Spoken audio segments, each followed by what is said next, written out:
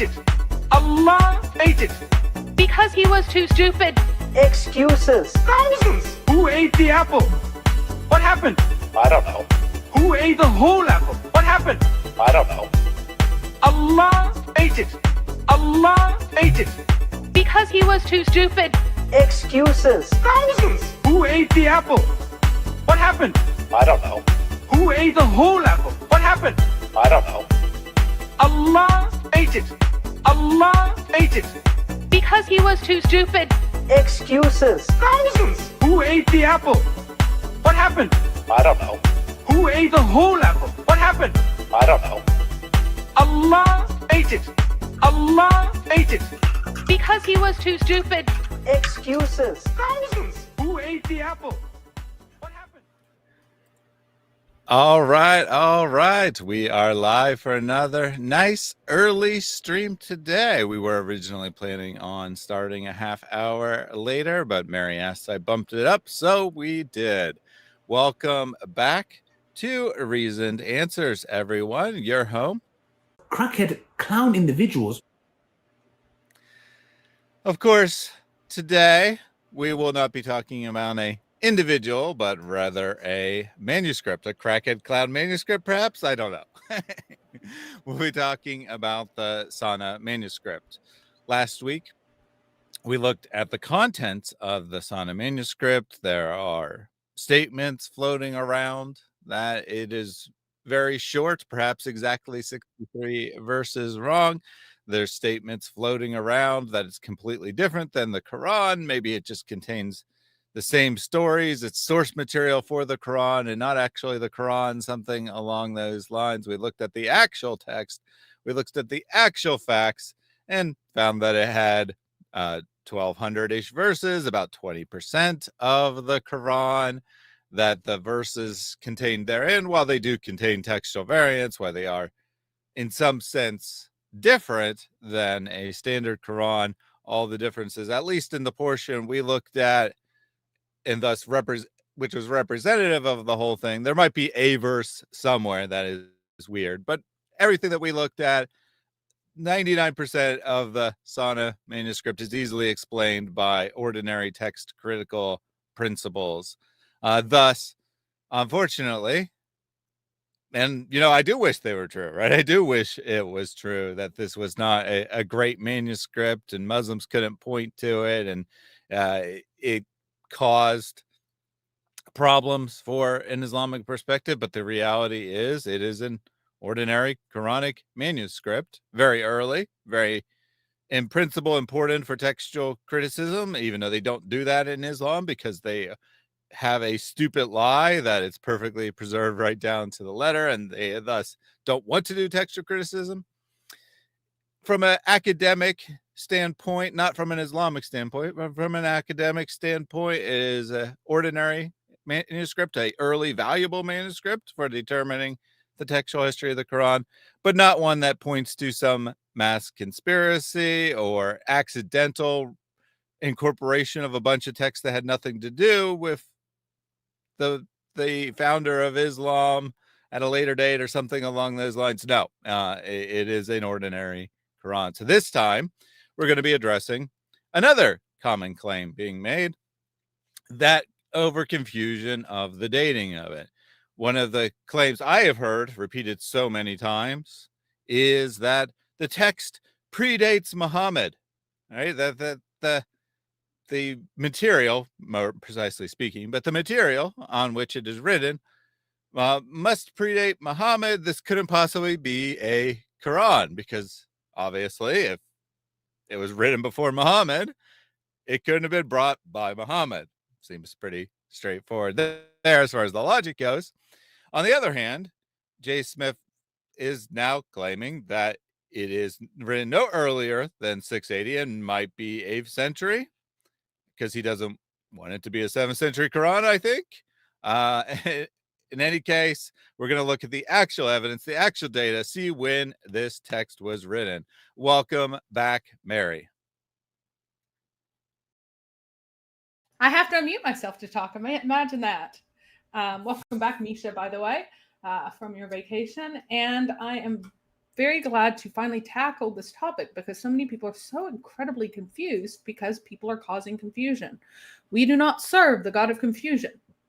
We serve a God of truth and clarity, and we need to be truthful and clear when we teach. We cannot be teaching things that are contradictory or not supported by any actual factual information.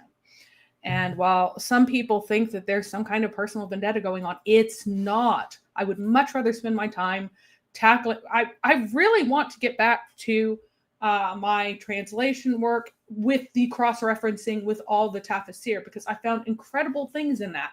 I don't want to spend my time on this nonsense, but people are distracting from what we should be doing, distracting people and encouraging them to say things that make Christians look foolish or reckless with the truth. And we need to stop appearing foolish in front of other people because that is what you look like whenever you say these ridiculous things. Very quickly, before we go into the Sanaa, I want to bring up a few other manuscripts that are from, guess which century?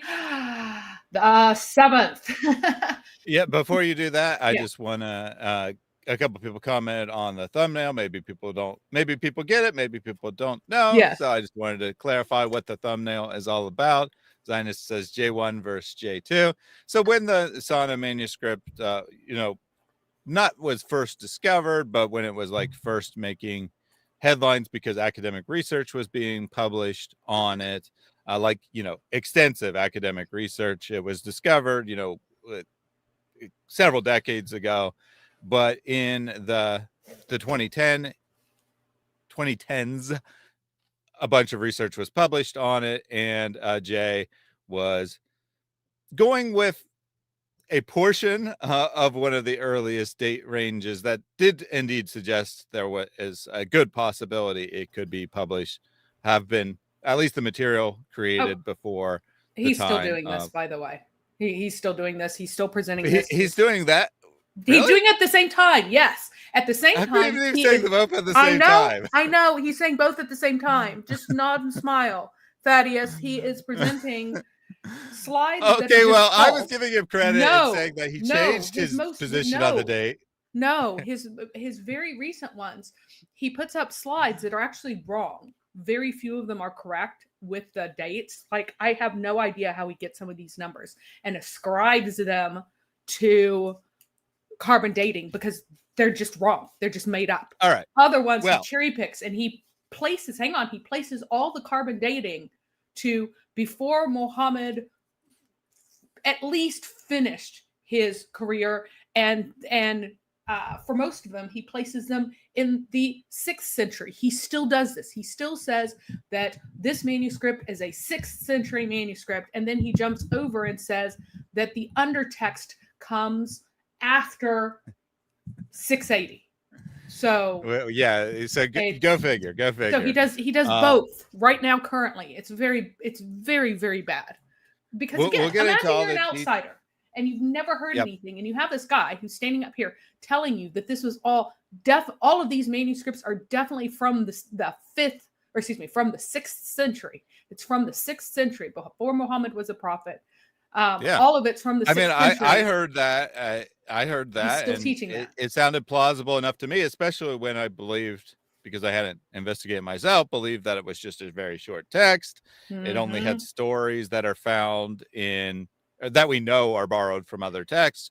Okay, yeah, maybe it was like the source of the Quran and not the Quran itself. And then in the same breath, he will say, like, just 8 minutes later, 10 minutes later in the same talk, he will go, it's early 8th century or it's 7th century, but after 680. He will say that in the same talk. He says it in the same talk.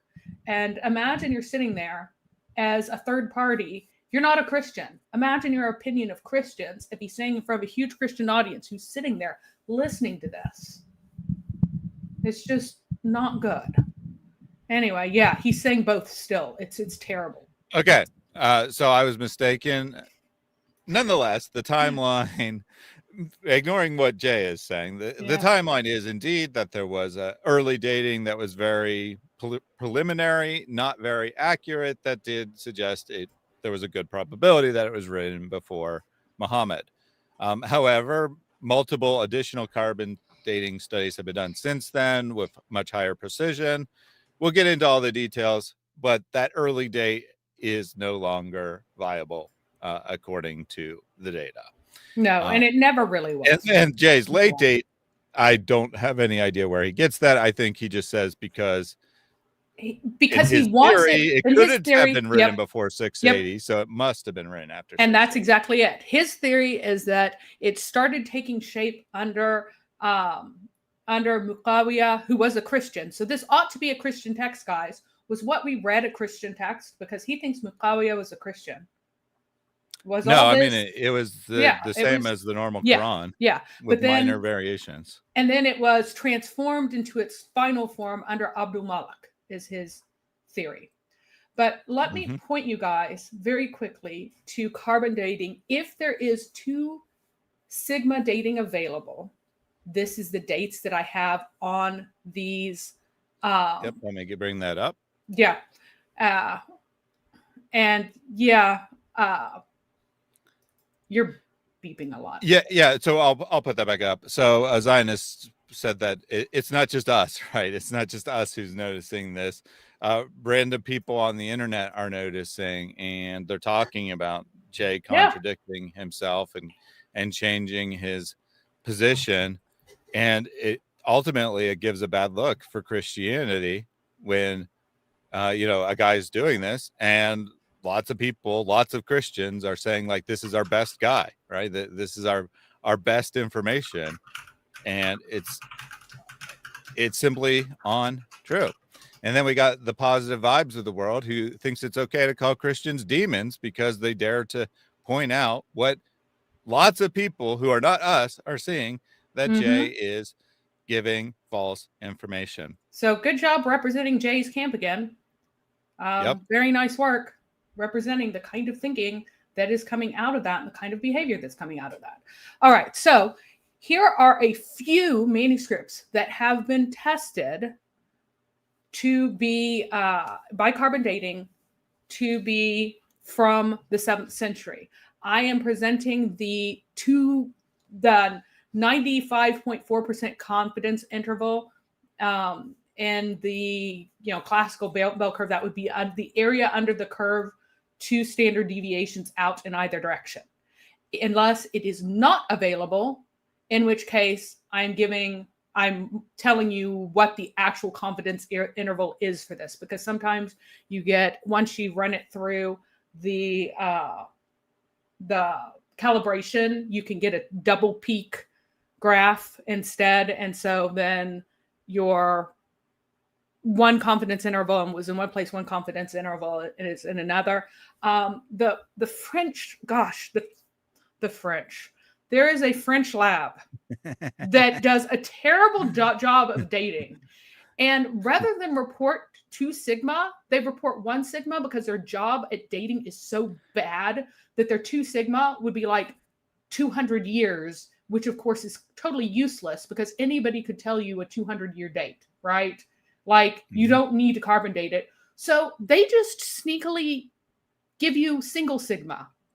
And that means that their data is just very poor quality if they're getting this wide of a range with 1 sigma confidence. So that is the 4th one. And anything this French lab puts out, it's shameful. They should not be. Like, what's the point? If you can't even give people standard, the normative technical standard data, why are you saying that you're going to do this at all? I just like, dude, the Germans do fine. The British can do it. The Americans, of course, are fantastic, obviously. But we always are. The Swiss are excellent. The Swiss are better than the Germans. But goodness, the French, they just go on lunch early or something and don't come back. It's terrible. So that's why there's only 68% confidence level, because they did a terrible job at dating this. And we're like, okay, we're good. We're done. Done now. We're done. But the rest of these, there is data for the entire manuscript, calculated. A single lab has to calculate data for a manuscript. So they have to take several samples from several folios and then run the calculation together. Because of slight variance in how they might do things, you can't do it across labs. So there were 2 different ones done for the Sanaa one of which was 606 to 649. The other one is 558 to 669, which is much wider range in these 2 different labs. Mm-hmm. Then you have the so-called Birmingham manuscript. And that one was done by the British, which is fine, not fantastic. But notice it goes up to 645. Is there an euphonic text by then? Yeah, actually there is. The euphonic text is barely changed from Umar's text, which was produced in 634 and was already being copied by other people. Or 633 is whenever it began being made. There are a number of other codices. Look at how many surahs are represented here, just on this first page, guys. In the 7th century. These are all 7th century works. Look how many. Continuing on. Look how many more. Now, everything that is italicized, I did not use in my final tally of the surahs because they are not figured by radiocarbon, or they have, too many levels of uncertainty. I should actually italicize a few others because it wouldn't lose me anything. And yet, and I went through just this huge list. I spent several hours just clicking on manuscripts. It was ridiculous. I sent the list to Thaddeus to see which ones have been dated to an early date. And here are a whole bunch more manuscripts that are very early. So here are all the distinct surah, throwing out any that are questionable, that might not really be to the 7th century or to the 7th century, only based on paleography and not based on paleography handwriting analysis is as accurate as carbon dating. Carbon dating is not nearly as precise as people think, as you can see by those wide date ranges, right? And there is also assumptions that go into place. That's why different labs, as Mary said, will get slightly different ranges. People seem to think that you just like put a sample in a machine and it just magically tells you the exact day it was written or something. That is not how carbon dating works at all. It is an imprecise process if you're talking about like exact year or exact day or something along those lines. However, it is telling you like within 50-ish to 100-ish years at max when a piece of parchment was created or other material that is carbon based. And normally, right, there may be a very, very rare exception, but normally that's going to be used within a year or two of its production because it's extremely valuable material. You don't just leave it sitting around, and thus you have a good idea of when it was something. And furthermore, it was typical during this era that basically you special ordered because you want everything of a certain size. People didn't have like huge warehouses of parchment. You essentially special ordered X number of goat skins or calf skins or things of a certain size, and you had to gather it prior to your project. Much of the time it wasn't even readily available sitting anywhere. Very often it was produced for that particular project because you need young calves, young goats, young sheep, not adults. They aren't, think about how thin the paper is. It's young skin. Vellum is actually from stillborn calves or from very rarely cows you kill while they're still pregnant to get to the fetal calf. But that second is incredibly rare. Vellum is vellum usually is just, not. But right. None of this like is vellum, by the way. Right. Vellum was used for like super important Yeah. royal texts Yeah. where like money was no object or something, And- but it's not a normal material. And by the way, you should assume that most of the Qurans produced during this time would have been papyrus. They were writing in papyrus. I have no idea why J. Smith keeps saying they didn't use papyrus, because yes, they did. There's huge numbers of papyrus Qurans from later centuries that survive, but not from this century, because there are very few places where papyrus can survive that long. Even for this, notice how fragmented. I have total pages because people get confused about what a folio is. So one sheet is 2 pages. One folio is 2 pages. So a lot of these, the majority, not the majority, about half of these total are single sheets at this point. So they're not, it's rare that we get something that's impressive. But, one of the really interesting ones is down here, the Codex Mashhad, which used to be in the Ubays order.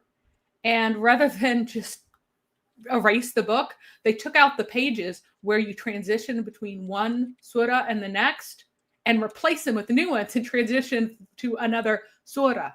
And it's pretty funny. It's a pretty clever way of doing it. But I didn't include that one at all because the last part of the manuscript was damaged and replaced in the Kufic era. It's just that the original text, the vast majority of it is from which century? The 7th century. Mm-hmm. But yes, because of the testing that we have of these early Hijazi manuscripts, these paleography ones, they will all come up early. Some of them will come up earlier than what is written because some of these assumptions were made before a lot of the testing was made, Mm-hmm. that made people go, oh, wait, this is earlier than we thought. There's even early Kufic text that is 7th century.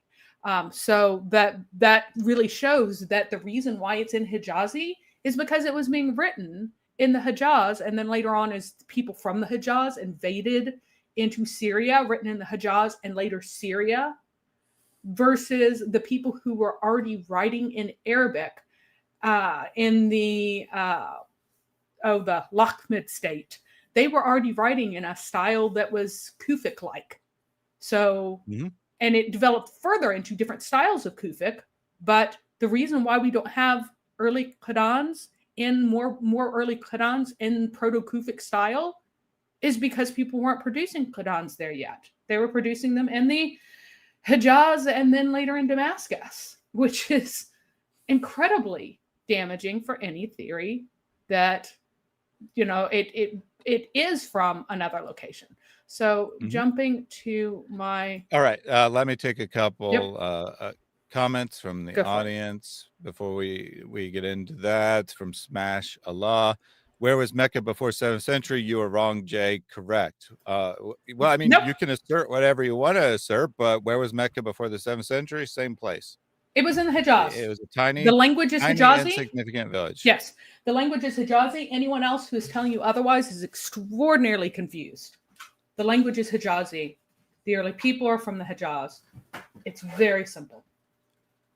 And then he says, Mecca is first city, home of Adam and Eve, Oh my Cain gosh, and why? Abel, This is Abraham and his sons. I'm What is the sorry. most important town in history? Okay, Now, let me try Why again. why are you accepting Islamic claims about Mecca as fact in I order to know. disprove that Mecca existed? Okay, first of all, that's my first question to you. Why are you Yeah. trying to find a Mecca where Abraham could have lived? Just allow that Muhammad made up a story about Abraham being from Mecca or traveling Or to going Mecca. to Mecca. And Yeah, by the traveling to way, Jay Smith can't even tell you what Muslims believe correctly because they do not believe that Adam and Eve were cast down there. They don't believe that. They believe that they were cast down to the east, walked to Mecca for some insane reason, built a knee-high little box, circled around it, were given a stone, circled around it, and camped out there. It is not the first city. It is the first place of settlement. A place of settlement does not have to be an enormous city. Then the stories that Muhammad told says that the entirety of the Kaaba Mecca, everything there was absolutely destroyed and wiped out by Noah's flood. No one was there in Muhammad's legendary telling until Abraham and Ishmael came down and rebuilt the Kaaba. And then because Hagar had caused the Zemzem to temporarily turn into a lovely spring, people lived there for a short while. And then they abandoned it, even though the Kaaba was still there, and it was unsettled. And now we reach actual history. No one lived there in any permanent houses in the Islamic sources until Qusay took control of Mecca from a different tribe and built the first houses in the 5th century. So Ptolemy's maps in the 2nd century would not have had Mecca, even if the silly stories of Muhammad were true. But your nonsense is like saying, how do you say that Rome exists? Rome was supposed to have Romulus and Remus in it. There's no evidence of Romulus and Remus, so there is no Rome. Ha, ha, ha. Like, yes, there are legendary founding stories that are not true of most places. Most places in the world have some kind of, that are really ancient, have some kind of. Oh, well, I mean, according to this logic, right? Hold on. Just according to this logic, Rome doesn't exist, right? Correct. Because Rome was supposedly founded by Romulus and Remus after they were raised by wolves. No one takes that as a serious story.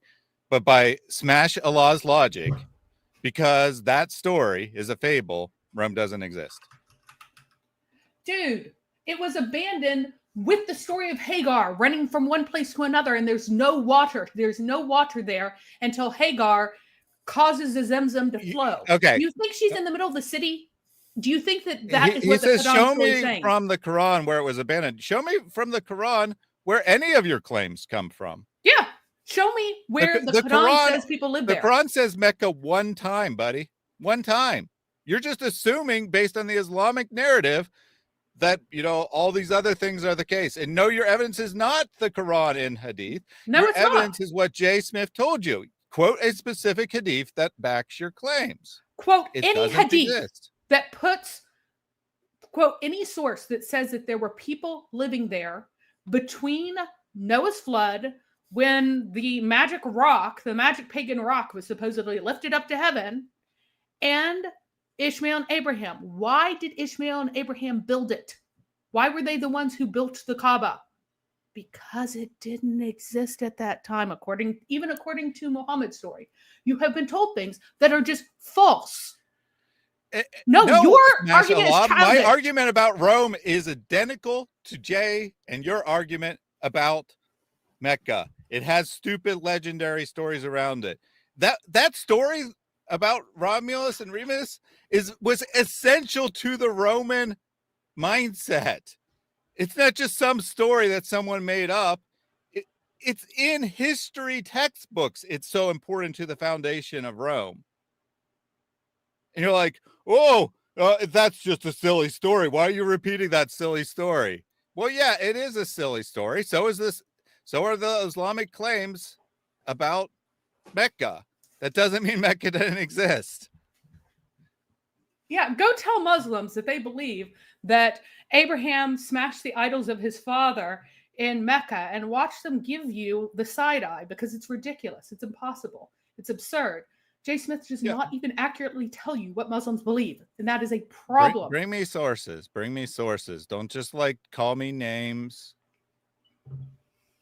You can rewind and listen again with your listening ears because we have already addressed Adam and Eve settling in Mecca. It is a mother of settlements. The word Qura is used generally of tiny hamlets. It is not used of cities.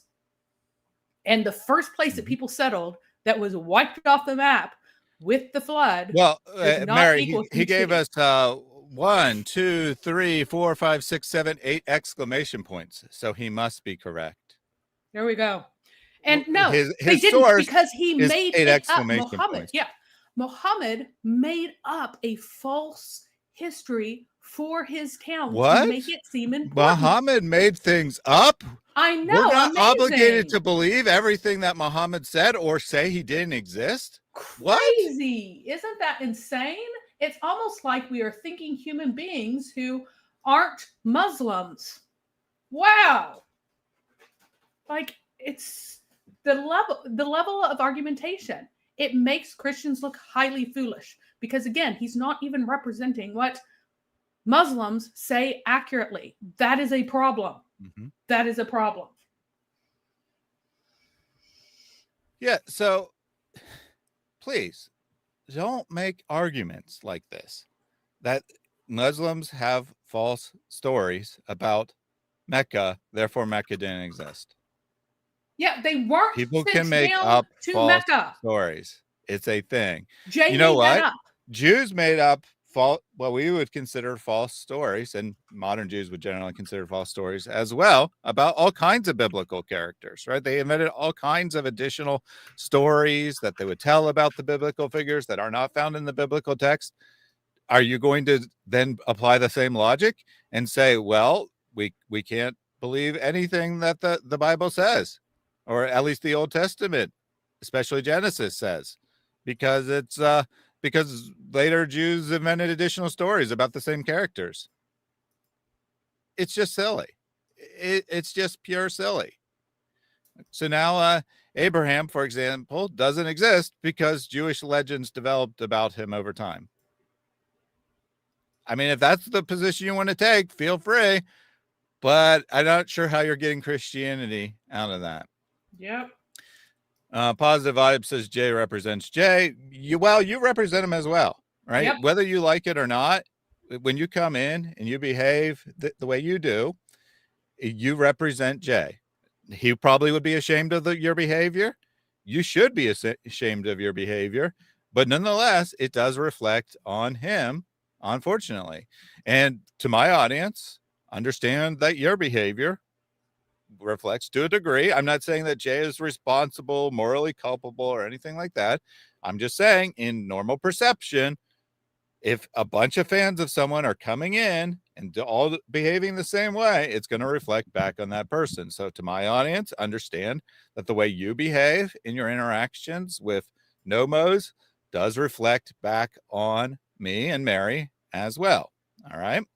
And then Smash Allah said, I know you have not mentioned the 16-letter alphabet. Well, it's irrelevant for And when the also- manuscripts were written. And Hijazi was written in the 16-letter alphabet.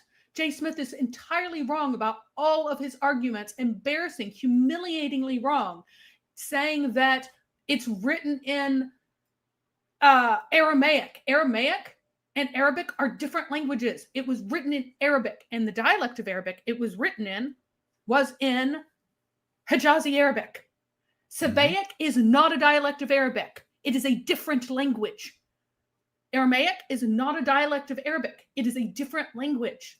This is just the fact that you are running around using arguments like this. The number of letters. Yeah, all Arabic at this time was written in the Arabic script, which was ultimately derived from the Nabatean script. But that's like saying, you're not talking about how English is written with the Latin alphabet. It's Latin. It's Latin. It's the Latin dialect of English. That is what you are saying. That is a problem. Do you understand how bad it is to tell people, when your book is written, it's written in Latin. Don't you see the letters? Because that is what is happening. Yeah, I mean, we use the Latin alphabet, don't we? So I guess our book is Latin. Our English books are written in Latin by this logic. One more from Smash Allah, and then I got two legitimate questions. You lied! You've settled in Mecca! I said they first of settled. all, I They didn't were not say thrown anything. down there. Put on your big boy listening ears and listen again. They were thrown down to the east, settled in Mecca eventually. That was the first place that they camped out, and that's why it's called the Mother of Settlements, because it was their camp for their family. At the time of Noah, it was utterly destroyed. You should know this. And to be clear, this is not from the Quran, despite you claiming that. It's from later Islamic legends. Okay, let me share with you, because you are just determined to be wrong. All right. Can you pop that up? I can't really make it much bigger. Okay. Well, we definitely can't read it, but we'll take your word for it. Sorry. If you're on a computer and you Hang can on. make it full screen, you might be able to read it. But if you're on your phone or whatever, I don't think you're going to read it. Now it's starting to come into view. Well, let me try to. Oh, nope. Dang it.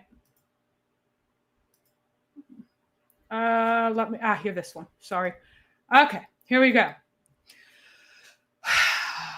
Then the place on earth to which Adam and Eve came when they were cast down. All right, mashallah, where is this? It's the place to which Adam and Eve were cast down initially, followed by where they went. Then, before the sunset of the day, Friday, on which Allah had created Adam, he cast them down from heaven together with his spouse. According to the early scholars of our prophet's nation, he brought them down in India. This has been stated by some scholars. For instance, Qatada, yeah, that's right. God cast Adam down to earth. The place where he fell down was the land of where? India. According to Ibn Abbas, when God first cast Adam down. So obviously, Mary, Mecca is found in India. So this is proof that the 14th century esoteric paintings depicting people in the way that made in Persia, depicting people as Persians, they're basically correct, because the real Mecca is in Persia. Yes. So again, according to Ibn Abbas, when God first cast Adam down, it was in Dahna, the land of India. Where?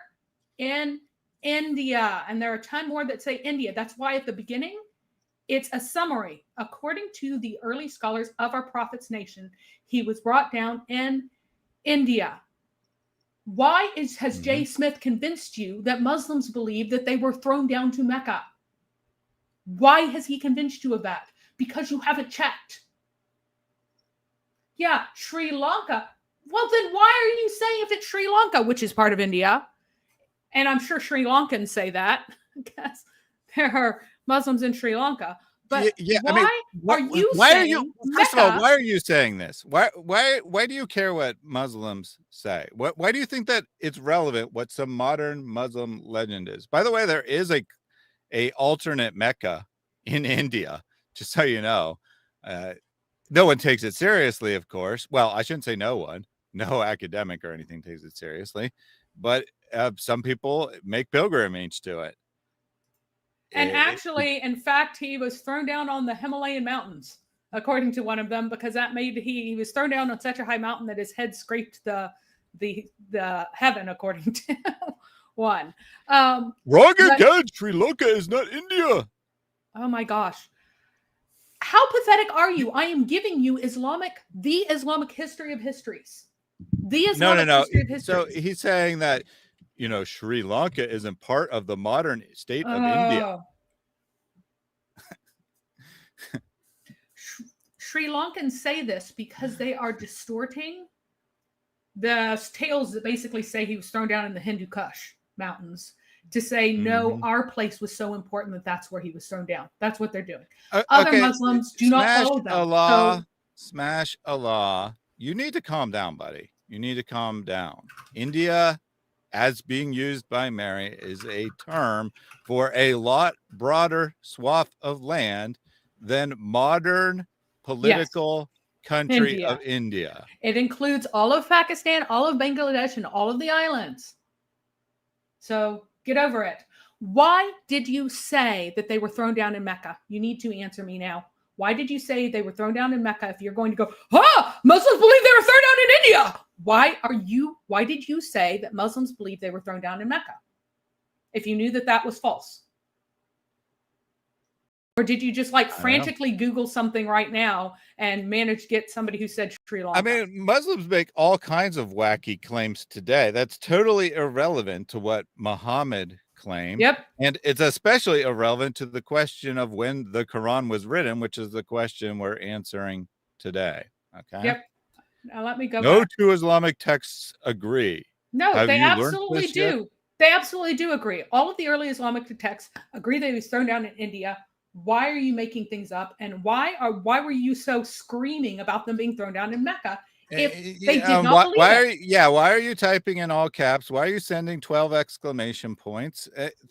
You want to talk about childish? I mean, your behavior is quite childish. This is very embarrassing. You were screaming about it being Mecca, and now you're saying, no, they all disagree, to rescue the fact that the early, because to rescue the fact that the early texts all agree that it was India. Like, seriously, this is just embarrassing. Stop. All right. We're not going to address any more of his comments unless he brings a source. I'm tired of him just like throwing out any random thing and demanding this is what all Muslims believe. We got some real questions, though, from the Viking. May I ask if you guys think that the hadiths then was collected before the Quran? No, I don't think the hadith were collected. And no one seriously does. There was a theory for a short while whenever they wanted to make the Quran really late that they were created together at the same time. No academic takes this seriously now. And then we got Rick, who says, do you think Quran was written in entirety during the life of Muhammad? In your opinion, any evidence against? Mary can provide more nuance, but I mean, broadly speaking, yes, there might be a few number of small couple verse interpolations after the time of Muhammad. Now, it depends on what you mean written, I guess. Was it like collected into form and put in an exact order during the life of Muhammad? No. But was the text, quote unquote, revealed during the time of Muhammad? Yes, with minor emendations after his time, probably. What would you say, Mary? Yeah, it was continually edited during his life, and so people trying to keep their own copies were in a battle against what Muhammad said. Maybe when that particular person wasn't present, but it was collected during his lifetime. The difficulty in compiling it was because of the way that he would just interpolate stuff into the middle of things, and you had to try to find the guys who had the most recent versions of everything. People had their own collections before his death. And they may have gone to other people to finalize it and made certain alterations that they were willing to make to that. But essentially, it was kind of continuously collected with all the issues that his stupid style of revelation created. All right. I think we got the important questions from the audience. And, thank you to the J fans for giving us something to interact with, I guess. I mean, if hopefully you can do put some effort and bring some better arguments with some sources so that we can actually address them. Otherwise, thanks for your contribution. We'll now get into the main presentation here. So we are going to now date the Sanaa palimpsest, which is the lower writing that was washed off and later rewritten on. And we will discuss how that was done. Now, notice that this is not the only one. It's not even the longest one. This one is of particular interest because it has a text that is not the pure Uthmanic text. And everything else that we have either is Uthmanic, is too short to tell. A lot of it's just too short to tell, or is rearranged to be in the Uthmanic order. This is the only one that we currently have that has. Let me just stop you for 1 second because we do have a Muslim in the chat here who doesn't seem to know what. It doesn't seem to know that different Muslims believe different things. So the Which first is hilarious. part, right? This is what that's I just mean a lie, when Christians by the way. try to talk to Muslims, they use false points, which is ironically one of the exactly things that what he's doing right as here. to why, right? Why we shouldn't just be blindly repeating the arguments of Jay or anyone, right? You shouldn't just blindly repeat our arguments either. You should look at what the sources that we're providing are telling you and make your own judgment based on that. But then he says, of course, so I assume that means all Muslims. Of course, all Muslims affirm Allah's attributes and his name. And his names. So I want you to call all non-authories, because only the authories do this, call them all apostates. Do it now. Mm-hmm. Call them all apostates, because only the authories, who are a very small minority of the Sunnis, no Shias, affirm Allah's attributes and his names, and regular Sunnis do not. Something like 80-something% of regular Sunnis do not. He says wrong. I don't know what's wrong exactly. One or the other. You need to declare that everyone who is not authory is a heretic. You don't have to use the term author if you don't want to, right? If you don't think that that's accurate, just say anyone who doesn't affirm Allah's attributes and names is a heretic. Yep. Say everyone who doesn't affirm his attributes and his names is an apostate. Say this now in chat, or I will time you out, because you are lying to us and using false arguments. Wrong. Okay. Well, you're not answering. Give him a chance, right? So I don't care if we're wrong or whatever, right? Just if you're correct, then you've got nothing to lose by saying anyone who calls themselves a Muslim who doesn't affirm what you said is a heretic. Yep. So anyone who does not affirm heretic or apostate, you can use either term. The real existence of attributes, the real existence of names, is an apostate or a heretic. Go ahead and say it, because all Muslims agree that Allah is made up of his names and attributes glued together inside his being, and he is this composite being with who really has two right hands. Go ahead, say that everyone who disagrees with that is an apostate and is not a Muslim at all, and only 11% of Muslims are actually Muslims. Everybody else is an apostate and should be killed. Go ahead, say it. Weird how he does it. I'm going to give him some time to do that by taking this super chat, and then we'll move on one way or another. And he will be blocked if he says anything else except I affirm that they are all apostates. Or heretics. I allow the word heretic. Super chat from Rick Martell. Who ate the apple? You ate the apple. The whole apple. Yes, the whole apple. You ate it. But a small seed, you left it. You put it back into the earth. What happened? Allah, through his power, caused that to grow and to give you how many apples? Thousands.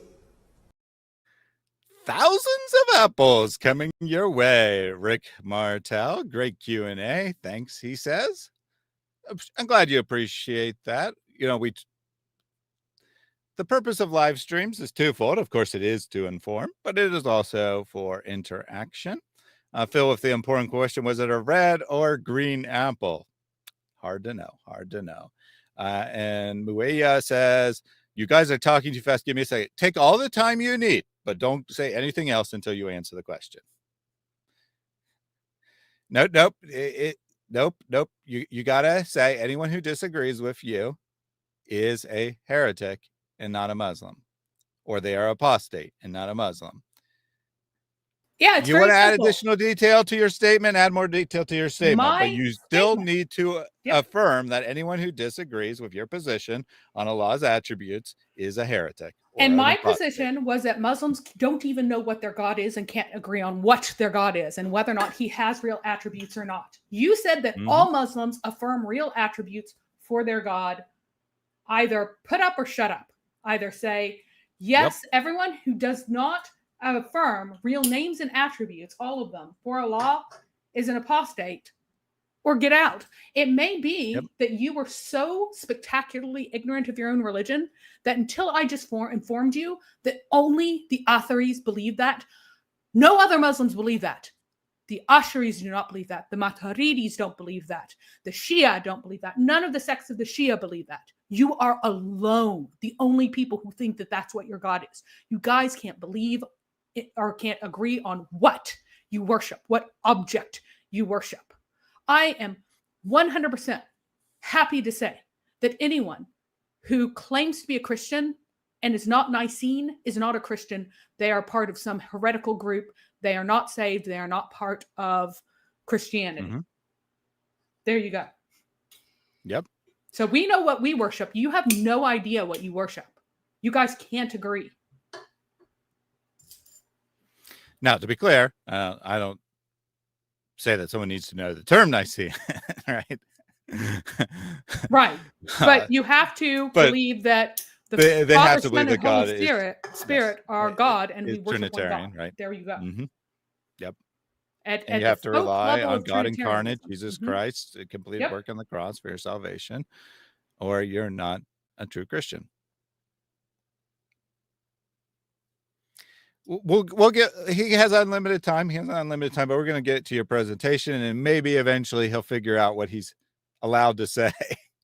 He seems to be doing some research and figuring out what different branches of Islam actually teach, I since think he affirmed something that is not true and told I us we think were he liars. I think he may have just been educated by Christians about what Yep. other Muslims believe. He is so and see, this is typical of Muslims. They're like, oh, you guys, you believe, and then they're wrong about Christianity, and we believe, and they're wrong about what most Muslims believe. It's pretty spectacular. All right, Mhm. into dating the manuscript. Now, what you have heard previously has been untrue. What might be true is that within the 38 folios that Halali had, 63 of the verses, but I believe that was actually 61 of the verses, had a total of 70 variants. I think he misremembered the 61 and turned it to 63. And by the way, the Birmingham that he likes to talk about that's only 63 verses, it's not. It's part of a much larger manuscript of which we have many more pages. We have 8 surah. It's Quran. It's not just stories that have nothing to do with the Quran. It's not. It's just untrue. All right. Well, and the the main quote unquote main text. There's no reason to say it's the main text really, but that the part in the Birmingham Museum, and thus the part called associated with the name. It's still Quran. It has a few minor textual variants, but it's basically like letter variants level of variance from the modern Quran. It's not like a completely different text. And did you clip these? Did you No, remember I forgot. these? Uh-oh. Yeah. All But right. it's not a problem though. It's fine. I can bring them. I can bring Okay. them up. Just You have my talk for. All right. Here, answer this question from Daniel Apologetics for a second. I got to bring up the Yes, PowerPoint. they You gotta click have. on them. Unfortunately, well, Mel has been the main one to respond because these are Mel's theories that that Jay Smith is basically projecting to the world because he's a better speaker and has the larger platform. Unfortunately, Mel has portrayed himself as a poor little victim who has at most a tiny speck in his own eye while other people have planks in their eyes, and he's a martyr and he is being gone after for no reason. And he is his most recent post was, I read about these bacteria that live in the most toxic environment and they produce gold. The issue is that no one is toxic toward him personally. They have an issue with his false teaching. He's not producing gold, he's producing slime and he's passing it off as gold, and that's the problem. He is not dealing with the fact that he is false teaching, that he is misleading people, that he is tricking people. It is a mess. So, mashallah, yes, there are many more. So the Birmingham folios, the 2 pages, came out of an original manuscript. Okay. And this one was much larger. A big chunk of it is in Paris.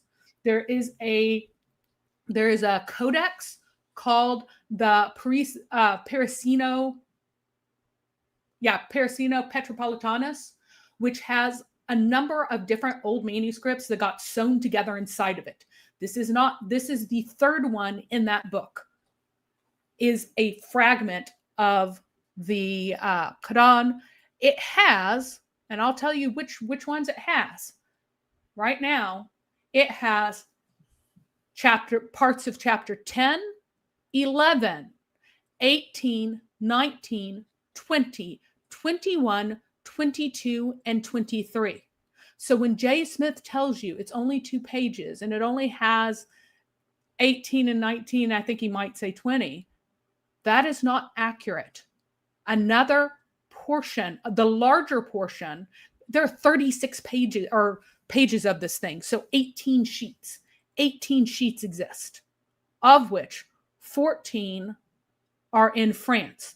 And J. Smith only tells you about the 4 that are in England. He does not tell you about the other, or excuse me, the 2 folios out of the 18. He doesn't tell you about the other 16 physical sheets.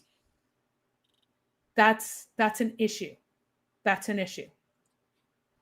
I'm sure you were astonished to learn this, but it's called Harb 328C. Arabe. So because it's French and I pronounce it horribly as French, 328C. Mm-hmm. So Kargukur says Nomo's position is that Muhammad needs to be redefined and rediscovered. Do not exist has more than one implication. No, it's not. So revisionism, right? Revisionism could be more broad and say, there's aspect that the story is broadly speaking has errors and such. But Nomo is specifically the position that Muhammad didn't exist at all in any sense whatsoever. Just to be clear. All right. I have the video. Oh wait, we do have Muay's response. We Muslims say Allah is known by his name and his attributes. All no. No, there is a group of Muslims who add meaning to some of these names and attribute. There is no apostates. Again, he continued, we agree who Allah is, ever living, all seeing, not born, not man, not all sex, excluding some real deviant groups. If you say in Islam God is man, was man, you're not Muslim. I'm obviously not Muslim. You totally misunderstood the issue and you totally misrepresented what other Muslims believe. Yep. Don't say that your own beliefs represent all Muslims. You do not know what you believe ontologically. You guys cannot decide whether or not Allah is made up of little pieces that are glued together, or whether or not he is has divine simplicity and is wholly one. You don't know what you worship. You have no agreement on that. And you have just shown that you have no agreement on that. All of Islam is an attack on Christianity. You have no positive beliefs. You have no positive knowledge of your false God. Your God is a demon in a cave, and that's why you can't agree on what he is. And that is my point. So now admit that you do not have agreement on what God is ontologically, what his being is. You cannot agree. You do not know. Admit that. And Mary, I don't think he believes what he wrote. I don't think he believes what he wrote, because if he believed what he wrote, he would have just said what we asked him to say, that anyone who disagrees is a heretic or an apostate. He didn't write that because he doesn't really believe what he wrote here, in my opinion. And that's unfortunate. It's unfortunate that he was coming in here and telling us what all Muslims believe, and he doesn't even believe it enough to say that anyone who says otherwise is an apostate. So one last chance. If your next comment doesn't include the word heretic or apostate, you will be put on time out. You need to say anyone who disagrees with the position that I have given is not a Muslim. They are a heretic and an apostate from Islam. Or you can say, we do not agree on the being of God. We only agree on things that attack Christianity. Go ahead. Tell us either we all agree on the being of God, that he has real attributes or he does not have real attributes, or say we don't all agree. We don't know what God is. We just know that we hate Christ. I think this is supposed to say insane. Okay, that wasn't one of your options. You are going to Yep. time out. And again, notice how Muslims don't even know what they worship. They don't know what other Muslims believe. He had to frantically go out to find out. I mean, imagine going, huh, we worship the Trinity? What's that? A Christian church. That's like the level of ignorance that these Muslims have. The level of ignorance. So Smash Allah, at least he phrased it as a question. Are you getting it wrong again and are attaching an undertext to Birmingham Folio? And I They know were that part you are of the same text spectacularly- originally. You could play. No, he asked a question, right? So I'm going to answer the question. They're part of the same Quranic manuscript originally. You want to play word games and say the Birmingham Folio means these particular pages? Feel free to do so. But they're part of the same Quranic manuscript originally, which is what is relevant, the relevant question here. They are out of the same book. There was a book of which there are 2 sheets in England, and there are 16 sheets in Paris. They are out of the same book.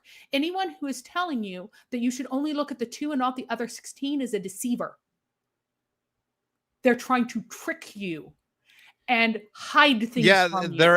They're at a different museum. Yes, they are at a different museum. I explained that to you, and I said from the beginning that it is part of an original book of which other parts survive that are in Paris. I said that. Mm-hmm. Why? They're not in Are the you same not place listening? today. They were originally part of the same manuscript. It's the same handwriting, the same size, the same age, the same sheets. They were from the same book. If I rip out some pages of a book, run away, take it to another country, that doesn't make it no longer part of that physical book that I just ripped it out of. Mm-hmm. Oh, a question from Cargo Crew. Why can't Sanaa physical parchment be dated at 7th century, but the writing was written in 9th century? So I've explained this multiple times, but I'm happy to explain it again. Parchment is extremely valuable resource. The amount of money required for enough parchment to write a work like the Quran is more than a year's salary at the time. People aren't just leaving or producing parchment for no reason and leaving it sitting around for 200 years. If you are sacrificing animal skins that are very valuable for use of writing, you are not going to wait 200 years to be paid for that material. Likewise, if you're buying said material, you're not going to just leave it sitting there for 200 years. That would be silly. Is this a logical possibility? Sure. But the handwriting analysis agrees with the carbon dating. So handwriting analysis is actually the primary way that manuscripts are dated in general. The Muslims have put a lot of effort into carbon dating their early Qurans, which, Westerners have. Well, yeah, Right. Westerners. Right. Copies owned by Westerners. Because, I mean, if I want to be honest, probably because they didn't actually care. They didn't consider the text sacred. Some of it is... biblical manuscripts are not normally carbon dated because it is a destructive process, and people don't want to destroy even a tiny blank corner of the original philosophical reasons, right? Anyway, manuscripts are primarily dated by handwriting analysis, and the handwriting analysis agrees that these Quranic manuscripts were written in the 7th century. So you have the carbon dating and you have the handwriting analysis, and they agree on the date that these texts were written. You want to say something else? You can say something else. I mean, anyone can say anything. Anyone can play skeptic and deny all evidence or come up with alternate explanations for all evidence. It's just not responsible. And Cargo Crew, what I read last time was the original lower text. If you wanted to call it a proto-Quran, it would be incredibly silly. Because guess what? To a historian, that's Quran. It's the same text with variants. These variants are meaningful for Islamic practice, but they are not meaningful for a historian. It is not a problem. There is no problem. And I will show you in a moment why there's no problem. Let's go ahead and listen to the. Yep. Let's go ahead and play this yep. video. Let me maximize that. And the date that has been given to this by the scholars who have looked at it is 705. That's the upper layer. That's right. The palimpsest, there's actually a lower layer, not on this particular page. And that's all you wanted me to play. That one. I probably shouldn't have maximized it, given that we're only watching 8 seconds. But we have done that in our other episodes. We have. I won't maximize it this time because it just spends a lot of. Well, this one's like a minute long. Maybe I will. You can see that there's a text, a script. Oh, I think I might have. Did he say scholars gave it a date of 705 in that clip? I believe so. Okay, sorry, it was so fast that I missed it. But yeah, scholars have given it a date of 705. Yep, that is untrue. Jay Smith has given a date of 705. Let's be clear. Who has given this upper text a date? Jay Smith has given it the date of 705. Yeah, I mean, no, I guarantee that no one has said this with any credibility, because you would never date, you would never ever date a text that precisely based on handwriting analysis or based on carbon dating. But in this case, it's the upper text, so it would have to be handwriting analysis. Yeah, you would never date a text that precisely.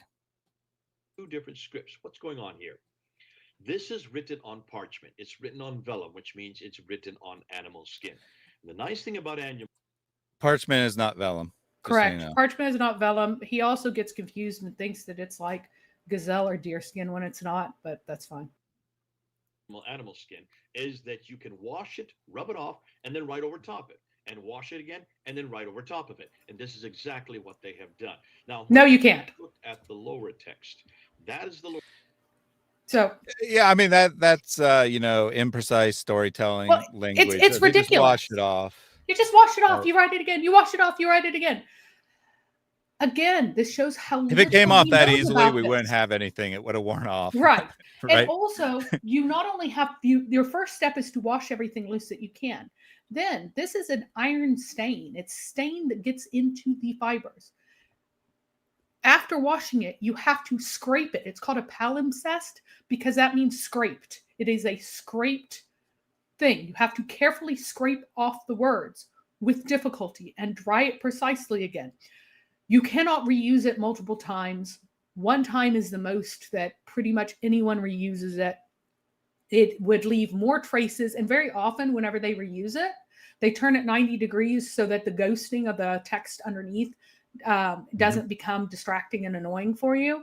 So usually when it's reused, this one's weird because it's written and on the same direction, and that's very rare in palimpsest because you couldn't erase it all the way very well. You would still have little traces left behind that were kind of annoying. And so no, this is not reusable material. This is not wash and reuse. Right. But I mean, notice, because it's so valuable, yeah. They sometimes did reuse it when the original became useless. Oh, but it's not just like they put it in the washing machine. Right. And if you can you make clean. The video louder if that's possible? Yeah. I saw those comments. I saw those comments. And just to clarify, Cargo Crew wasn't saying it was a problem. Yep. Your problem. He was saying it was a problem for Momo position. Nice. And again, does Jay Smith know what a palimpsest means? That it is a scraped piece of something that the previous stuff has been scraped off of.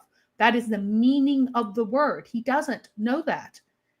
So he spins the story about, they write and they wash and they write and they wash, which is just storytelling. Yeah, you kind of get anything loose off the top. Right. With so washing. I mean, sometimes like the ink has faded, right? It's already hard to read or whatever. So you don't need like a huge amount of effort. In this case, they're rewriting it pretty quickly. So that's almost certainly not the case that it was faded and no longer being able to be read. But maybe like 200 years later, you could reuse it. It happens. It's rare, right? It's rare to reuse, period, because often you use the book until it wears out and then you throw it away, is the case. But it does happen that it's reused after a long period of time. but it's not a simple process, right? By any means. It's very sad. They often turn it because you can still kind of see the letters underneath, even at the time they're writing it. Yep. All right. All right. Let me see if the volume will be better here. Or text that they have now looked at, they have found that it is not the same text that's on the upper text. The lower text would be the only Quranic material that we have that is from the 7th century. It has been carbon dated. Pause. How many manuscripts did I show you just a moment before? How many manuscripts? So he says this is the only text that we would have from the 7th century. I have shown you 1, 2, 3, 4, 5, 6, 7, 8, 9. Whoops. 10, 11, 12, 13, 14, 15, 16, 17, 18, 19, 20, 21, 22, 23, 24, 25, 26, 27, 28, 29, 30, 31, 32, 33, 34. And I have left out dozens that are dated 650 to 750 and not given a more precise date. If the upper date was beyond 720, I did not include it because the possibility was too great that it was 8th century. So I have shown you over 20 manuscripts, and Jay Smith is sitting there telling you that this could be the only possible one. I just want to be clear. And implying that even this one is not certain, even though he himself says that it is 7th century most of the time. I mean, if the upper text is supposedly exactly 705, it'd be really weird if the undertext was 701 to make it 8th century, right? Yeah. So, but he is implying that it's not even certain that it is 7th. This it's 7th century. Yep. All right, continuing. Yep. Wait, yeah.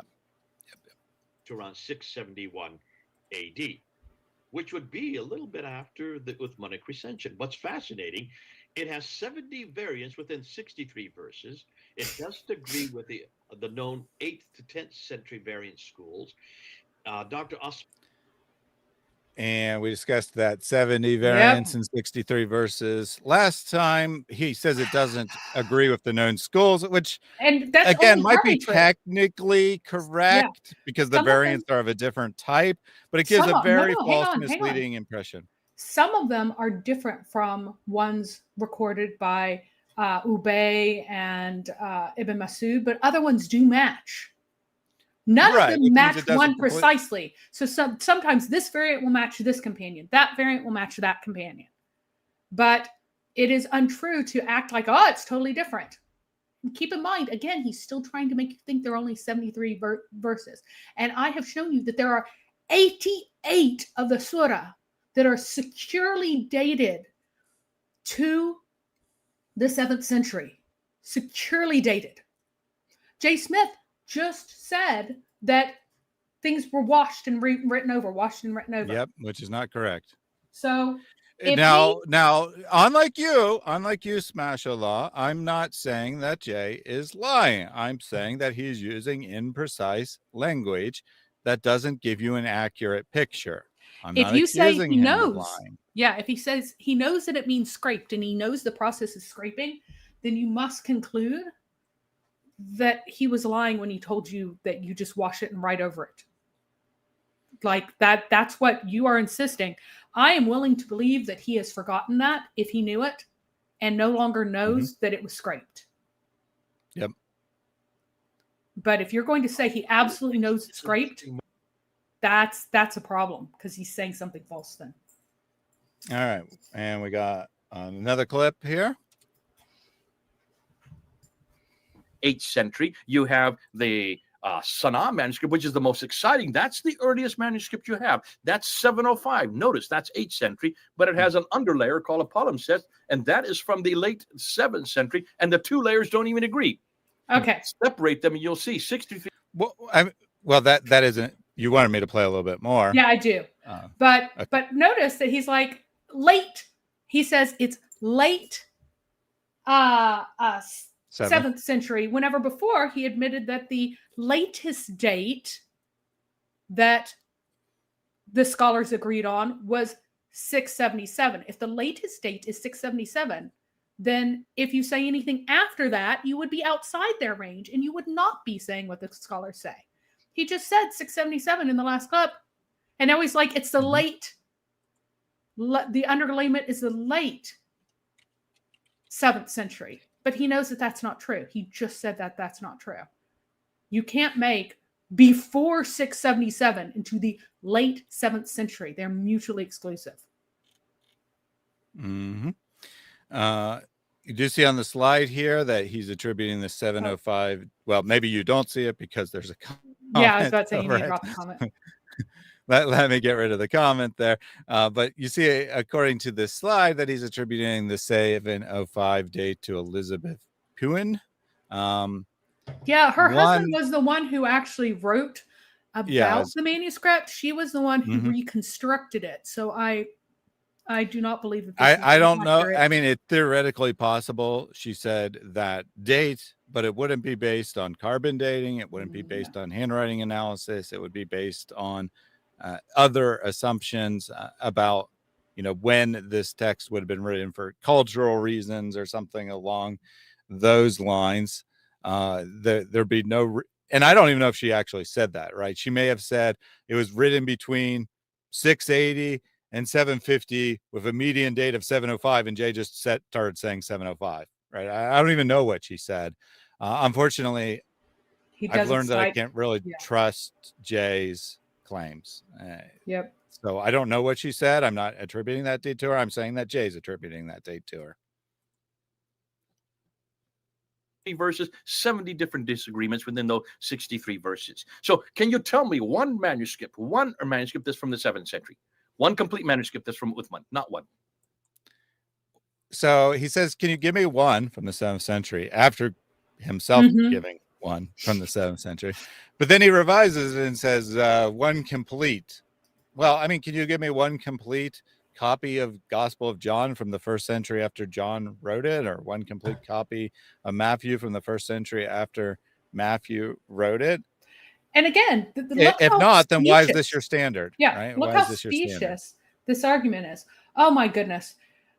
Smashallah is extremely convinced that in that first clip, or excuse me, in that second clip, he was totally going to tell you that palimpsest was scraped off and not just washed. And no problem. We'll entertain. So this is very interesting. So let's go back to the first and again, one. my apologies on the volume on this one. There's nothing I can do about it. It seems. Sorry. Let me just reload it just to make sure we're at the beginning again. If you look.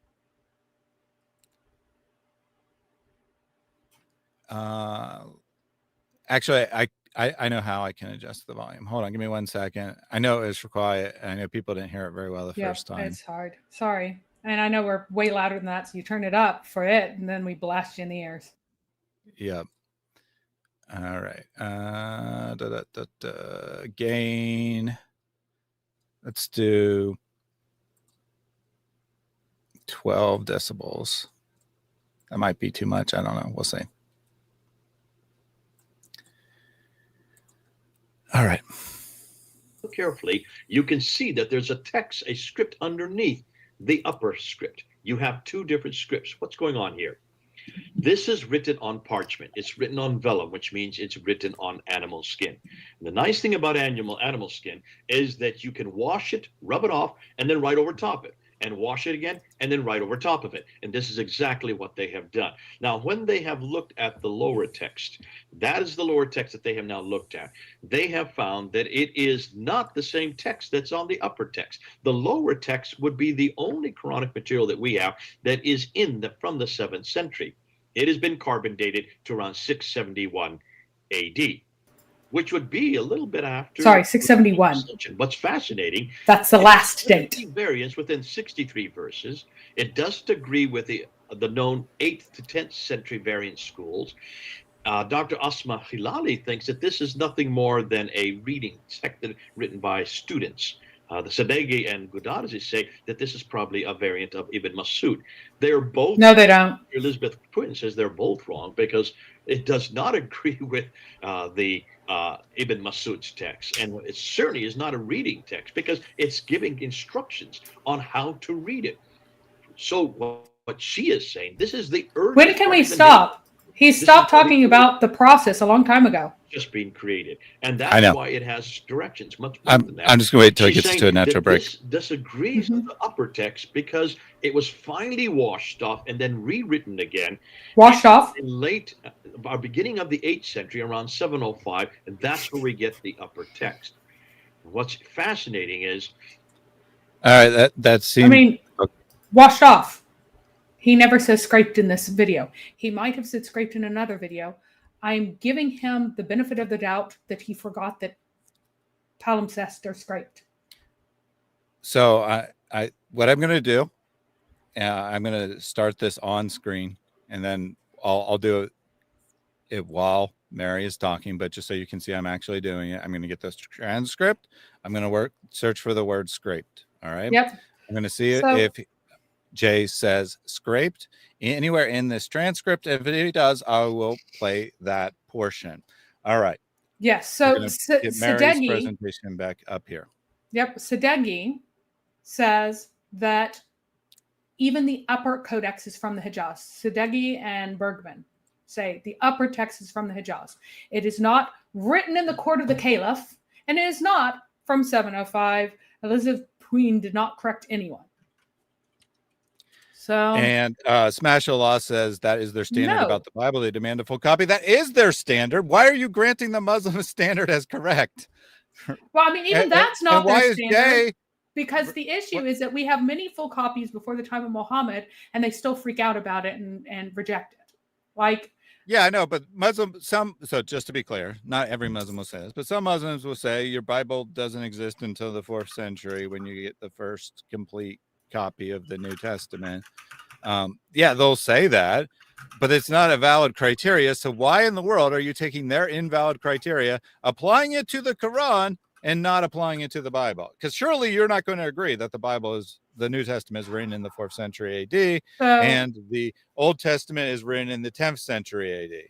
Smash Allah says, no, it was the other one where he was in the gray sweater. He didn't say anything while we were playing it, but in the gray sweater, he will say that. Unfortunately, what you are asking us to do is to demonstrate that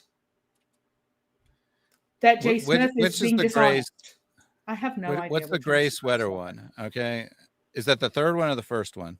I have no idea. I wasn't paying attention to his clothes. Why don't you Hold figure on. that out while I read what So Sadeghi this said? is the third one. Yeah, this is the third one. He's wearing a gray shirt, a button-down shirt here. I don't know why it's not coming up. There it goes. A gray button-down plaid shirt. Is that the one you mean? Or is it the first one here? Okay, and the date that has been Okay, given so that one, he's wearing a red shirt with a black jacket. I guess you mean the third one for gray sweater?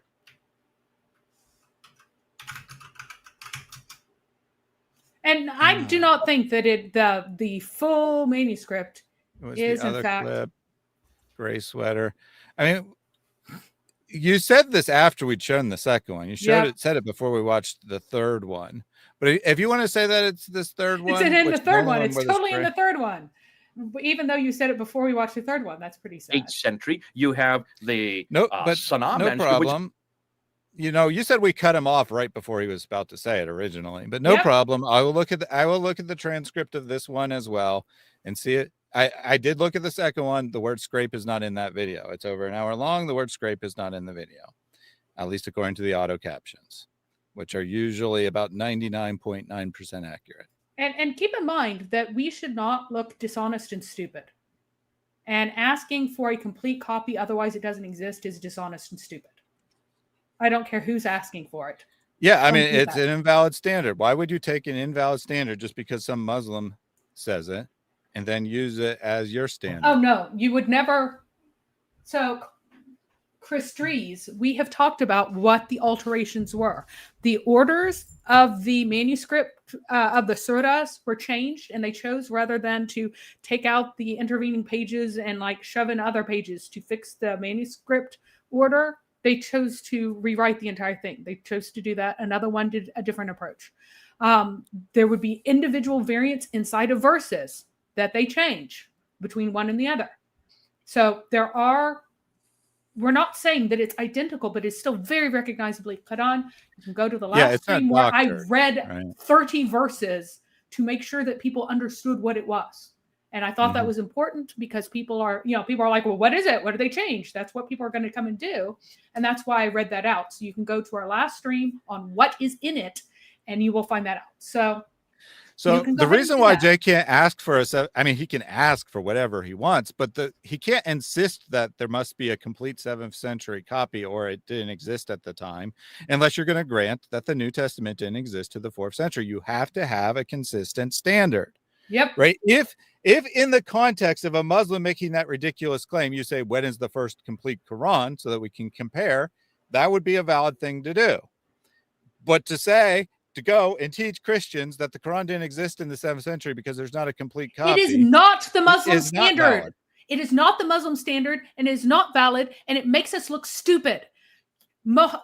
Jay can stand up there in front of everyone and say, it's what the Muslims have been asking us for, but it isn't. I have actually never had a Muslim ask for an absolutely complete copy of the Bible as such. Well, I have not had a Muslim actually ask me that.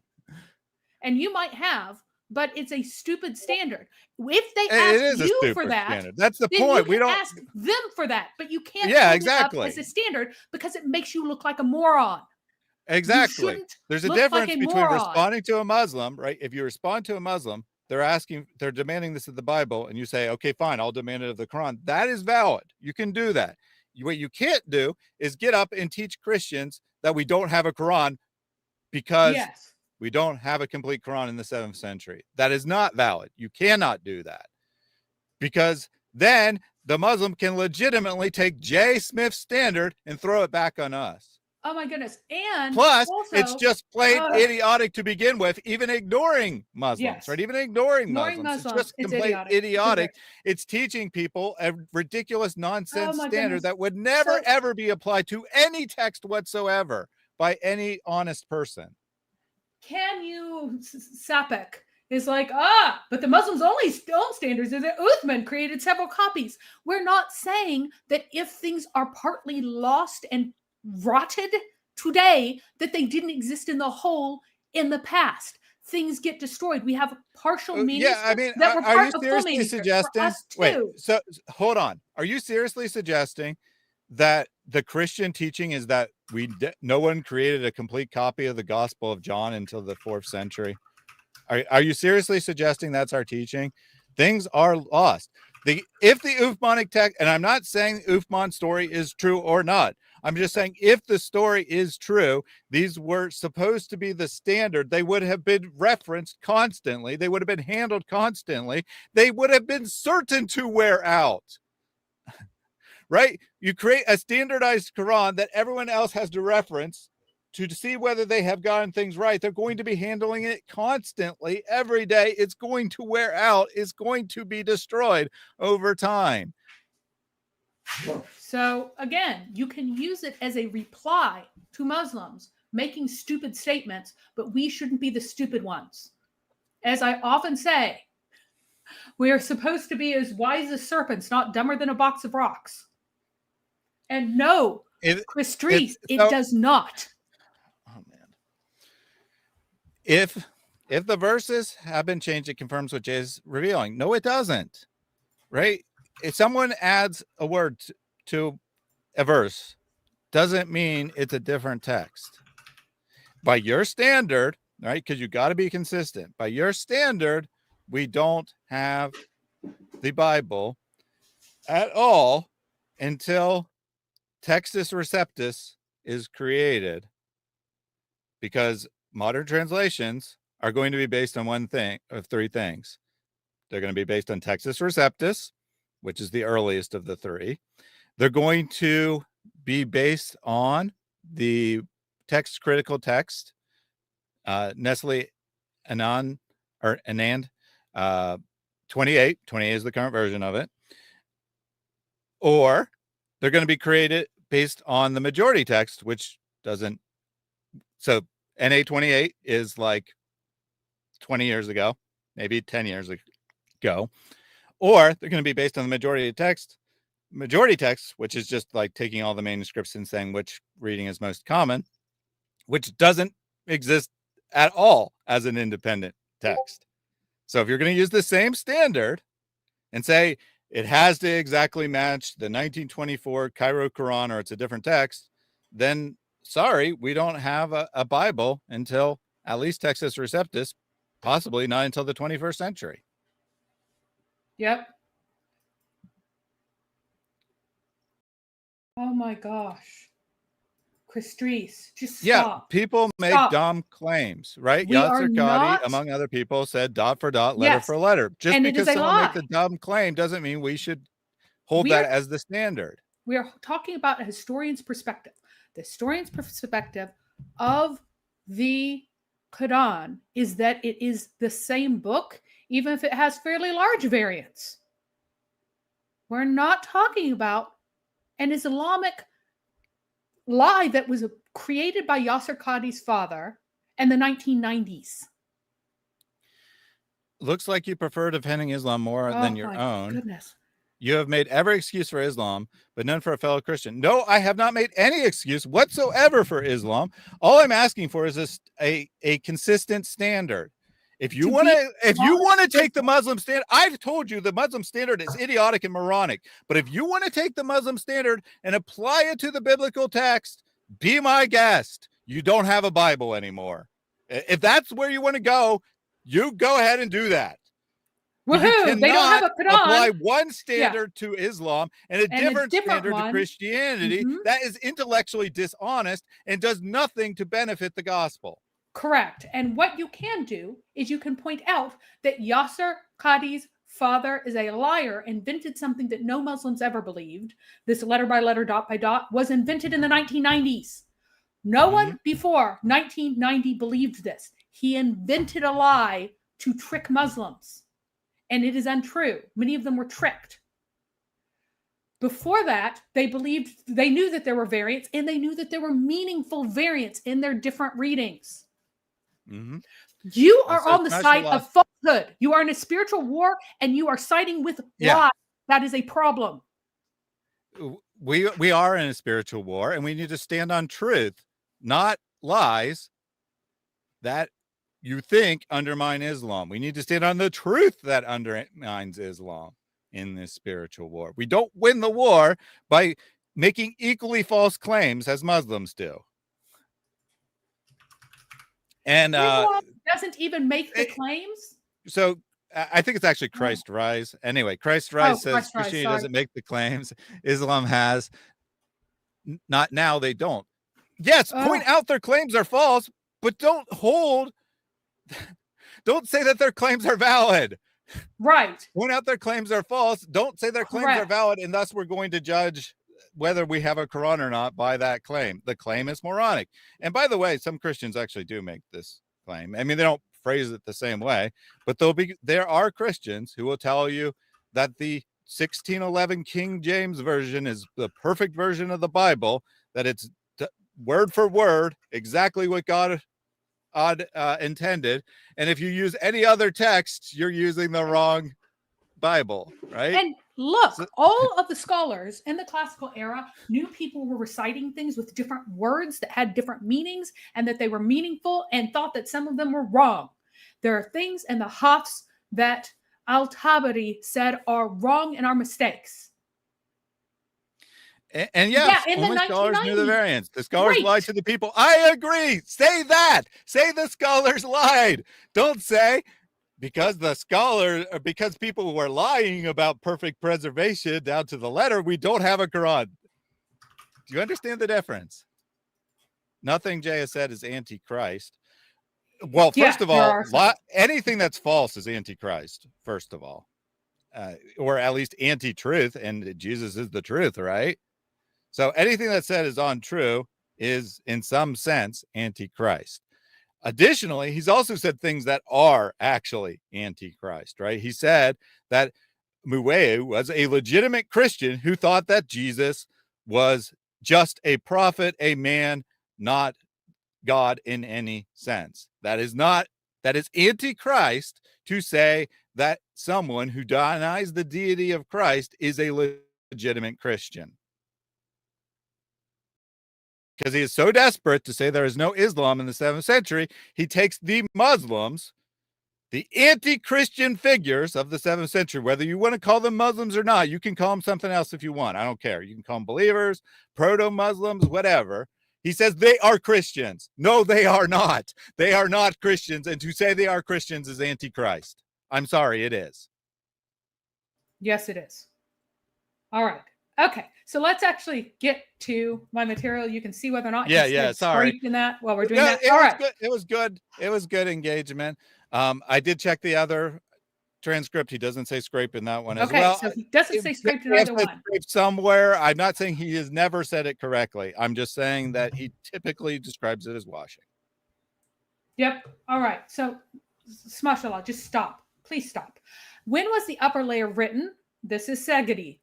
Art historical and paleographic considerations assign the upper writing to the earliest stratum of extant Quran manuscripts. That means it's the earliest layer of existing Quran manuscripts, translation. But at present, paleographic knowledge, that means knowledge of ancient writing, is not refined enough to allow dating the manuscripts in this earliest groups relative to one another. Such methods establish only that the upper writing could be from the first half of the 7th century AD, the second half of that century, or, though perhaps less likely, from early 8th century. So again, first half of the 7th century, second half, or early 8th century. Does this sound like a definitive 705? No. These methods thus leave any date between AD 632 and AD 700 feasible. So anything beyond 700 is not feasible to him. Some might conjecture that the upper layer was written shortly after Uthman's standardization around 650. The fact that all other known early manuscripts are Uthmanic suggests that the standard Quran became predominant quickly. And there is another manuscript that wasn't, it was rearranged. And some of them are too fragmentary to tell. So there may have been a tendency to replace non-Uthmanic Qurans, as that other one shows. That said, literary evidence makes it clear that not everybody gave up non-Uthmanic codices, and that non-Uthmanic variants were handed down by prominent scholars, and that physical copies of such codices were extant in the early centuries. So why don't we have a full Ubay Quran? They existed. Some of them were written on parchment. Why don't we have it? Because the vast majority of what we have, or what there was lost. We only have a tiny fragment because the Uthmanic, which is normal, just to be clear. Totally normal, because it's 1400 years is a really long time. Think about a pair of shoes, also made of leather. How long would a pair of shoes last? Does it always last centuries? No. And in fact, that's actually tanned, whereas the full preparation of skins did not involve that level of preparation. And they're much more susceptible to rotting. Finally, one may ask where the upper layer was written. To help answer that question, upper layer, where was it written? To help answer that question, I set out to locate the upper writing within the reading traditions of the cities described in the Qira'at literature.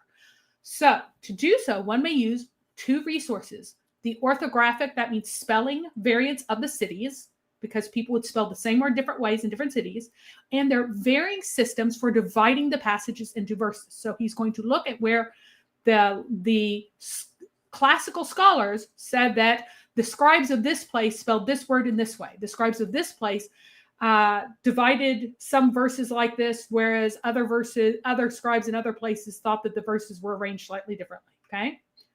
Mm-hmm. So, recent attempts by Janssen Dutton and others to bring the data of the Qira'at to bear on several of the earliest available Uthmanic manuscripts have proved a great success.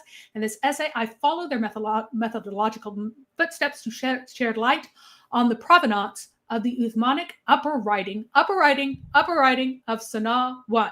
That's a Sanaa palimpsest manuscript. The method is to compare the data of the manuscript with a limited number of patterns reported in the Qira'at literature for different cities, see if there's a match. It emerges that the upper text could not have been written. Okay, upper text can't be written in Damascus, Hims, Kufa, or Basra. Cannot have been written. It is consistent with Mecca or Medina, and it was probably written in one of those cities, possibly in Yemen, possibly in Egypt. It was found in Yemen. So that would lead you to presume that such an early manuscript was written in Mecca, Medina, or Yemen. I just want to take a couple comments just very briefly. Geotune says it's not a full book, is it? No, it's not. We've addressed why that doesn't matter several times. I think you just tuned in, but watch back to find our answers to those. Canis Apak, whatever. You should expect a lot more Quranic manuscripts from early Arab Empire. Why? We do have a huge number. We have a phenomenal Well, I think he means a lot more than we have. We don't. Like, I was astonished at the number that can be confidently dated to the 7th century. Like, jaw dropped. I don't know of any other. I think you just tuned in as well. Go back to the start. Copies are also not sufficient for an early empire. Go back to the start. See how many they actually are, and then explain to me why we should have more than we do. It's pathetic. We don't have more. By by the 4th century, or certainly by the 5th century, Christianity is well established as the religion of the Roman Empire. Yet we only have 3 extensive, complete copies of the New Testament from that time period. Is 3 way too few for the entire Roman Empire? Of course it is. Why aren't there a lot more? Because they got worn They all got out. lost. They all got destroyed. They all got rotten. Even after you add a few extra 100 years, and that is massively destructive. So no, Geotune, we have 88, confidently 88 of the surah, almost all of which, all the long ones, every one of the long ones, almost all of from 90 up is missing, and they're all very, very short. Ironically, we don't have a single 96 from the 7th century, very, very confidently. So even though it's supposedly the first surah written, right? Yeah. But it is also very short, so it's not. And at near the end, things at the end are lost much easier. We have, for example, we have much weaker copies of Revelation than in theory we should, because it's at the end, it's the most easiest lost. Anyway. Yeah, the end gets rotten a lot. Don't forget Uthman ibn Ifan. I don't know what that's supposed to mean. Burned all the manuscripts. He burned all the ones that he was allowed to. People just didn't under give the him up. Islamic narrative, right? So this, but Jay would say that, of course, that story never happened. That Uthman was, if he existed at all, he wasn't a Muslim. So I agree. That's a great story to use against Muslims, but it doesn't fit into Jay's paradigm at all. And by the way, our later manuscripts where papyrus starts surviving, we find that there are many more papyrus manuscripts than there are on animal skin. So most of it was probably papyrus. All of that's lost. If it's anything like the stuff from like the 9th century, if that is an example, most of it was on papyrus and most of it was lost. So there you go. It was not all on animal skin because I have a feeling that it is, and that makes a good story. And animal skin also rots. We do not have the last few surah from almost anything until quite late, because guess what? It rots the stuff at the edges rot the most. We only have two copies of Surah Al-Fatiha from the 7th century. Why? Because the beginning rots too. The beginning and the end rot. The number of copies that we have for the later verses of Surah Al-Baqarah are much more numerous than the copies we have for the first verses, because a lot of it rotted. So anyway. Yeah, so just when I saw if, right? Mhm. I was like- Yeah, I he's thought maybe it was just a joking. joke that he was iffy, but obviously Uthman is Yes. Uthman ibn Affan in reality. Yeah. I So don't know if it was intended as a joke or what. now, That's why I said whatever. yeah, the authors continue to appreciate just how formidable this approach can be. That is to figure out where things are written. Let's consider a simplified hypothetical example. Suppose one is interested only in differences in the way the passages are divided up into verses. And suppose further that in a partial Quran manuscript, there are 20 points in the text at which the Quran literature reports disagreements over the existence of a verse separator. The total number of possible ways in which a scribe may assign verse separators to these 20 points is about 1,000,000, specifically 1,048,576.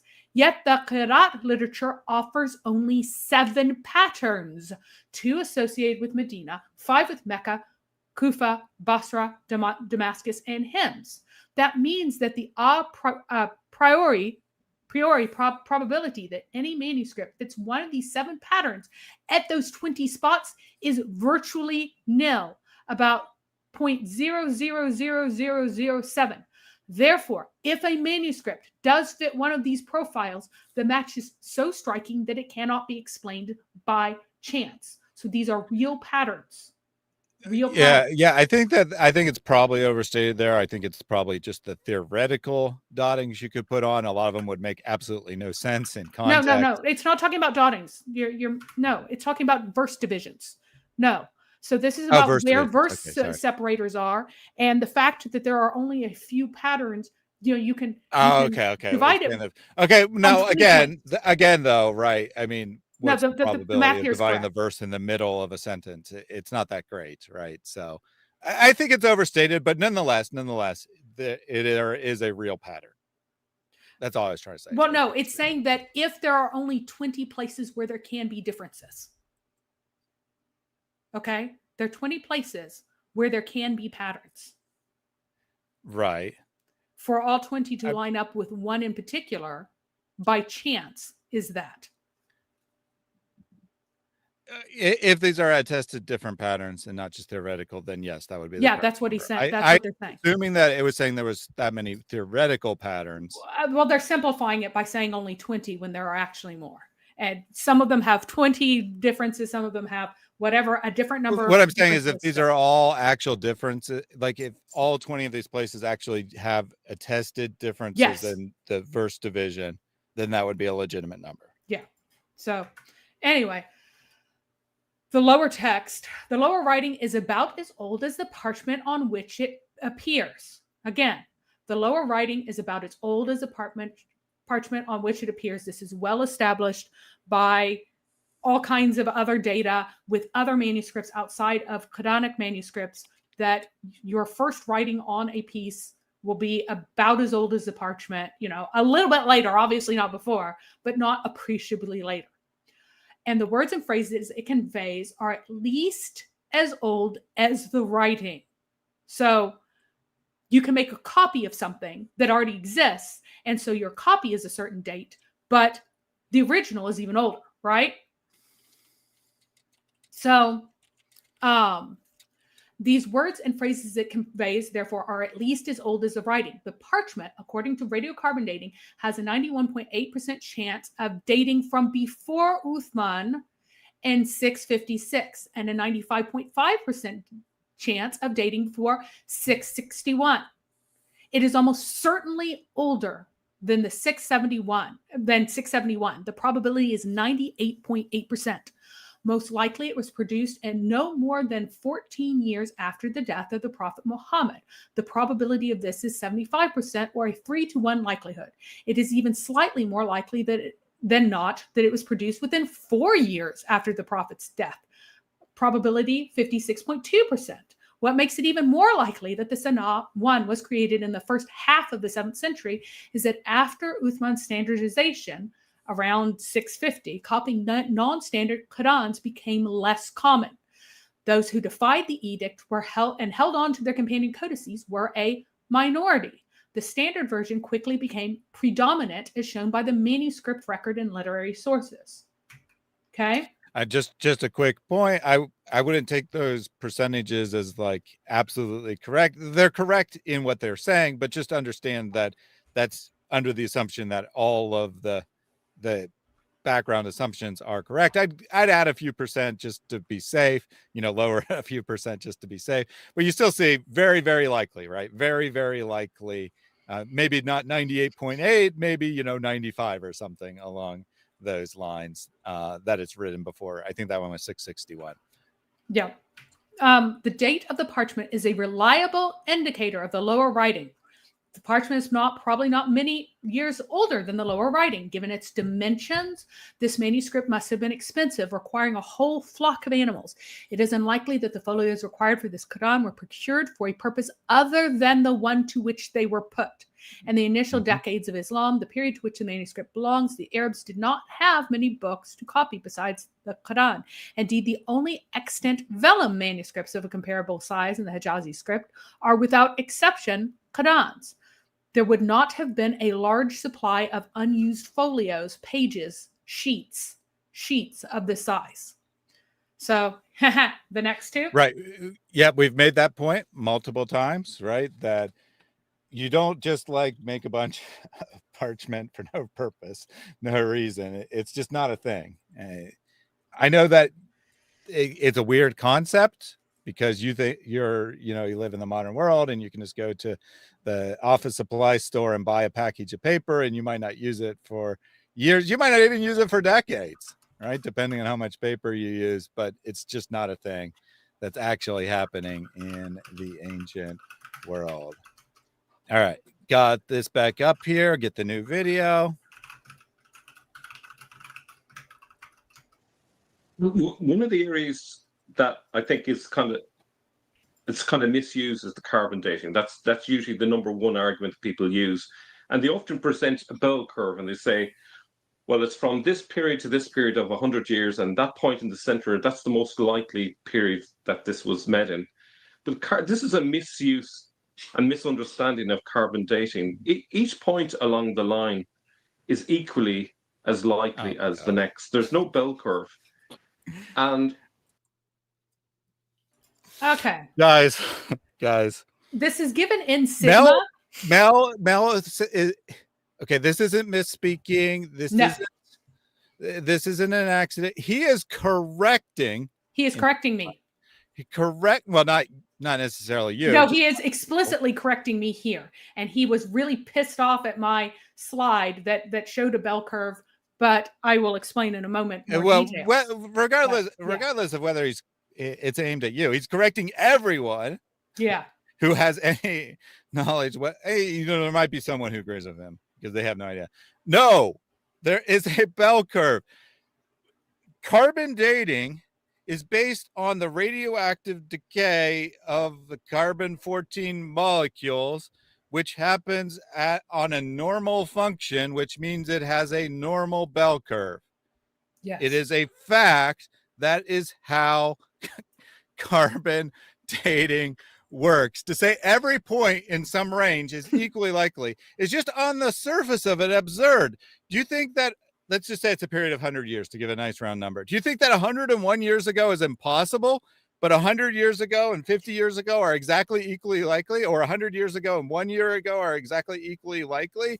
I mean, it's just insane to even say that, and he's correcting the record. And I assume Jay doesn't say, what are you talking about, Mel?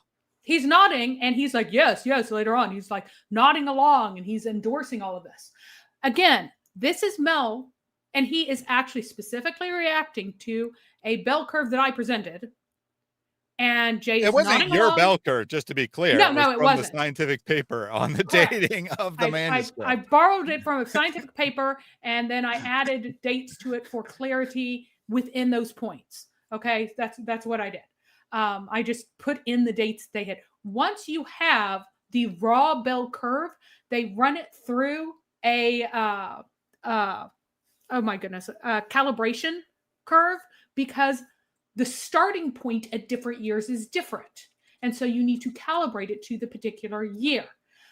Now, it's a complicated he's going to say some other, because of environment. just to clarify, it's a complicated process because environmental factors determine how fast carbon-14 decays. No, so no, it's no, not no, not like- that. Nope, not true. Just hang on. There are different starting amounts in the air. It does not, the decay rate. does not yeah. vary. Sorry. Yeah, You're sorry. right. I misspoke. That the starting amount is different, which means if you have Correct. X amount, it will depend on how long it decayed. And there are factors that, not environmental factors. That was just me being wrong there. But like, for example, if it was something was exposed to fire, it could affect things. But those things are rare, right? Again, it's just a complicated process, Yeah. right? It's not you feed it into a machine, you get a magic answer.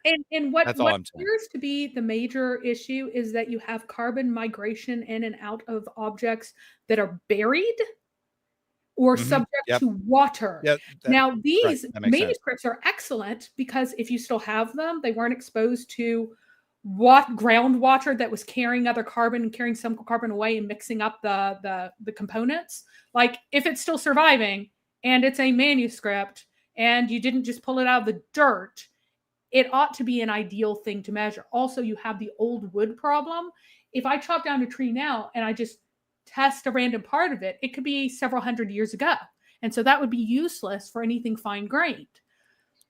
Parchment manuscripts are one of the few things that really are, unless you have your sheep eating seaweed because the ocean carbon amount is different. Yeah. Old, it's from older periods. The carbon is older. If you have them eating new leaves that were formed this year and making it into their own skin, you will get a really good date. So there are things that are terrible to date, useless to date for beyond a certain range.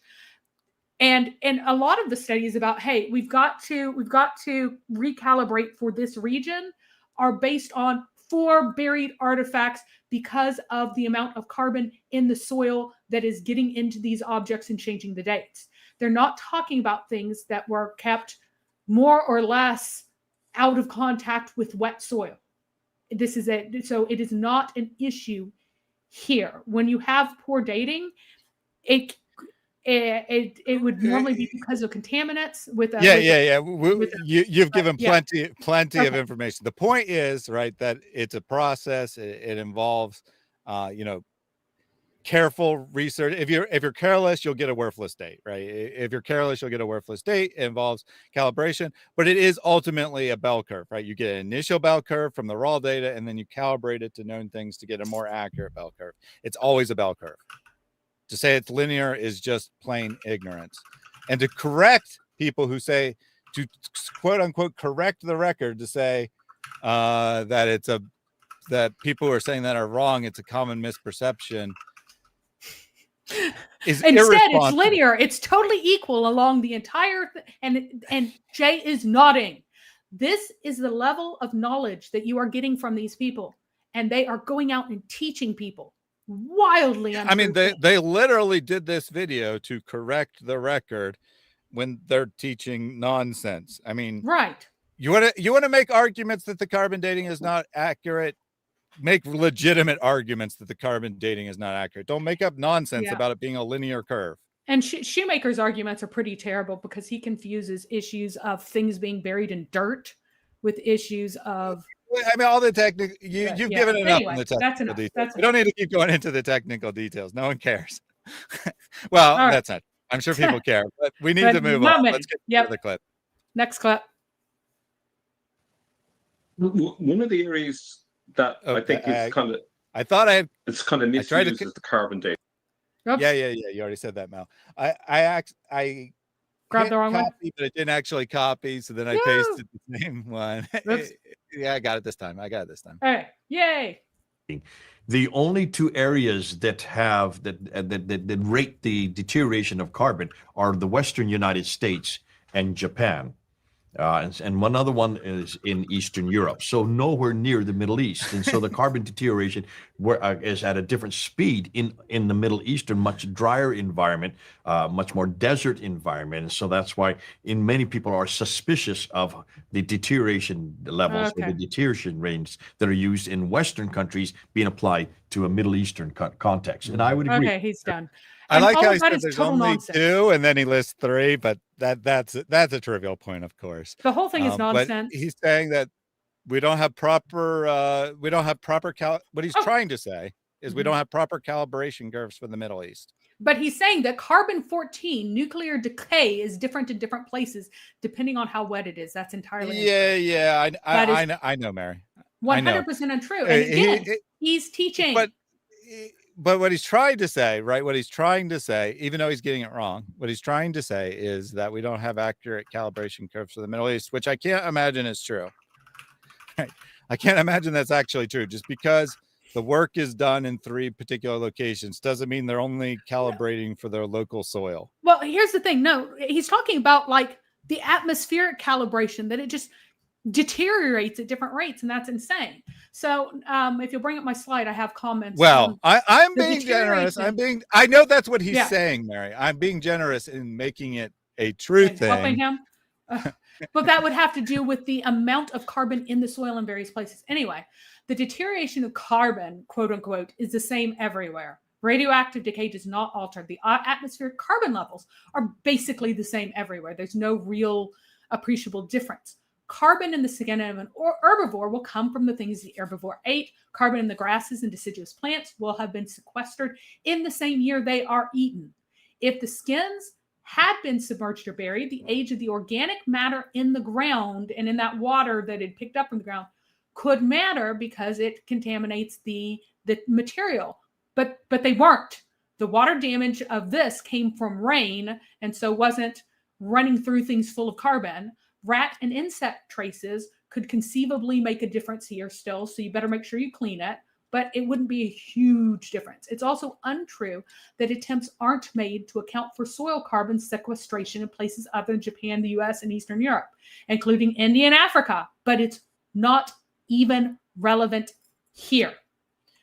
So here is the actual curve produced in the paper itself. Does this look like a completely straight line to you? Anyone in the chat, does this look like a totally straight line, or does it look like it's curved? Yeah, it's curved because guess what? It's a curve, and this is the calibrated data. This is the calibrated curve.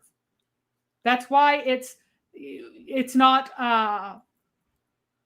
it doesn't reflect an additive perfect bell curve, because it is much steeper toward the top and much shallower toward the bottom. It's not a perfect curve. So the graph isn't smooth. That's because of the calibration curve.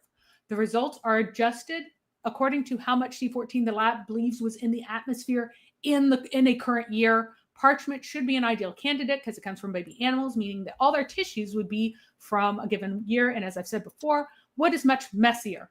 Now there's a radiocarbon age that's different from the calibrated age. The calibrated age for 95% confidence is 578 to 669. That is the 2 sigma because it's standard deviation. Sigma is short for standard deviation. That's the symbol that you use. Mm-hmm. And that's why you have sigma given there. That's why you have the plus or minus, because that is your sigma there. Anyway, how are radiocarbon date results given? How the calibration curve and radiocarbon dates are used to calculate a radiocarbon date is not complex, but it can be difficult to describe. Recall that a radiocarbon age is given as a date range. Statistically speaking, this date range has a normal distribution. It is a bell curve. However, when the radiocarbon date is calculated using the calibration curve, the resulting probability distribution is not normally distributed. Thus, aka it is not a symmetrical bell-shaped distribution. And this is from Texas Beyond History, which is part of the Texas Agricultural Research Laboratory, which is developed with the University of Texas at Austin, in collaboration with many other organizations. So they ought to know what they're talking about. Now, if you notice, when I presented this on my presentation, and this is the one that Mel just freaked out about, if you notice, the distances from the center are not equidistant. And 632 was my initial guess from looking at that other graph. The other ones are explicitly given, so they were not my guesses. 632 was my guess, and I said that in the presentation. Could be 631. I don't care. notice that there are 41 years between the first sigma interval on the left, between the first and second sigma confidences on the left, but on the right, there's only 13 years. So the scale at the bottom is not a standardized scale, and I wasn't pretending that it was. I was showing you the area under the curve and the confidence level it represented at those points and the entirety of the area under the curve between them. I wasn't giving a saying that the x-axis down there is equidistant and is to scale. That is not what is represented on this map. It was a simple visual to let you know how much was inside and how much was outside. Mhm. Like, believe it or not, I know that a true bell curve, if you have, I would just be able to add numbers continually to either side to get it with the uncalibrated data. With this one, it's calibrated. The area is correct.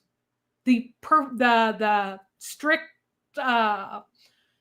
dimensions or the shape of that x-axis there isn't. Don't care. So let me answer this real quick from Smash Allah. I see you're getting desperate. Carbon dating is detrimental to Jesus's teaching. Is it? No, Every it isn't. excuse is okay. One, Jay is referencing the carbon dating. So why are you telling him that he's being contradicting Jesus by using carbon dating? Two, the young Earth claims about carbon dating are by and large nonsense. It is not in any way detrimental to Jesus's teaching or the Bible's teachings to rely on the well-known, well-attested science of carbon dating. I'm sorry that you think otherwise, but please take your criticism to Jay as well and tell him to stop using carbon dating. Yep. So, next. Why is there a range? Temperature and humidity are not the reasons. They are the reasons. Hold on, Mary. I just want to say one other thing. Mm-hmm. Please stop saying I'm defending Islam. Yeah, you're creating a false. You're creating a false dichotomy that is beneficial to Islam by saying that anyone who agrees with anything about Islamic teachings is supporting Islam. They can win that argument. If you make the standard that absolutely every single word, every single claim ever made by Muslims has to be false or Islam is true, then you're going to get Islam being true. But I am not in reality defending Islam in any way. I'm just talking about the data and saying that Christians should not be making false claims about the data. So if you're going to insist on defending Islam or anyone else who wants to set that up and say I'm a closet Muslim or I'm basically a Muslim, I might as well convert. Congratulations, you're creating arguments that Muslims can actually win. You think that is beneficial to the gospel? You think that's beneficial to the kingdom? That in order to win an argument, you're making it so that the Muslim position encompasses 99.999% of all possibilities, and only 1 out of 1 million possibilities is the one that everyone has to believe in, or otherwise they're a Muslim? Really? That's what you want to do? Yeah. And again, smash Allah, you are an example of the fruit of listening to Jay Smith, because Jay Smith tells you, there's me and there's the Muslims over and over and over again. He is actually a much better typical representative of a follower of Jay Smith, someone who's brainwashed by his terrible arguments and to repeating them, even though they're bad, and saying that anyone who doesn't repeat them mindlessly is on the side of Islam. That's what Jay Smith says. Jay Smith called ancient Christians Muslims. In his last live stream, or it was pre-edited, but in his live stream with Mel, he began by labeling 7th century Christians as Muslims because they didn't agree with him. let me ask you a question, Smash Allah. Mormons claim to be Christians. Is it beneficial or detrimental to us to say they are not Christians, that their doctrines are false? Jehovah's Witnesses claim that Jesus is not fully divine, but also claim to be Christians. Should we dispute with them or not? Does it benefit Islam when I say a Jehovah's Witness is wrong about their doctrine of Jesus? Prosperity gospel teachers say that you'll get into heaven by donating lots of money. Is it wrong to oppose that teaching? Does it benefit Islam to oppose that teaching? Christians should stand on truth. That is the reality of the matter. If we don't stand on truth, if we don't call out wrong information, then we are running contrary to how Christianity has always worked. Never. If you look at the writings of the church father, they spend a massive amount of time outlining every heresy they can find, refuting every heresy they can find. Why? Because they stand on truth. And Jay is teaching heretical things. He's teaching that it doesn't matter whether you believe that Jesus is God or not, you're still a Christian either way. Yep. And here's the thing. Here's the thing. Jay is teaching ridiculous things that are easy to prove false. And you're saying that if you do not stand with him and act a fool and disgrace the church, I have no idea what blue on blue is, disgrace the church, then you're with the Muslims, that you need to be a fool. No, we need to be accurate teachers. We need to not say ridiculous things like every point, it's linear, nod, nod, nod. That is a problem.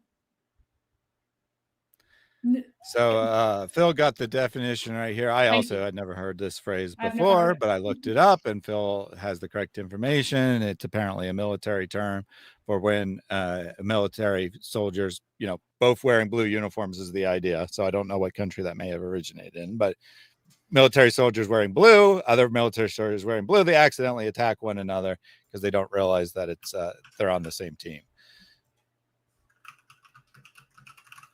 Friendly fire. And the thing is, he's been corrected privately by many different people.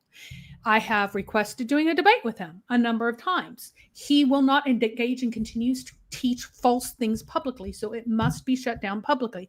Even when he has changed a few things that he taught that were false, then even when he's changed those very few things, he doesn't admit that he ever taught falsely. So people are walking around with those false teachings in their heads. Like he doesn't say, I taught this was wrong. He doesn't do that, and he must. Mm-hmm. So Geotune says, how is it when there's so much research about other people, they can't all be wrong? Well, I mean, obviously they can. There's tens of millions of resources by Muslims, and they can all be wrong when they claim that Jesus isn't God. I mean, numbers is not a very good argument. That said, the numbers are very, very strongly in favor on that Muhammad was a real person. And keep in mind that the vast majority of people that Jay Smith claims said this, that, or the other did not say what he is attributing them to be saying. Oleg does say what he says. Al-Jalad does not. Drury does not. Patricia Crona does not say what he says she says. It's that simple. So you can have all these people on your side Mary, did I say that radiocarbon dating is an exact science, or did I repeatedly say that it's a complicated process that's imprecise? You repeatedly said it was imprecise. That's why there is that calibration curve. That is why you have ranges. That's for part of sakes. it. Yeah, that's part of it. There's also... multiple times, I made it clear that the number is less precise than it appears on the piece of paper. And yet you tell me that I am saying that it's an exact science. This is just sad.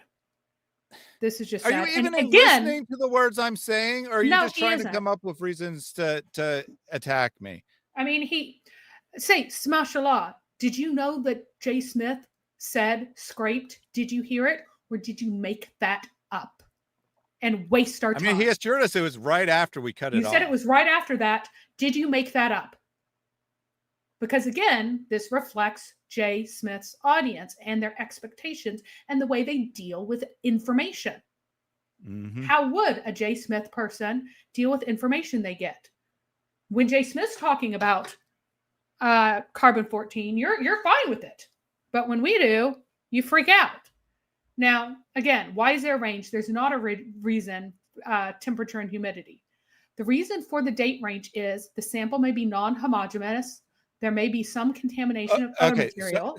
Sorry, Mary. I mean, this is the last time. I promise. I promise. Yep. He says, "Well, I have graphs, etc. on full discussion." So you're committing a slippery slope fallacy. You're saying because it's not exact. It's not exact. It's that imprecise. It's not meaningful. That there's a range. That it nonsense. means nothing. Right. That is the fallacy that you're committing.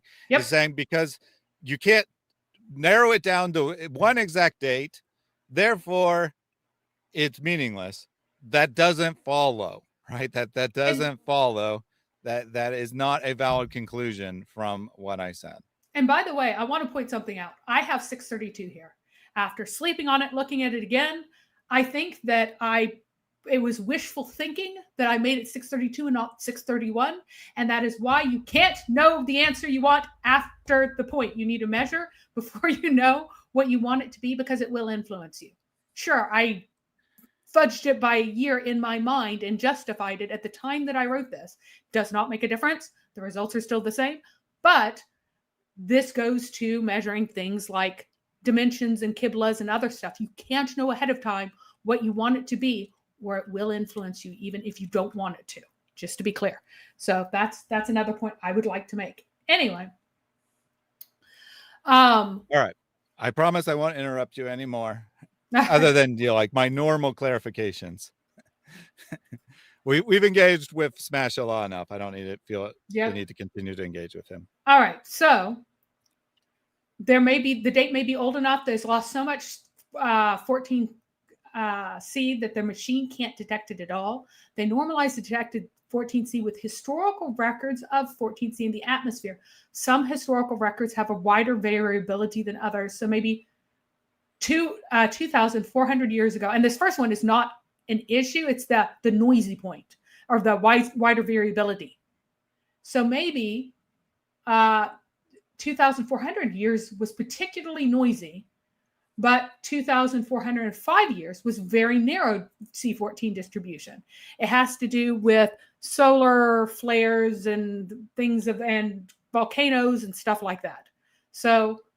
So having an older object may actually have a better definition of how much C14 to expect. Like your date from 5 years later, if something was from that date specifically and only, you could have a much more clear result and a much muddier result from a year that had suddenly 14 volcanoes erupting or something, right? Yeah, that makes perfect sense. Again, there are things that you have to take into consideration to get a date. No one's claiming you get an exact date by magic. Yeah, not an exact singular date. So we don't care what the Quran counts as years, guys. I don't know why this is coming up. All right, labs can do bad work. So just because a lab got a result doesn't mean they did a good job. There are actually two. The one I presented before was not even on this graph. It's the 678 to 669 that was the combined likelihood. So, oh wait, that was the singular. That was the singular sheet, but it was done. It was done in Arizona, and Arizona's really good at this. Switzerland is also really good at this. Germany's okay at this. The French people are, I don't even know what they're doing. They're on crack. And I'll explain why a little bit more in a second with the original source that presented this. So one particular sheet was tested multiple times at various labs. It was tested. Let's start with the one in Arizona. Arizona was tested, came back with a good solid date, nice, clear the level of precision that you might hope for, about a century, with various levels of certainty in between at various levels. That's what you'd expect for something this old. Zurich also tested, I think this one, I'm not sure whether or not this one is the same sheet or not. But anyway, Zurich tested a bunch of different sheets from the same book. This book is a certain age. All the sheets in it are the same age, plus or minus 1 year. That's just the way it is. This was produced for this book. Something this huge was produced for this book. They are within 1 or 2 years of age of each other as sheets. Okay? And what you get when you test a bunch of sheets at Zurich is a nice, tight cluster.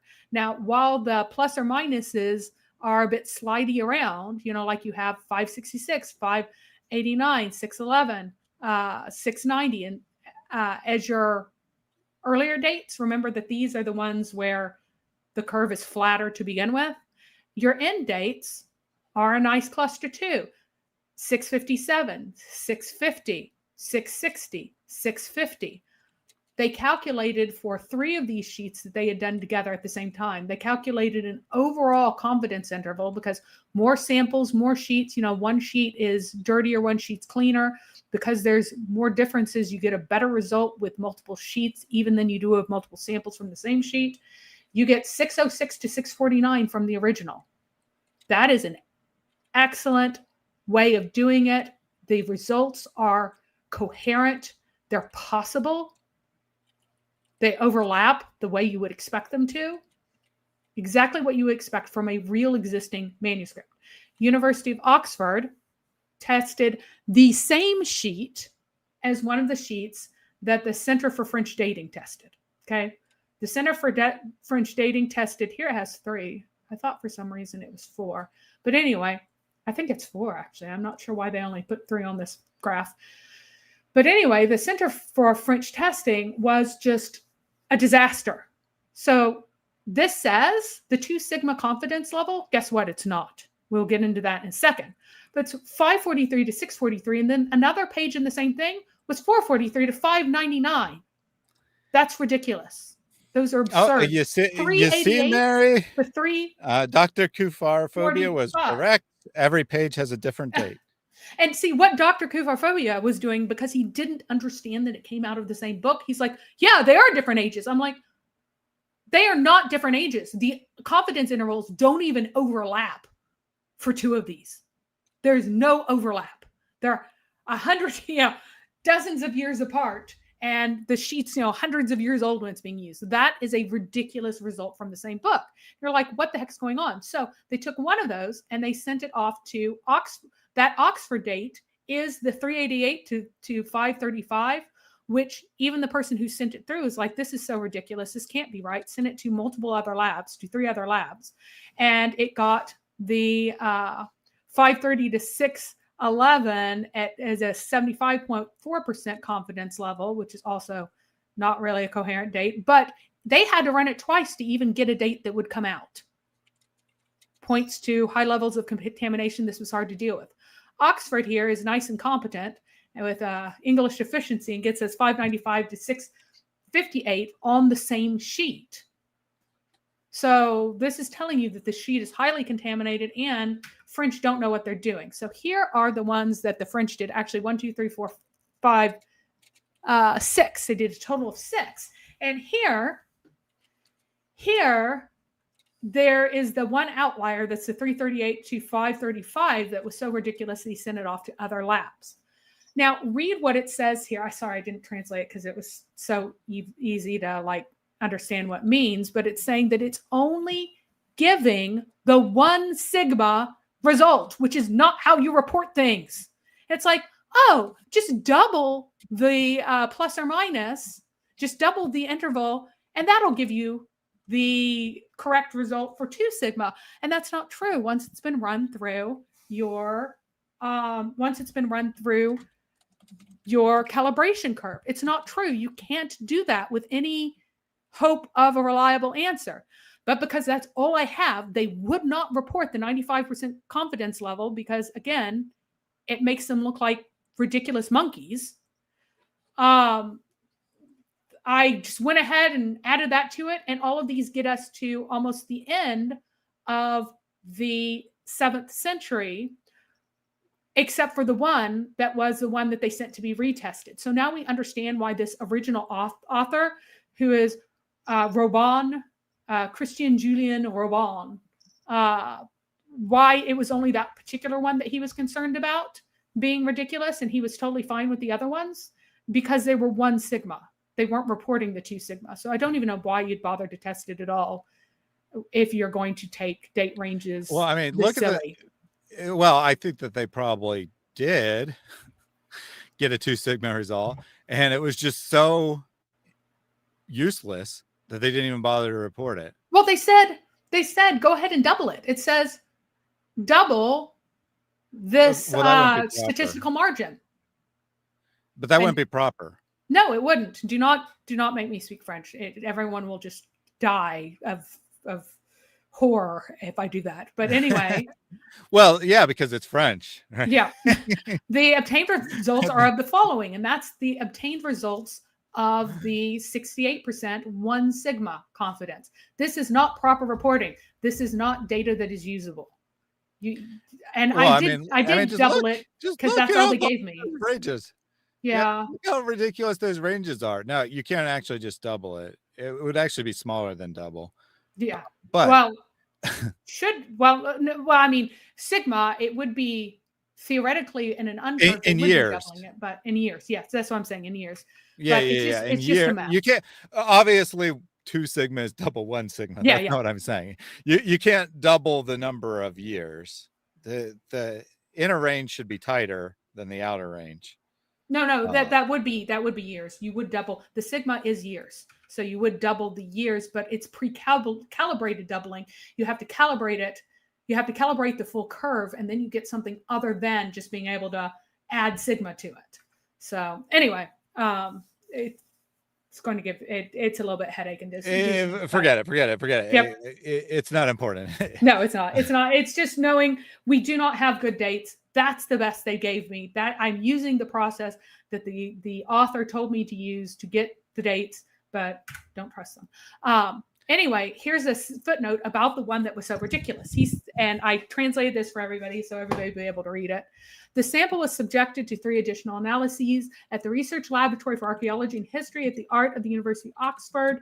The date obtained is, and then this is the uncalibrated date. Another one, Zurich.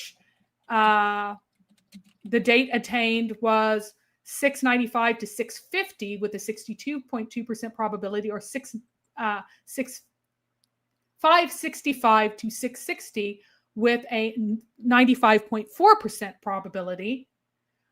So again, the dates from Zurich and from Oxford are fine. Leibniz, which I am not going to read all of that, but at Kiel, the calibrated date was the messier one, which is kind of bad, the higher one in 330 to 610. And then it says the result from Kiel and Zurich both had to be done on the 2nd attempt, which suggests possible contamination of the sample that would explain the aberrant result obtained in Lyon. So the French, it was really dirty, and the French also did a terrible job, even with the ones they did get decent results on, because the 1 sigma is just silly, and they wouldn't report the 2 sigma. So yeah, I mean, technically speaking, right? Technically speaking, if you use the full range, they had probably the correct date range in there. It's just so imprecise that it's, of almost no value. Yeah. And so I'm comparing Zurich to the French, the Center for Radiocarbon Dating in Lyon.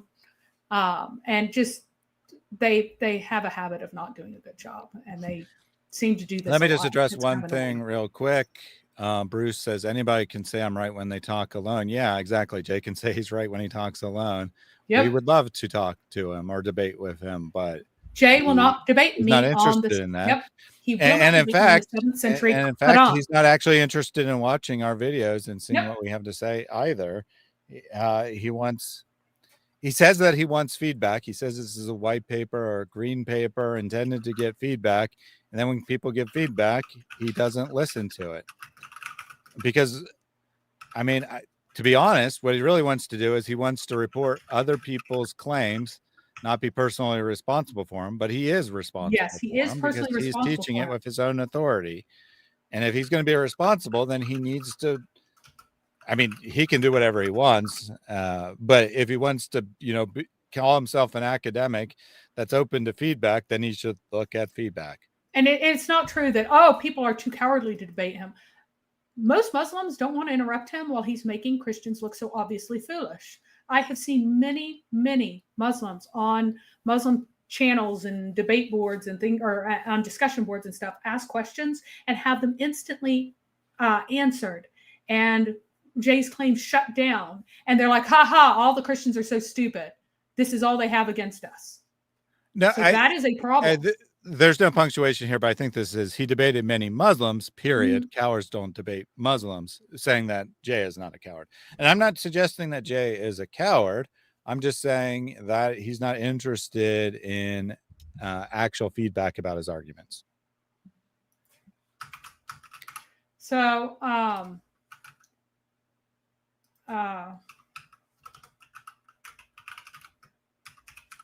so just keep in mind that, again, Smashallah here is a representative of Jay Smith, who does not realize that the Quran explicitly says that there are no cultivated plants in Mecca, that they do not exist. Why are you letting him get you off topic?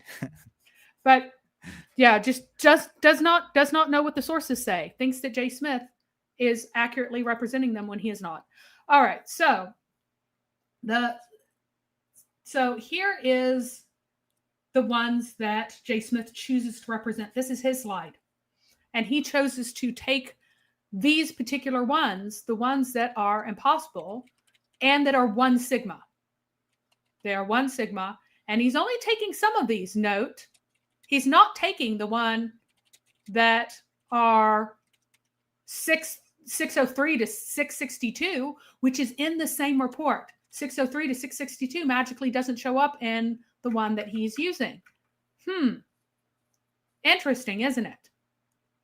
Interesting that not all the folios that were tested show up. 6 were tested, only 3 show up here because they tell the story that he wants to tell us.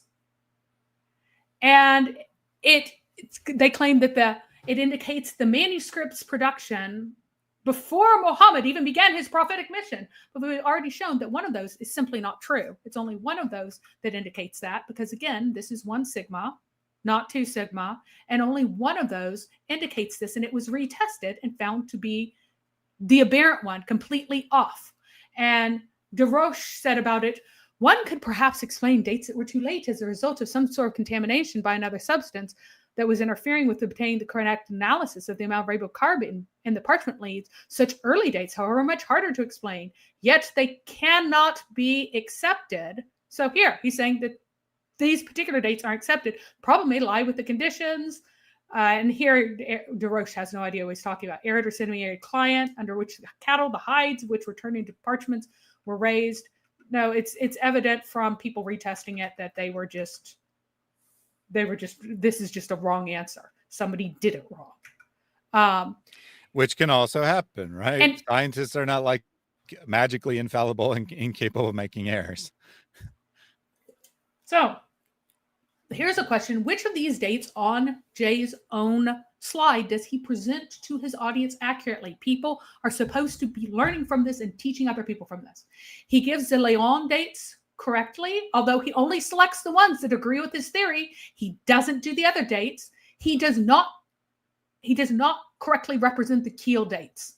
The peak for the Keel for over 75% probability is 870 to 611. He does not put that on there. He puts in other dates. Oxford, he does not put them on correctly. Wildly off on Oxford. Oxford's is 595 to 658.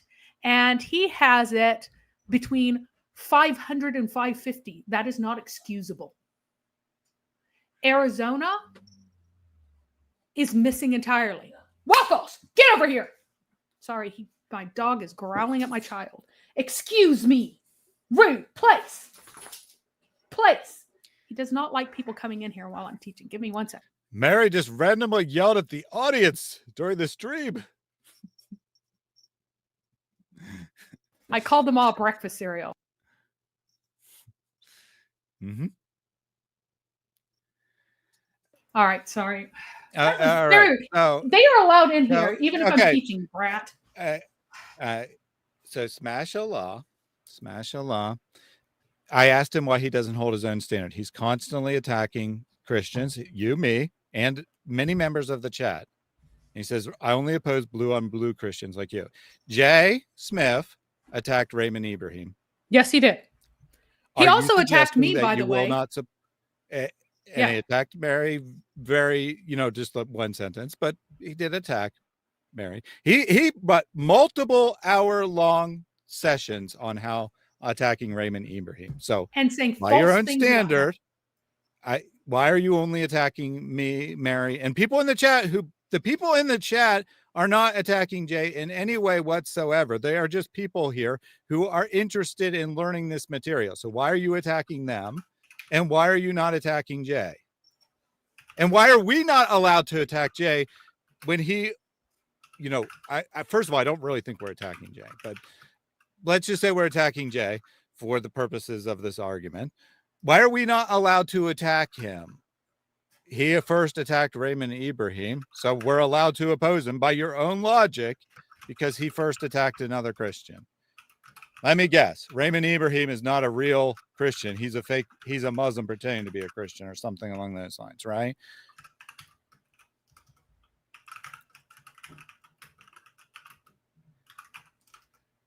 I want an answer, Smash Allah. You've been here for over an hour, probably over 2 hours, constantly attacking not just me and Mary, but everyone in the chat. Chase Smith appreciates Raymond. Have you heard him? You know what? I said numerous times. I said numerous times how much I admire Jay, how wonderful he is as a Christian, what a great evangelist he is. And I actually meant it. I don't know. I'm not saying Jay didn't mean what he said about Raymond or not. I mean, he says he's my friend when he also says I had no idea who he was before I started attacking him. Yeah. He's my friend, but also I don't know who he is. I mean, whatever. You want to say that he said nice things about him? Sure. He said nice things about him. I said nice things about Jay. So because Jay said nice things about him, he's allowed to attack him with impunity after he says some nice things. And great. I said some nice things about Jay. I have unlimited impunity to attack him without your criticism going forward. And I have talked directly to Jay's main informant, Mel, on multiple occasions through the years. He is not teachable. He is not trainable. So, smashallah. The Quran explicitly says there is no cultivation in the valley, and therefore you must depend on Allah. Mary. No, pathetic. You don't know. He was disputing with someone else about whether ingredients necessary to acid wash manuscripts were available in the Hijaz region. It actually wasn't about the Quran. So he was saying grain. They don't have the grain, and no one's acid washing anything. That's very weird. Anyway. It's not important, right? Don't let yourself be distracted by it. All right. So again, so desperate. Note the Oxford. So hold on. So when you tell me that I'm blue on blue, that's not an ad hominem. Just to be clear, Smash Allah. But pointing out that you haven't read the Quran and are arguing from other things, and that your arguments are stupid you have to read the sources. I mean, he could have been referring to your description of Mel, but again, saying someone is unteachable based on your experience, whatever, maybe that's an ad hominem. It's not being used as a reason to dismiss his arguments, so it's kind of irrelevant whether it's an attack or not. But you certainly are attacking us. Why all the double standards? Why the constant double standards? Why every single thing you say reflects back on you? Why? Anyway, Note that he says that the Oxford is 500 to 550. This is false. It is 595 to 658. Hey, smash Allah. Why is it that he reports a wildly different number than Oxford actually reported? Let us know. And why is it that you don't he care? made this? He made this. He created this for a point. This is literally Jay's slide. This is Jay's slide. And then he also makes this very odd point. It ought to be Uthmanic. The Uthmanic recension dates from 652 AD. But the Sanaa palimpsest was before 652, most likely, and after 632, and is not Uthmanic. It's not Uthmanic.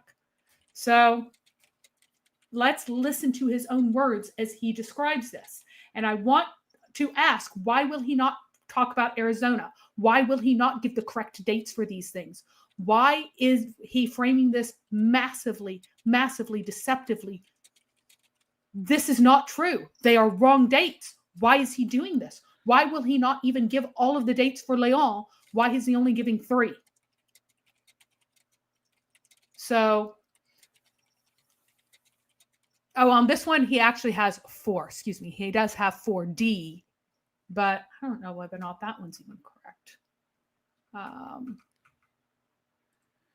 Geotune says you're fighting us on what we're fighting against. Possibly.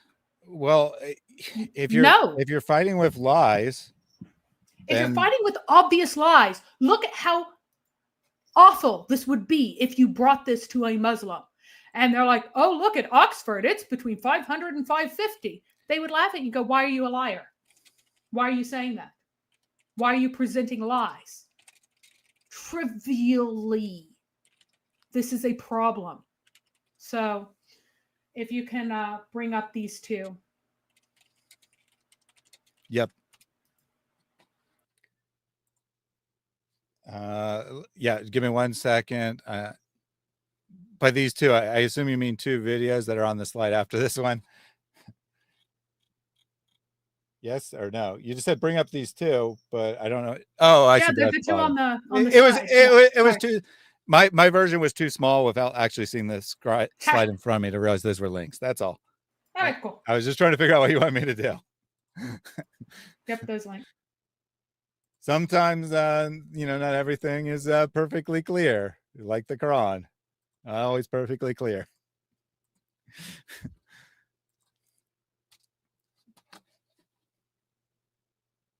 Oh, let me share it with the audience. I shared it here, but they need to see it too.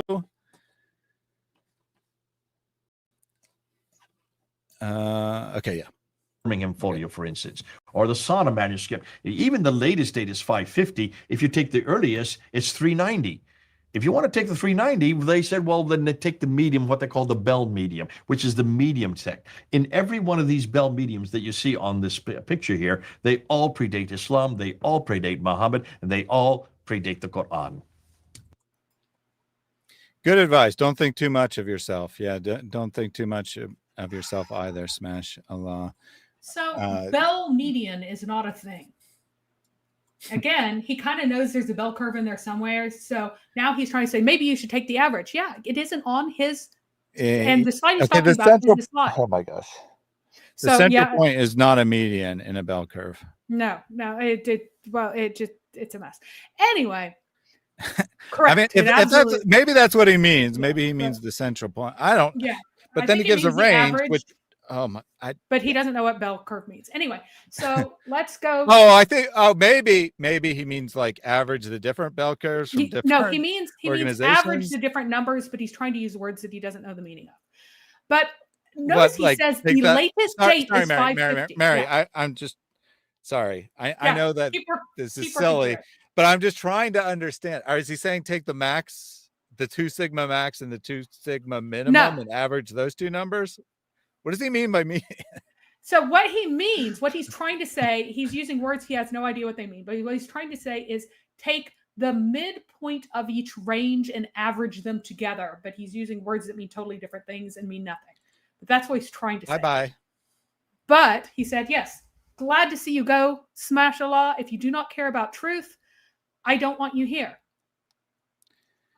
There you go. This guy, right? Every single comment he makes about me or Mary or people in the chat reflects back on him. By all means, go away. Right? Mary, I was talking about the subject. Mary was using of topic as usual. I guess that's supposed to be off topic. How in the world can you be off topic, Mary? You are the top. What you talk about is the topic of the stream. I don't know how you can be off topic and using ad hominems. You are beyond help. Make the Islam happy. Yes, I will make the Islam happy by teaching that Muhammad was an incompetent moron who brought an incoherent text. You will make them very sad by saying, oh no, you have good reason to reject all the stupid things that are very hard to explain and are the reasons why people leave Islam, because you can just say they're all made up. Yeah, by all means, I'm making Islam happy. Goodbye. I've had quite enough of your playing games. You spent over 20 minutes arguing about whether Jay said that we cut Jay off before he explained what a palimpsest was. We played the whole thing. We played another 3 minutes. He never talked about it. And then you're like, oh, he did say it in the portion that you played initially that I accused you of not playing. And he didn't say it. We all listened to it. Well, he's saying he was arguing, saying, well, you know, wash has a broad definition. No, it doesn't. In some sense, people do say wash, right? But the point is, he told us we had fraudulently cut Jay off to make it look like he said something he didn't. Yep, that he didn't. Then when we played the whole thing, then he changed his story and argued over it and said it was all my fault. He just wanted to play games, right? He just wanted to play games. So goodbye, Smash Allah. I couldn't care less. Unsubscribe. I don't want to see you again either. When you're ready to actually look at evidence and actually make cogent arguments, by all means, come back. Until then, you just are reflecting how Jay has taught his audience to behave. Blindly believe whatever he says and attack anyone who says otherwise. Yep. So, again, notice that he said 550 is the latest date. Bring up mine, please. Let's look at Leon.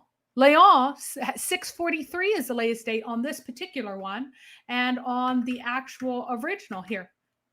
So just Leon alone, 643 is the latest. So why is he saying 550 is the latest? Look at all these other dates. 669, 657, 650, 660, 650, 658, 611, 643. 630, or this one is a outlier that was 535 that was retested and found to be later everywhere else, but he wants to keep that number. He needs that number. 599, and again, those are the 1 sigma ones that you cannot, that are not standard. If you do what the author tells you to do, you get 693, 692, 682, 609 from the wacky one, 690 and 692. None of those help him. If you actually look at what the author said, which most people didn't. Shoemaker also didn't look. This site didn't look. Lots of people don't look because they just assume it's 2 sigma because that's how you're supposed to report it. They assume that they're being like competent, decent reporters and are not just giving you garbage answers, but apparently they are giving you garbage answers. So that is not the way that it ought to be going. Mm-hmm. We ought to look, and what he's saying about 550 is the latest. You know that's nonsense. That's complete nonsense. It's just simply not true. Now, I'm not going to say that Jay's lying. He may have misremembered information, and no, he's going on. Would someone call it? Yeah, this is not a mismemory. Look at his slide. He made a slide. Yeah, I know. I mean, yeah, right. I mean, he could have misremembered it and then put it on his slide without double checking. You can decide whether he's intentionally giving wrong information or he's being sloppy. It's your choice. I'm not telling you what to believe about Jay's mindset. What I am saying is that the information is completely and totally wrong on a basic factual basis. This is not a matter of interpretation. It's simply factually wrong. And yes, it's simply factually wrong. He put up these dates. He cherry-picked the ones he liked. And then he declared that they're all between 390 and 550, and that is False. Wildly, wildly false. Even funny Yes, enough, even on his own graph, that's not even true because his own graph goes up to it goes up right. to He doesn't talk about the things on his own graph. But 50 something, 650 something. So even that is false. That is a mess. So, I mean, here, right? Here we have Jay saying that the carbon dating absolutely says that the manuscript was written before the death of Muhammad, right? Now, elsewhere, perhaps simultaneously on different programs, he's saying that it's well established that it was written after 680. So which is it, Jay? Which is it? Inquisitor Magnus says Jay talked about and strawmanned Raymond telling lies behind his back in front of a whole crowd at his church. Yeah, but it's been seen by more than 1 million people. That this is why this, combined with him going on International tour teaching false things. well, yeah, going on tour teaching it and going on Crossfire. Is that what it's called? No, he's will be going on Crossfire soon. Anyway, going on other popular programs and choosing to say that Raymond this, Raymond that. So the false teaching combined with the attacks, it's like we got to say something. We got to do something about it. You want to say we're attacking a brethren, you want to say we're wrong, whatever. You got to say Jay's the same then, because he has attacked Raymond Ibrahim. And you could say Raymond Ibrahim is wrong too. I'm not saying that he's innocent. You can say Raymond's wrong, Jay's wrong, and Mary and I are wrong. Or you can say 9 of us are wrong, but there's no standard by which only Jay is innocent here. Yep. All right. Did you want me to play the other video on this slide? I'll take that as a yes. Go ahead. Yes, please.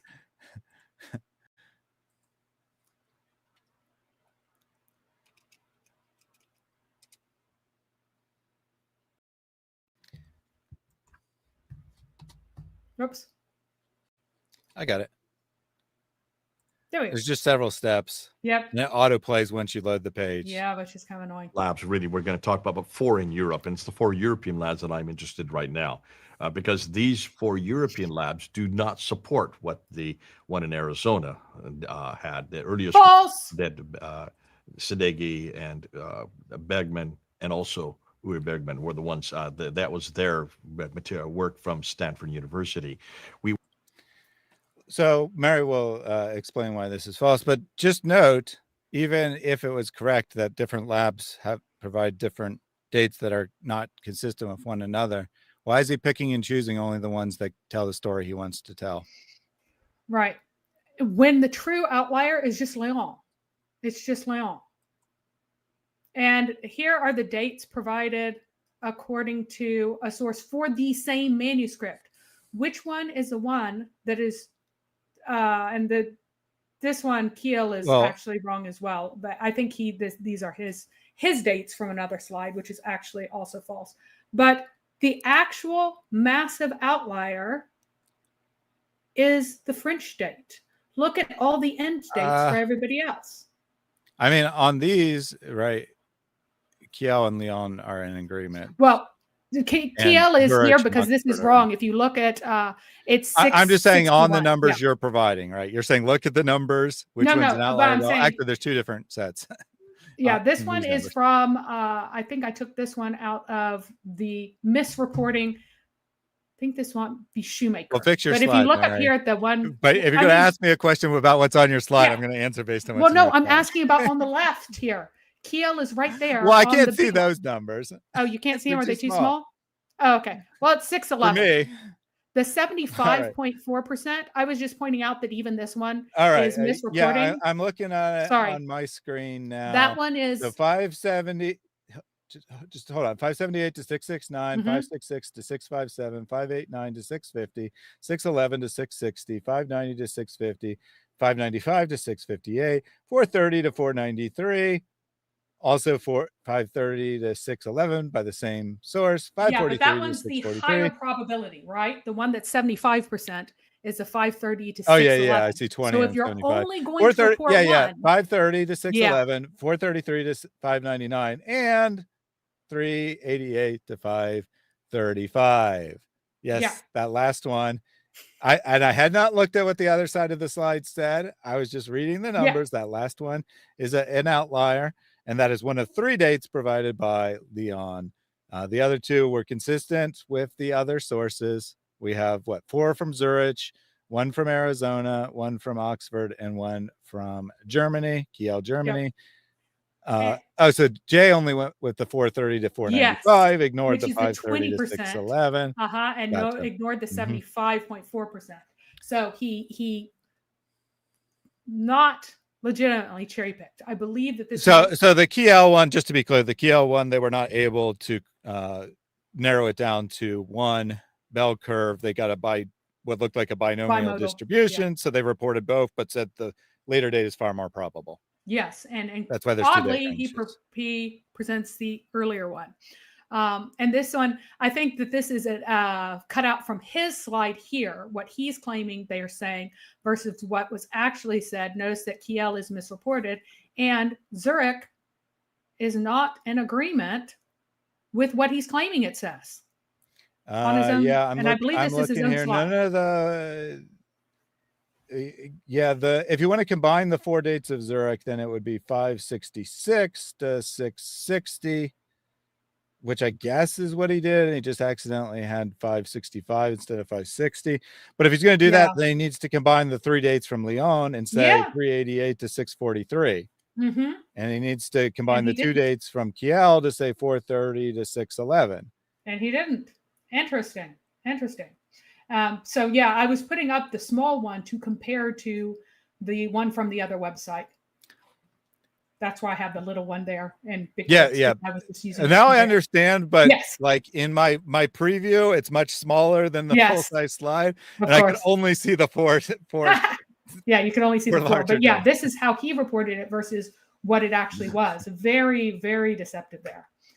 So now, Jay Smith explicitly, weirdly, he pretends that he's accepting Oxford, but then just doesn't deal with them and claims that Oxford agrees with the others. He claims to accept Zurich, but then he just tries to throw out. He accepts. Yeah.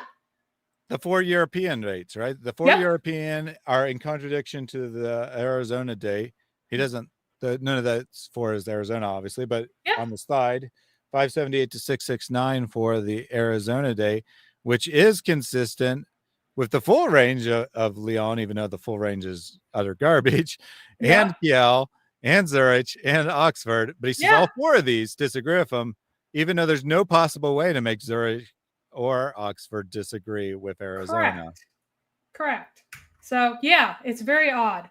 So Jay Smith's going to dismiss the Arizona results in various ways here in his episode 43.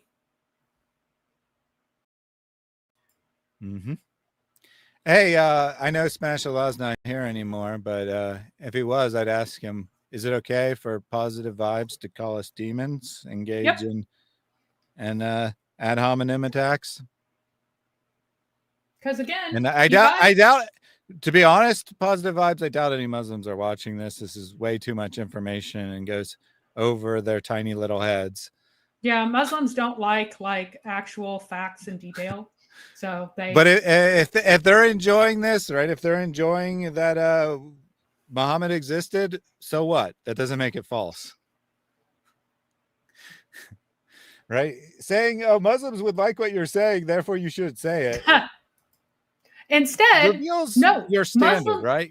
Muslims like when you lie in a really obvious way. If I looked at a Muslim and said something that was a complete lie, that they were easy to disprove, easily able to disprove, that would be the issue. That would be the problem, because I would look like a fraud. You know what else Muslims like? When we say that Mary was a virgin. Does that mean that Mary wasn't a virgin now? There you go. Go ahead. Positive vibes. Is it wrong to say that Mary was a virgin? because it agrees with the Islamic position. It agrees with the Islamic position. Do you disagree with that? Tell us now. All right. Would you play the next video?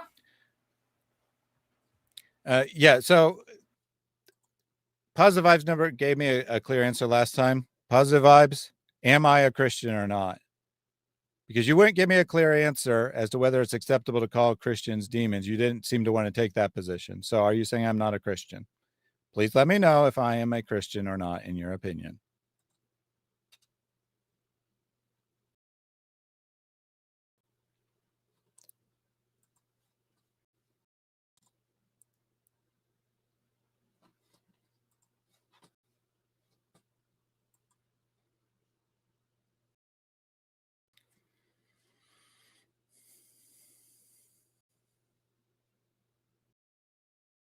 We can't see it.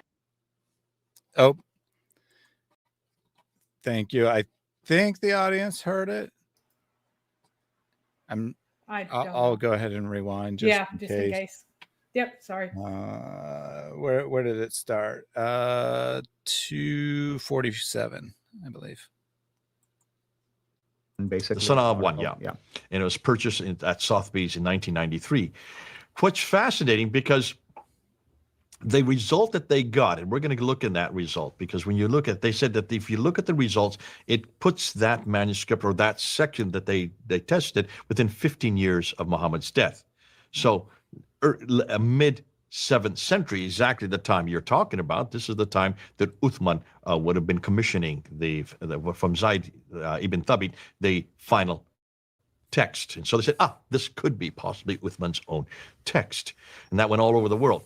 And they looked at the dates, and the dates in radiocarbon, as I said earlier, they went from 578 up to 699 with a 95% probability for that time period. 68 probability with the dates 614 to 656, and 75.1% probability for the dates before 646. So you can see there's all these different probabilities, but that's very technical. But the conclusion of these two authors is that this was, if you look at those dates, this must have been written about the time of Uthman, just slightly before the time of Uthman, within 15 years of the Prophet's death. Now, there is a false claim made by Muslims that this is Uthman's text. And that's a stupid false claim. We're not saying that's true. However, he did speak mostly correctly. I mean, he misspoke and said 699 instead of 669. Well, he also got some other things confused. But notice, right? He definitely got a few things confused. But here he's more or less reporting accurately. Well, one issue is that it's a companion codex. The reason why it's super important is because it's a companion codex, which does lead legitimacy to the narrative that the Quran was later standardized from the general form of the companion codices to Uthmanic. That's what it provides evidence for. And that is true. And apparently he just got really, really triggered by some specific things Siddiqui said, even though their results are no different from the results. Identical, basically, as close to identical as you would hope to Zurich and Oxford. But he got triggered by specific things that they said in their paper, and so wants to destroy them now and claim that they are saying something different. You can't misrepresent people that the results of their tests just because you don't like their conclusions. That's silly. But if we go on. Yep. So Positive Vibes answered one of our two questions. Mary, sure. I assume sure meaning that Mary was a virgin. But it would bother me if someone obsessed about it and spent tens of hours ranting about it. I'm not ranting. I am providing factual information. One, no one's ranting. No one is ranting. That is one. Two, so you're saying that if a Christian writes a book that probably took them hundreds of hours to write about Mary, the mother of Jesus, and defending her virginity, that would be wrong in your point of view. Is that correct? Now, also, you still need to answer whether I'm a Christian or not. Yep. Because again, you're turning J Standard into your Jay Smith is your standard of whether or not someone's Christian. Christian if they agree, they're not Christian if they disagree. Mm-hmm. And he says, Mary, get a life. Okay. What does it say about you if you're in here obsessively telling us to get a life? So to get a life, this would have to be pointless, boring stuff that no one cares about. And yet you're in here ranting about how it's boring, pointless stuff and or we're demons. So does that not make you like twice as pathetic if Mary is pathetic and needs to get a life? And stop arguing, not a good example of Christianity. Is teaching falsely a good example of Christianity? No. Public false teaching? I think this is direct. I think this is directed at positive vibes as opposed to us. But either way, I don't know. I don't think it's a bad example on Christianity to disagree on points. Now, it certainly is a bad example to go around calling people names. It's certainly a bad example to refuse to listen to evidence. Muslims will laugh at us bickering. They might. I mean, but it doesn't matter, right? They could do that they don't need us to do that. They don't need Mary and I to do that, right? They could just go to Protestant Catholic debates, or they could go to people doing discernment ministry where they do nothing but call out false teachers, like prosperity gospel teachers, for example. It is an important role for people to call out false teachers. That alone, as a thing that people do, is important. We have to take care of the wolves. Super important. Exactly. Yeah. And I'm not saying that this is the same exact thing as discernment teaching, calling out wolves in sheep's clothing, but it is the same principle that we need to call out false teachings, especially when they are dangerous to the gospel. David Wood, I'm sure many of you are fans of David Wood. He's mentioned numerous times how occasionally he'll misspeak and he'll say something inaccurate on his program, and he'll get many messages from Christian apologists correcting him on the point. Does he throw a hissy fit and say all these people are not Christians because they're correcting him? No. And I am obviously the personality of Jay is part of this story, but we're primarily trying to address his arguments. The only reason we have to keep addressing his personality is because his fans keep coming in here and forcing us to do so. Well, I guess they didn't, strictly speaking, force. I didn't have to read their comments, but. And Christ-wise, you're a much better example of someone who has conventionally followed Jay Smith. But part of the reason that this is happening is because people like Positive Vibes were saying horrible things to Raymond Ibrahim while he was just doing his own teachings. And so he responded to that. And then Jay Smith slandered him in front of 1 million people. So anyway. Yep, no worries. All right, so the next one clip here. Yep. 1 second. And I want you to listen before we start. What is being sent to the other labs, according to Jay Smith? Jay Smith is going to tell a story about Arizona and then tell about things being sent to other labs. What is being sent to other labs? Which folio? And why do you think it's being sent in his story?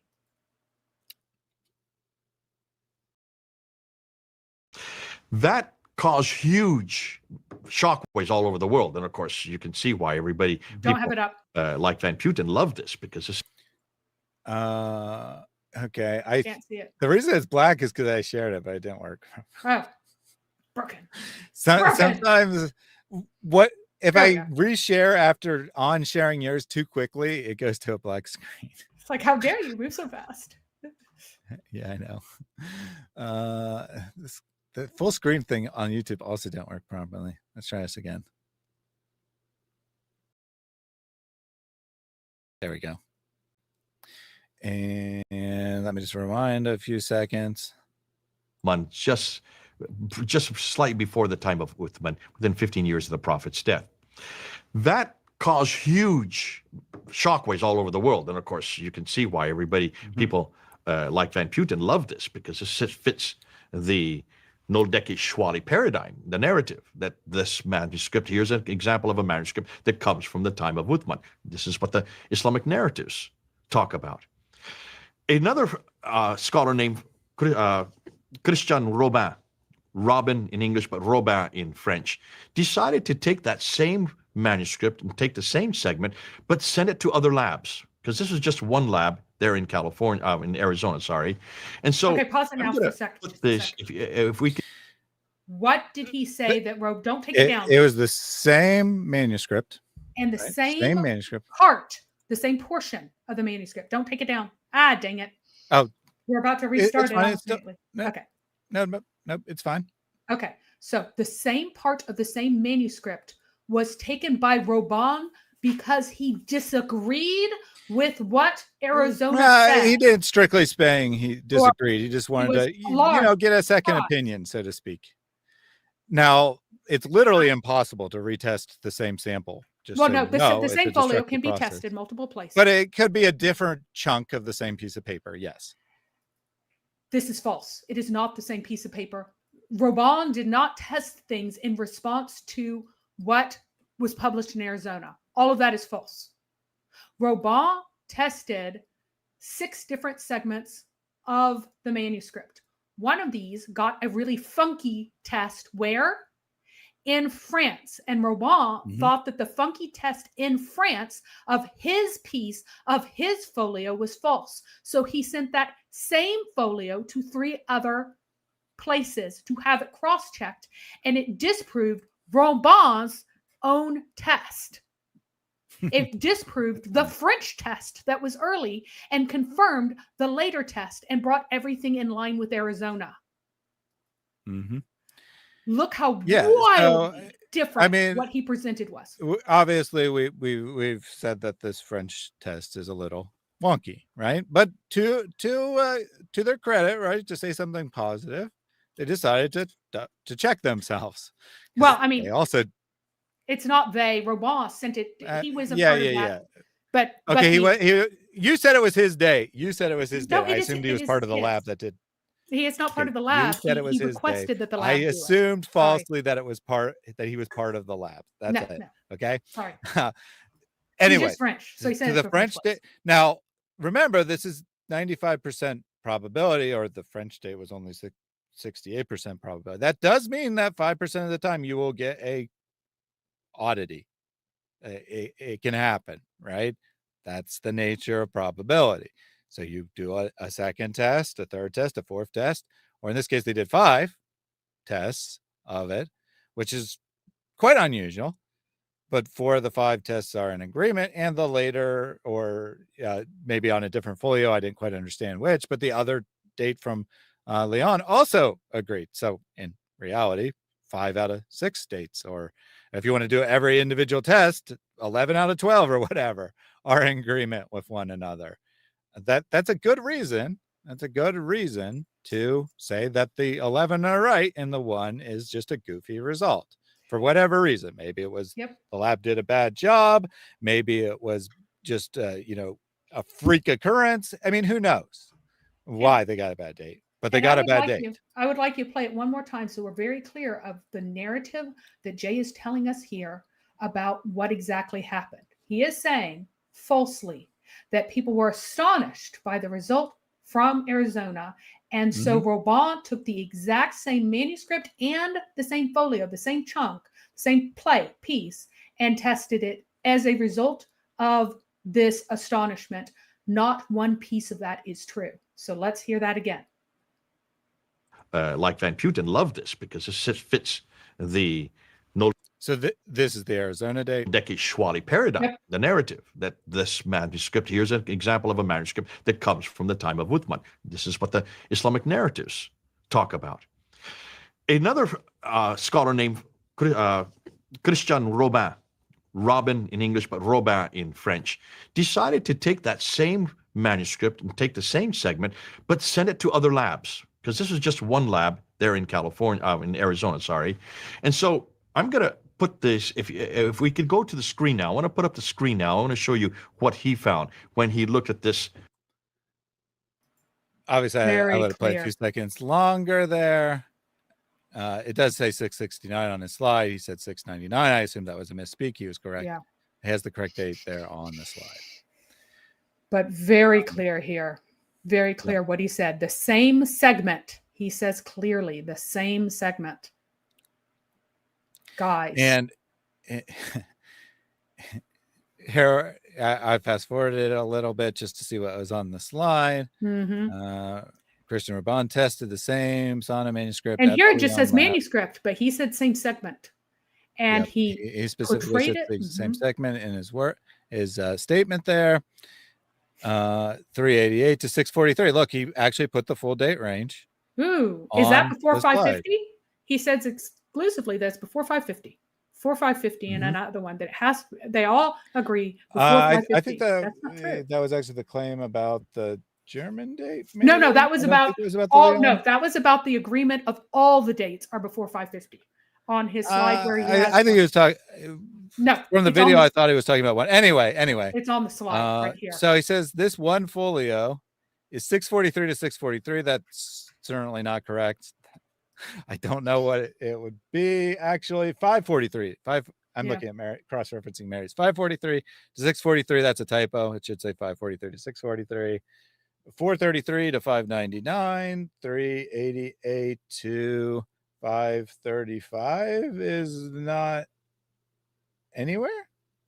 Oh, there it is. Yeah. Okay. 380, 535. Yeah. Okay. So those are the three date ranges once we correct the typos.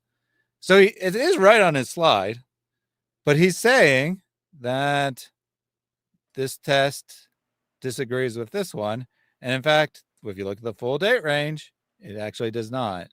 And the disagree. reason why the one manuscript from Roban's test, which is not the same segment as the Arizona test, it's not the same. The reason why it was sent out is because the early date was clearly aberrant.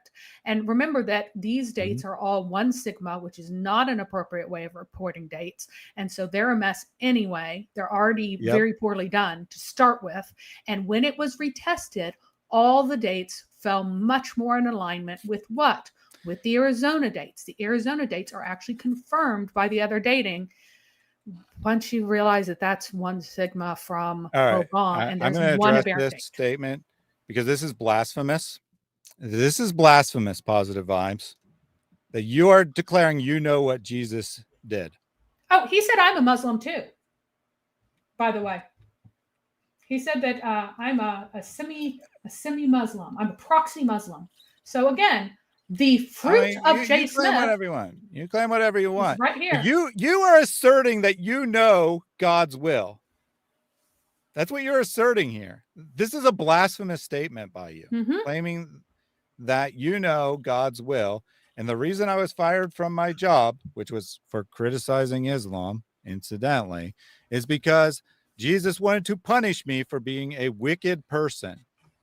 A wicked person who had not even made any of this material about Jay, a wicked person who would not have had the opportunity to make this material about Jay had he not been fired. So what you're asserting is that Jesus fired me from my job because I'm a wicked person and he wanted me to teach these wicked things. Yep. Really? So, really? This is the hill you want to die on? You want to claim that you know God's will, and Jesus is spreading wickedness by giving me more time to do this material. Noted. Yep. All right, let's look at the next segment. Hold on, let me just. So his own slide here tells you it's folio 2, 11, and 13, so it can't possibly be the same folio if it's even though he said the same segment. He verbally said something that is false. The same and manuscript. Then here's the rest of the slide. Oh, he has a copy and paste, which doesn't have the typo on it. This suggests theirs were written even before Muhammad began to receive Quran. Nope. Yeah, if the date was accurate, but the date's wrong. If that right? one date was accurate. Well, two of the dates. And the then someone came up with a the reason why the date. I mean, the real reason is just the test was wrong, right? Yeah, that's the real reason. We don't need and any other tests confirmed that was and wrong. that seems to be where he takes the slide off the screen. So I just wanted to make sure that we got the slide there. Oops, I didn't really need to unshare because there's another video clip. Next one. Sorry. Yep. This is my bad. I did not properly prepare for today. It's not Mary's fault. I take all the blame. I forgot to remind him. Sorry. And so I'm going to put this, if we could go to the screen now, I want to put up the screen now. I want to show you what he found when he looked at this Sanaa manuscript. So let's go look at the screen, and you can see the one that was done. Wait. Yeah. Both it was just a continuation of the same clip. Is that it was. It was. I just wanted a couple. I just took it off for no reason. Yeah, it's all good. It's all good. I'll just play it through because I want to hear his by words. Ben Amsadeghi and Bergman. Dates was 578 to 669. That's the Arizona laboratory. Robert wanted to go to other laboratories, so he sent it to the Lyon lab, which is there in France, Lyon, France, and got the dates that range from 388 to 643. Now let's look at those three dates. There you can see I'm putting them up there on the screen. You have chapter or surah chapter 6 verse 159. That's date 643 to 640. That's about the same date there. Then you have the surah 20 verse 74, 433 to 599, and 388 to 535. There's you can see the graph there on the left. And that should be 543 to 643. So I misprinted there. That should be a 543 to 643 for the surah 6. So three different folios and completely different dates. That caused a problem. This suggests that these surahs were written even before Muhammad began to receive the Quran. Right. And as people can see it, Whoops, I didn't mean to see that Darush jumped to the rescue and said that the height itself, the leather itself, could be the one that we're faced with that early dates.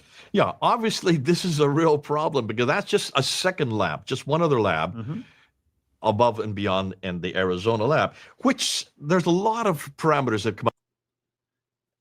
So Al-Fadi, at least according to Jay's slide, I haven't read the research, but I think Al-Fadi was just wrong. Yes. DeRoche wasn't saying it was because it was a really old piece of parchment. He was saying that there was something weird about the animal itself that caused a fake date. Which, I mean, if the animals were grazing on kelp, that could be true. That actually, there you go. You can get it, but I don't. It was just a bad date. And there's a problem with going even with the dates that are there, because again, those are 1 sigma results. And again, if you'll bring up mine, I have nothing that I can do. Yep. So what Jay said is valid. Is it not? I mean, no. This part. I mean, he didn't like say the dates wrong or something along those lines.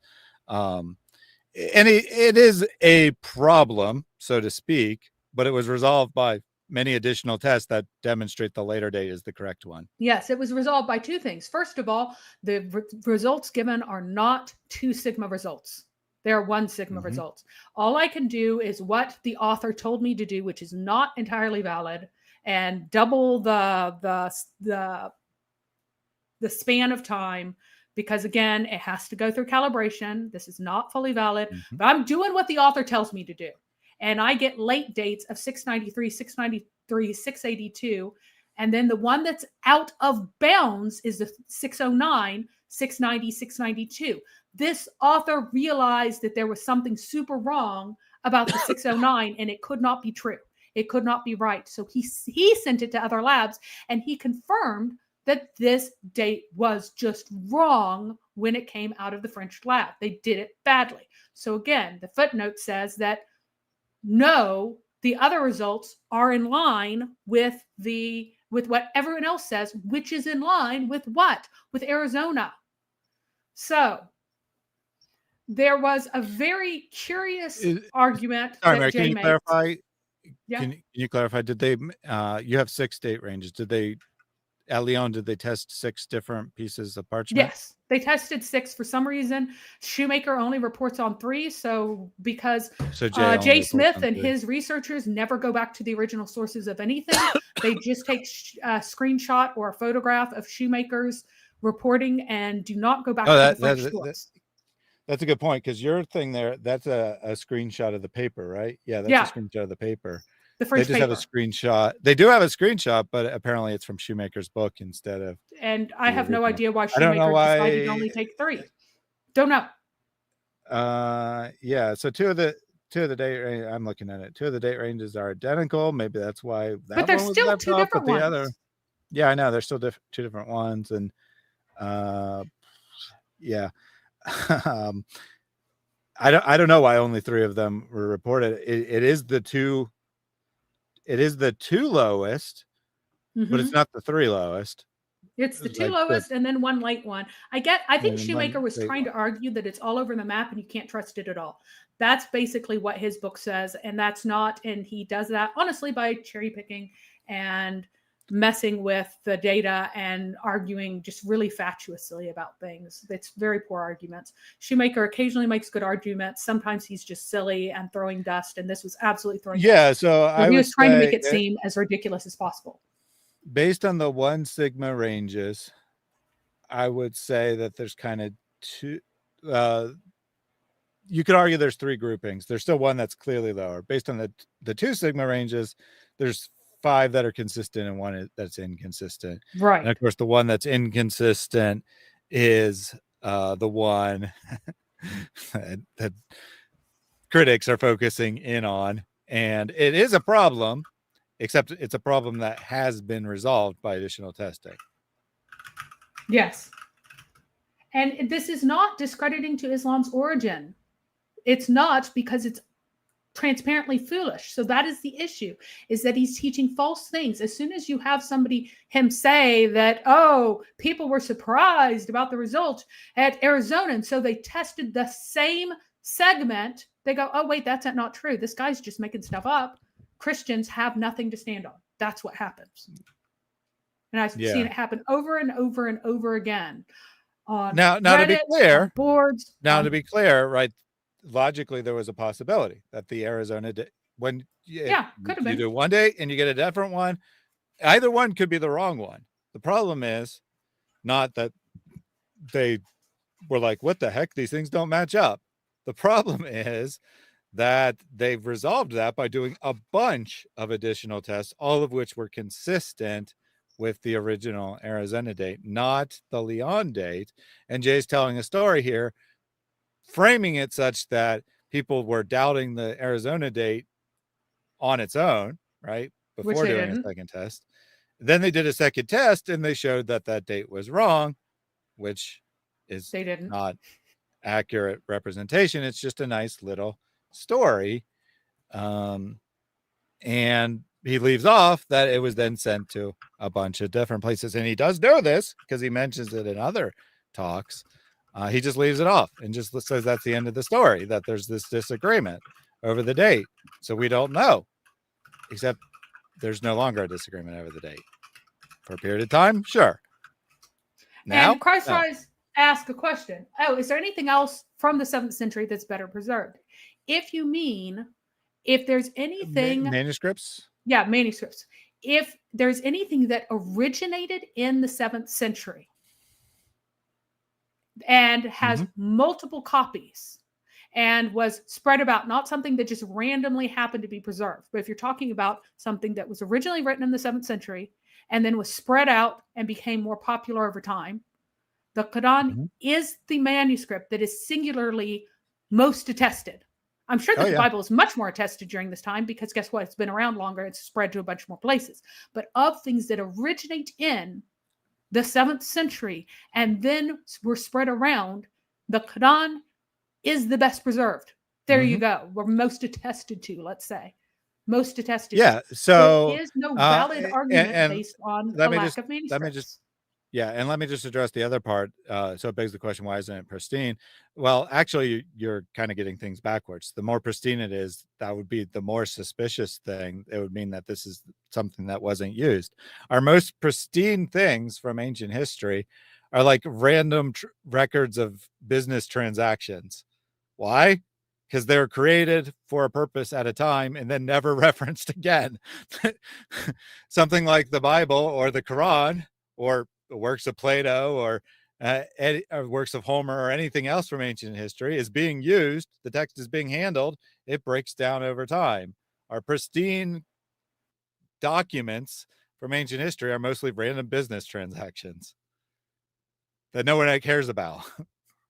I mean, other than for like some purposes of like helping establish what words mean and stuff. But for all intents and purposes, no one cares about the texts that are pristinely preserved. And that's why they're pristinely preserved, because no one cared about them. All right. Back to you, Mary.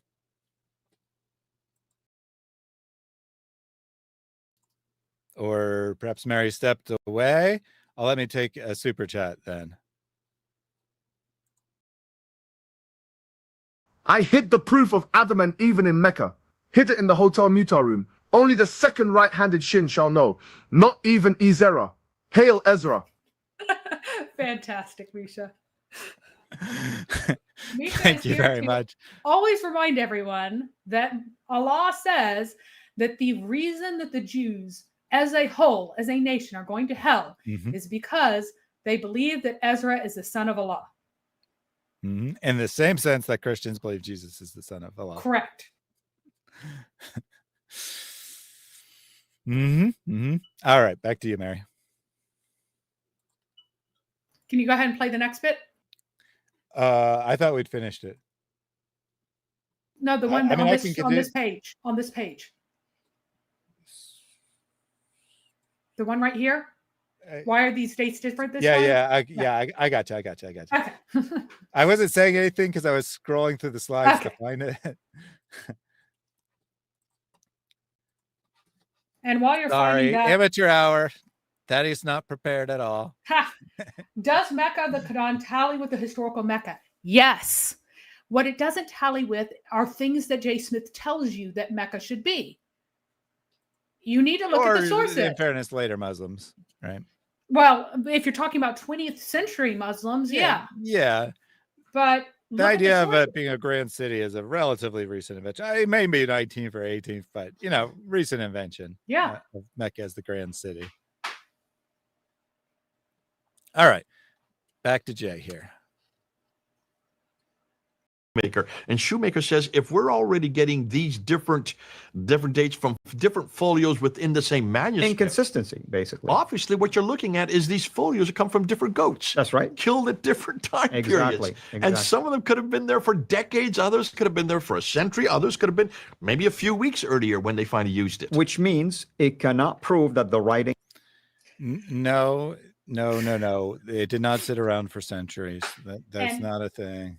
And again, we have tests of many documents over history that we already, we know when this thing was from, that was from this century, from this time period, from even this date. And like some contracts, like they have a specific date on them, like that's written a business transaction. Right. And you use these to verify your overall method. You're like, hey, this is a piece of paper from this, or a parchment from this date. This did not happen. This is a false story. So yeah, I know that it's nice to believe that maybe like Carol B, well, that could be over 100 years before it was used for this purpose. This never happened. There is no example of this ever happening. And keep in mind that I'm not talking about the Sanaa alone. Right. I am talking about many different manuscripts that have been consistently tested to the 7th century. There is not a fantastical warehouse of century-old manuscripts somewhere that are century-old parchment that people were drawing from. This didn't happen. And I know that it's very comforting to believe that this is later, but this is actually massively damaging for Islam. If you guys understand what this means, that people did not agree on the reading. They didn't agree on the order of the surah. They didn't agree on the specific wording of specific verses. And some people resisted changing over to this and said, no, what Uthman has does not count as Quran. Right now, Sharia law draws from Ubay, who is not variants that he has, that is not Quran. So apparently the word of Ubay is essential to understand what Allah's will is and how to be a Muslim, which is insane. There are massive, massive problems, but we have to focus on what the evidence actually says and not make things that can't be supported. Like uniquely only in this area, people would have a storehouse of parchments for 100 years, and that explains it. You can't do that. You cannot do that. So No. Bartholomew says we have perfectly this is preserved very manuscripts sad. all over the world in the 7th century. This is due to widespread use of parchment. I mean, That's I'm just not sure true. that we have isolated, perfectly preserved manuscripts from all over the world, but they represent 0.001% of the manuscripts that were produced in the 7th century. You Yep. can't say just because a perfectly preserved manuscript exists, every manuscript should be perfectly preserved. Well- That's nonsense. For example, it would take some effort to find the exact amount, but I bet you there's less than 5 perfectly preserved New Testaments from the 7th century. Are you suggesting that there was only?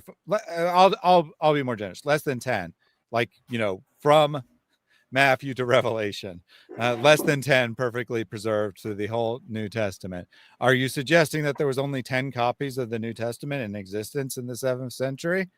If you're not, or only 10 were made on parchment, if you're not suggesting that, then you don't have an argument. Yeah. And so, and again, if you look at the 2 sigma, if you look quickly at mine, we went to 550, right? Did we make it to 550? We were never going to 550. Why are the dates different this time to 550 on mine? I don't know what it should be, but we started at 626. And we played to 648. Huh. Maybe it should have been 650, in which case we did get there. Okay, I think it was probably supposed to be 650. I think that was my typo. Sorry about that. Yeah, we got to 648. We're good enough. We're good enough. I think that's it. Apologies. Anyway, if you look at mine, again, the 2 sigma dates, according to what the author told me to do, sorry, it's the best I can do is follow the author's instructions. They all do result in the same thing except for the one outlier. And they all do point toward them all being the same age except for the one outlier, which was retested. It was found that A, it was really hard to test the sucker. It had lots of contamination. And B, of the other 3 dates, all 3 dates disagreed with theirs. And 2 of them put it in line with all the rest of them, which is really the only like sane position, right? So, in this last clip, and this is my final slide, Jay will explain that this is indeed, this lower text is a companion codex, while misleadingly framing what it is through storytelling. We have already explored that it is Quran. It is the same book. A massive amount of it survives for its age, and it is the same book. It does have a lot of variants. The variants are of the type that we should expect, which affect Islamic law quite a bit and theology somewhat less so. I mean, like Islamic theology doesn't even come from the Quran anyway. I mean, yeah, Islamic theology is incoherent to begin with. So yeah. But it does affect those things, but it still is Quran. Now, the Codex Sinaiticus was mistakenly once believed to be antelope skins, and I think that this has entered Jay's mind, and so that's why he's going to say what he says in the later bits. But let's listen to his last bits of storytelling. I just want to address this real quick. When you do wicked, you fall. Bruce is not accusing us of doing wicked or ever. I still want to address this. That's not the teaching of the Bible. No. I mean, I'm not saying that suffering is never the result of wickedness or your own wickedness. I mean, it is always the result of wickedness, sure, but it's not always the result of your own wickedness. And the Bible teaches, if anything, that Christians should expect to suffer. So to say because someone is suffering, that means they did something wrong is just completely contrary to biblical teaching. And I know you weren't like accusing us of that, but I still felt it important enough to address. Oh, and Karen put up a funny thing. The Quran's Allah tells Muslims that women are field. 99% is addressed to men. There are none specifically about women. Actually, Salama needed to remind poor stupid Allah that he forgot to talk about women. And so there's one long verse about the believers among the men and among the women, and the people among the men, and the good doers among the men and the women. But it's because Salama was there to remind poor stupid Allah that he forgot to tell women that they were also getting rewards, which is hilarious. Mm-hmm. It's like he just forgot to tell them that they could go to Jannah, because it's all about the wives that the men will get, and obviously women will get wives. So she's like, why don't you have anything about what women will get? Why don't you have anything about women? They get to sit in their houses and wait for their husbands. Yeah. Anyway, that's what Muhammad came up with off the like.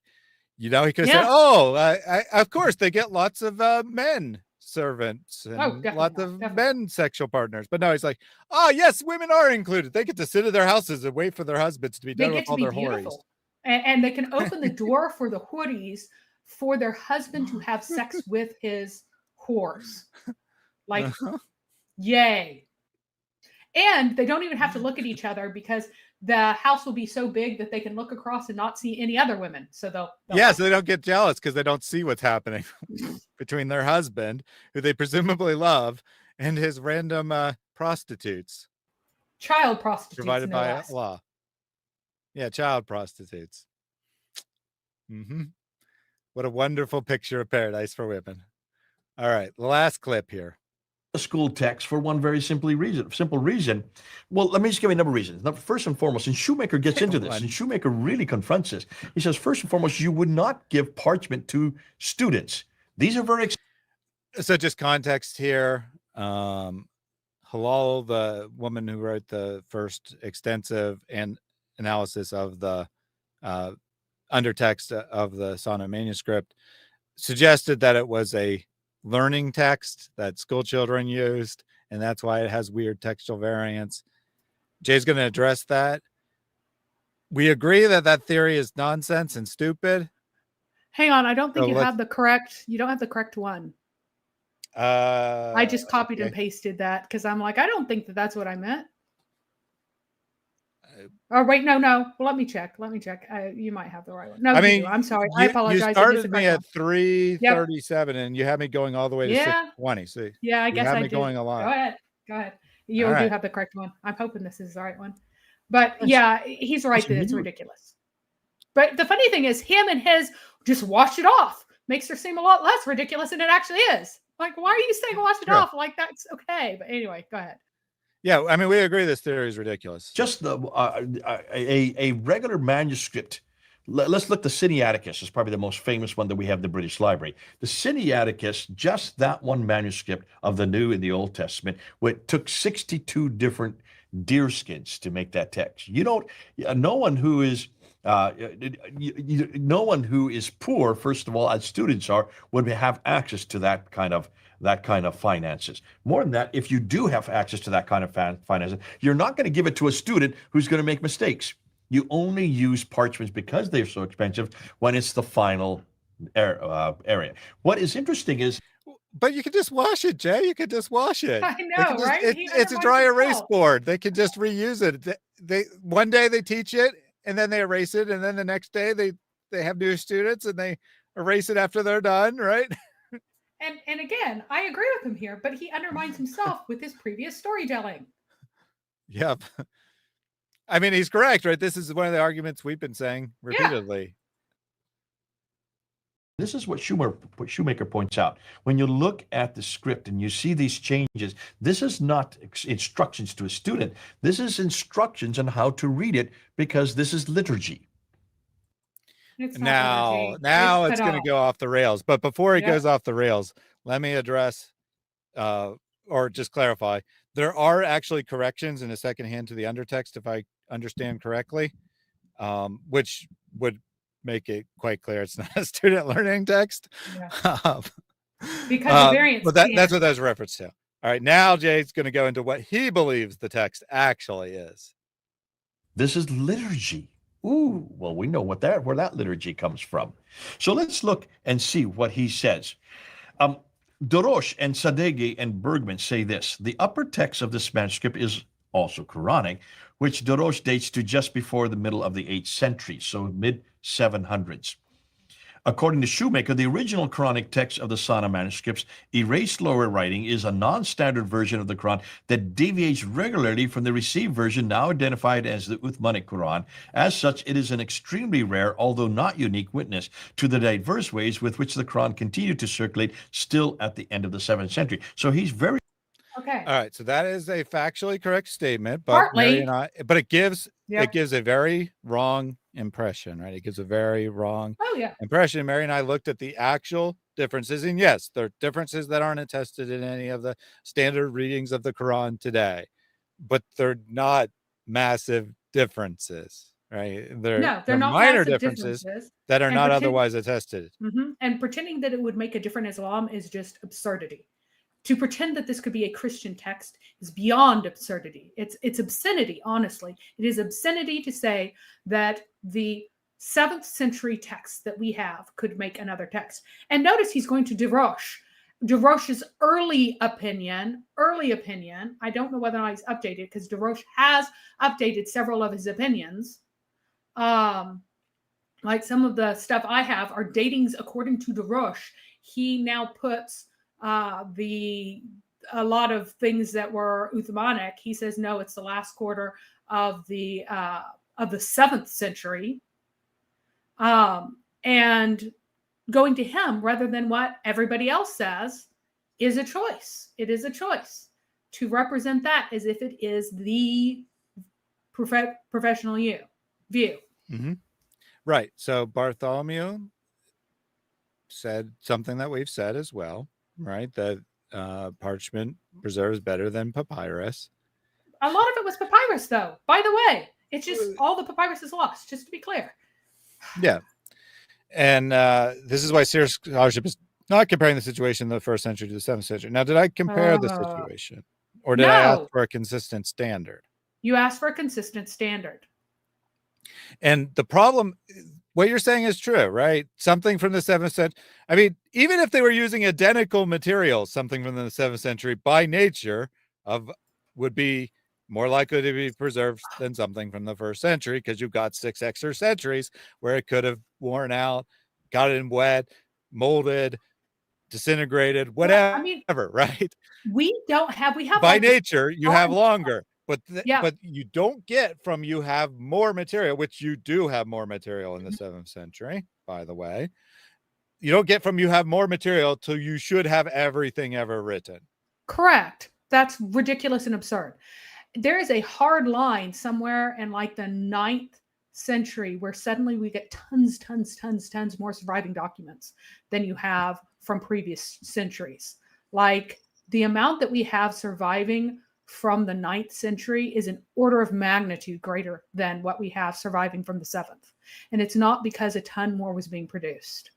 It was just those 200 extra years really make a difference. And now we have modern preservation techniques, climate control, stuff like that. So hopefully we can keep a lot more stuff for a lot longer now. But we have so little from before the 9th century, just in terms of the percentage of what was produced on parchment, because it does rot, it floods, it gets rained on, there are fires, there are other things, and just moisture and animals and everything else. Like the reason why old manuscripts tend to have really wide parchment or really wide margins, like super wide margins, is because they were so subject to critters chewing on them in an era when you have mice getting into almost every room at least some of the time. It was just a fact of life. It just was. Mm-hmm. People can view it as Muhammad existed or not. That's up to them. Of course, it's up to them. We're discussing the evidence. You can make your own conclusions, but the evidence is quite conclusive. Yep. Declare that this is an official text. This is not a student that's doing this. So I believe Jay's now going to give his theory. So he said what Buckle up. Shoemaker says, and now he's going to give his interpretation of what Shoemaker really meant, or just his own speculation, one or the other. This is one of those deviations that Al-Hajjaj and Malik had to finally bring together into one text. Shoemaker continues on and hang on one second here. What we have in the undertext of the Son of Paul.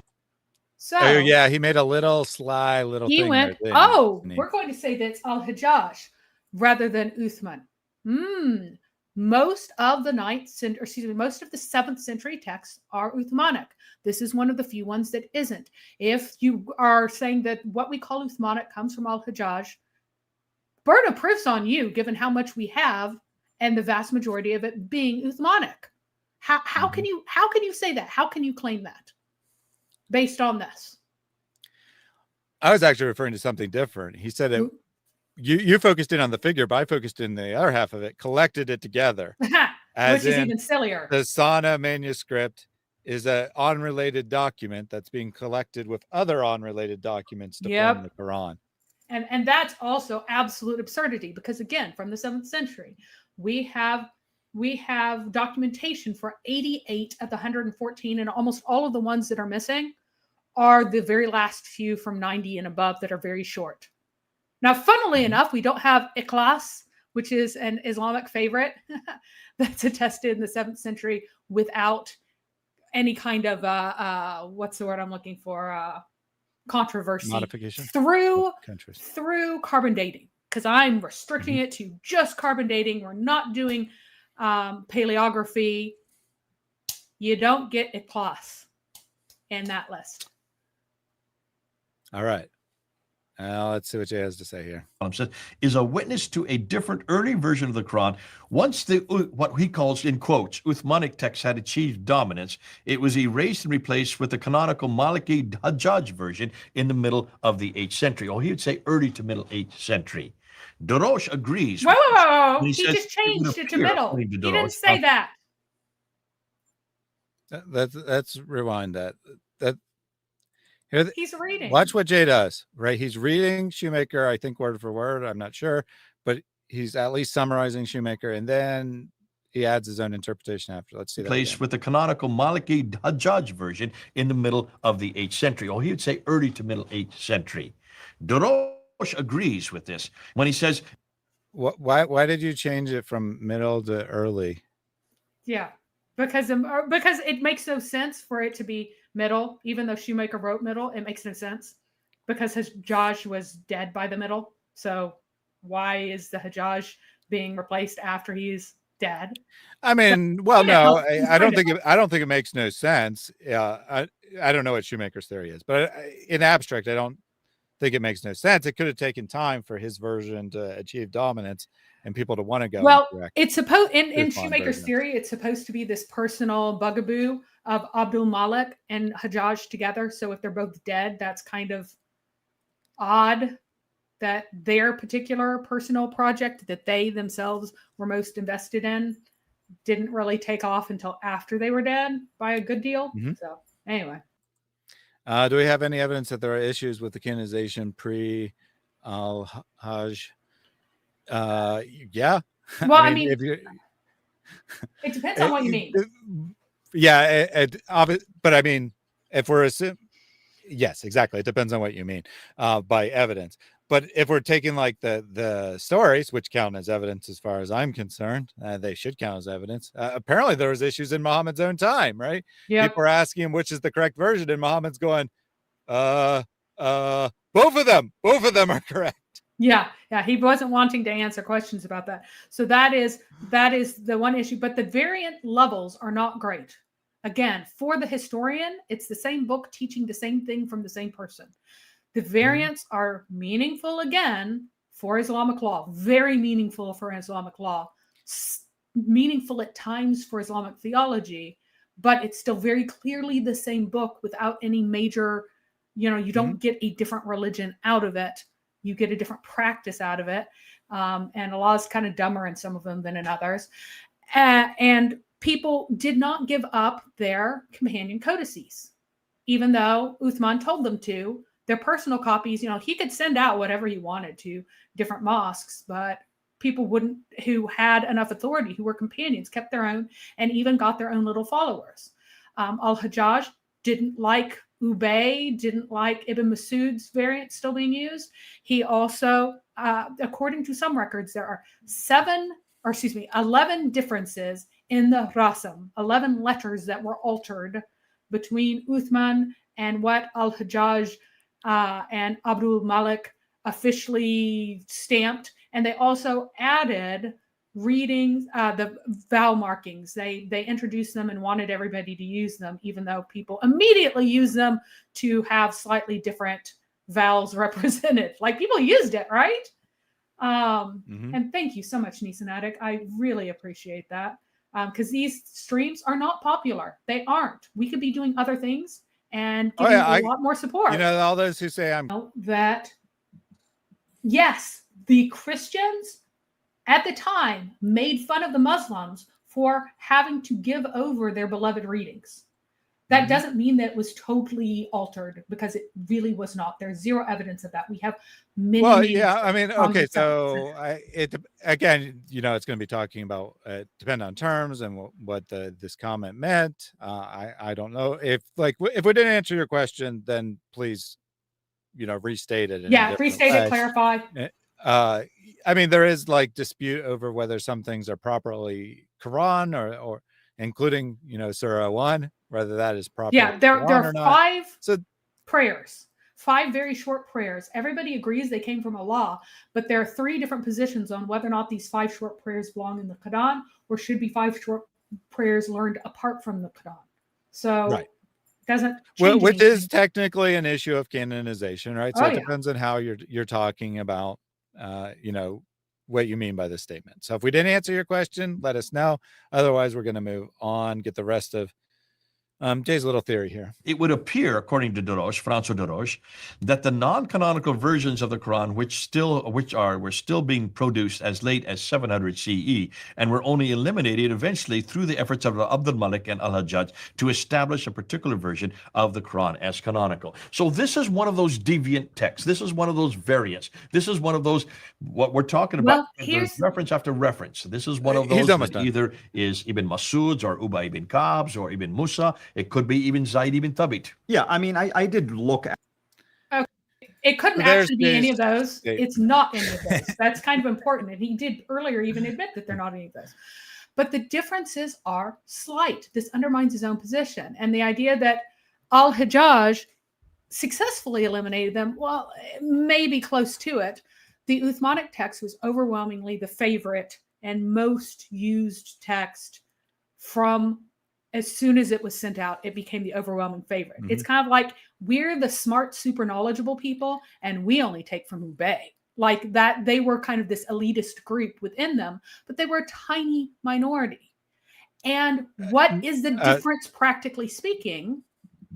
From a historian point of view, they're the same book. From a Muslim's point of view, this is really troubling. These are 2 different issues. If we don't have clarity on what the issue is, then we cannot articulate an accurate, correct argument that isn't immediately humiliating and shutting us down. Because if we go and say, you know, Al-Hajjaj had to gather together your book to even make it, they could pull out any of these ancient manuscripts. And let me bring them up. That was my last slide there, but let me bring up these manuscripts again. Yeah, but before you go into details, I did want to ask you 2 questions. The first is the Uthmanic, you know, what we call the Uthmanic text, right? I guess you could dispute whether it actually comes from Uthman, but is it at least consistent with the story of Uthman compiling the authentic version of the Quran? Well, actually, it knits together the entirety of the narrative, with it starting with Umar under Abu Bakr, because there are Uthmanic texts that are so early, or what appeared to be very clearly to be Uthmanic type and not arranged in other orders. They're Uthman ordering.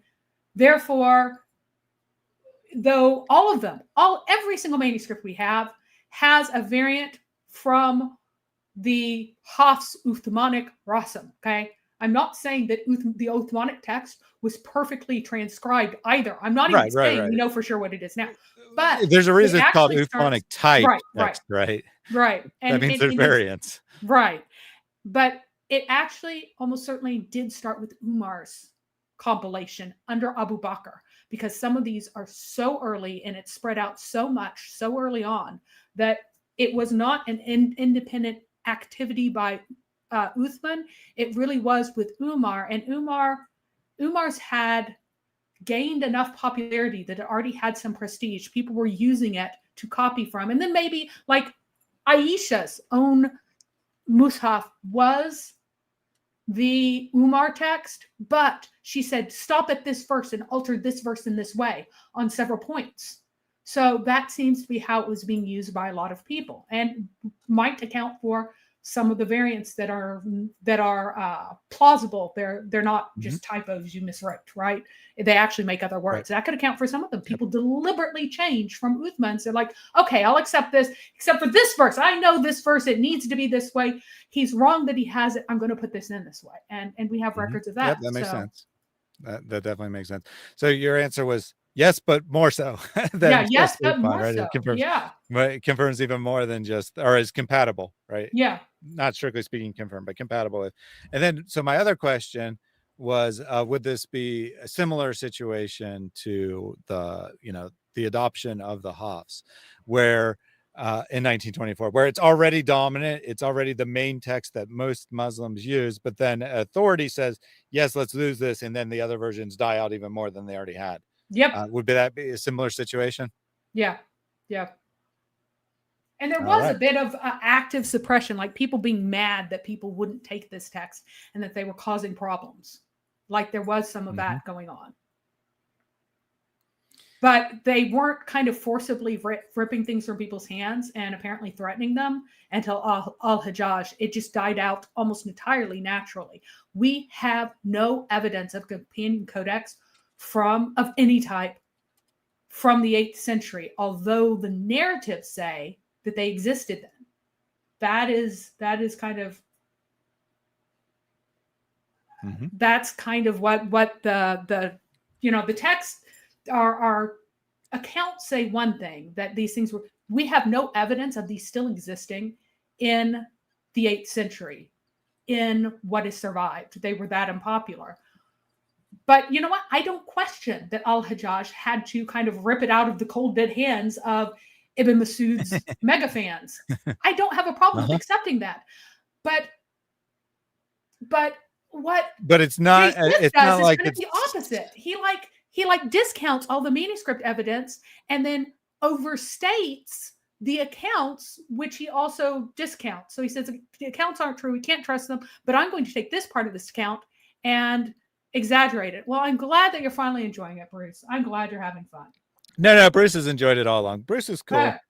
Well, I mean, he was getting. He disagrees, but he's not being nasty. He's not being a positive vibes or anything. No, he's cool. I don't have a problem with him. I think he's wrong, of course, but all right. So, I don't have a problem with him.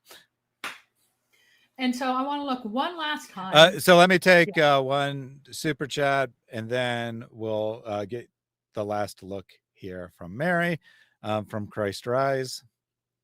O son of Adam, spend. I will spend on you.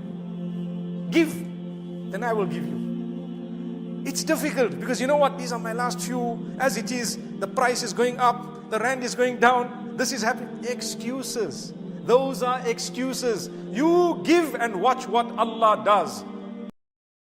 No excuses from Christ Rise, and I'm very glad you are here today.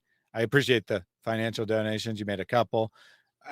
But even without those, very glad you're here today. You provided some good, legitimate pushback, and also showed an attitude of wanting to learn and determine what is correct. And that's all I ask from anyone who has the opposite position of us. So I'm glad you're here. Yeah. I do not blame anyone for having believed what you were told before, because why would you question if it sounds plausible? Why question it? I just want people to listen and pay attention to what the other evidence is.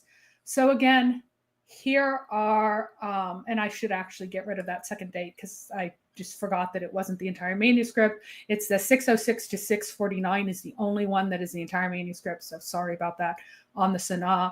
But look at all these other dates. Look at all these other dates and how many surat there are in them. Look at them. Look at how big they are compared to what you thought. Look at MA. That one is the Leiden one. The MA 6165 with 25. Right. 25. Another one that is also from Sanaa has 45. The reason why people haven't really concentrated on that one, even though it is very early, 633 to 665 is the dating on that.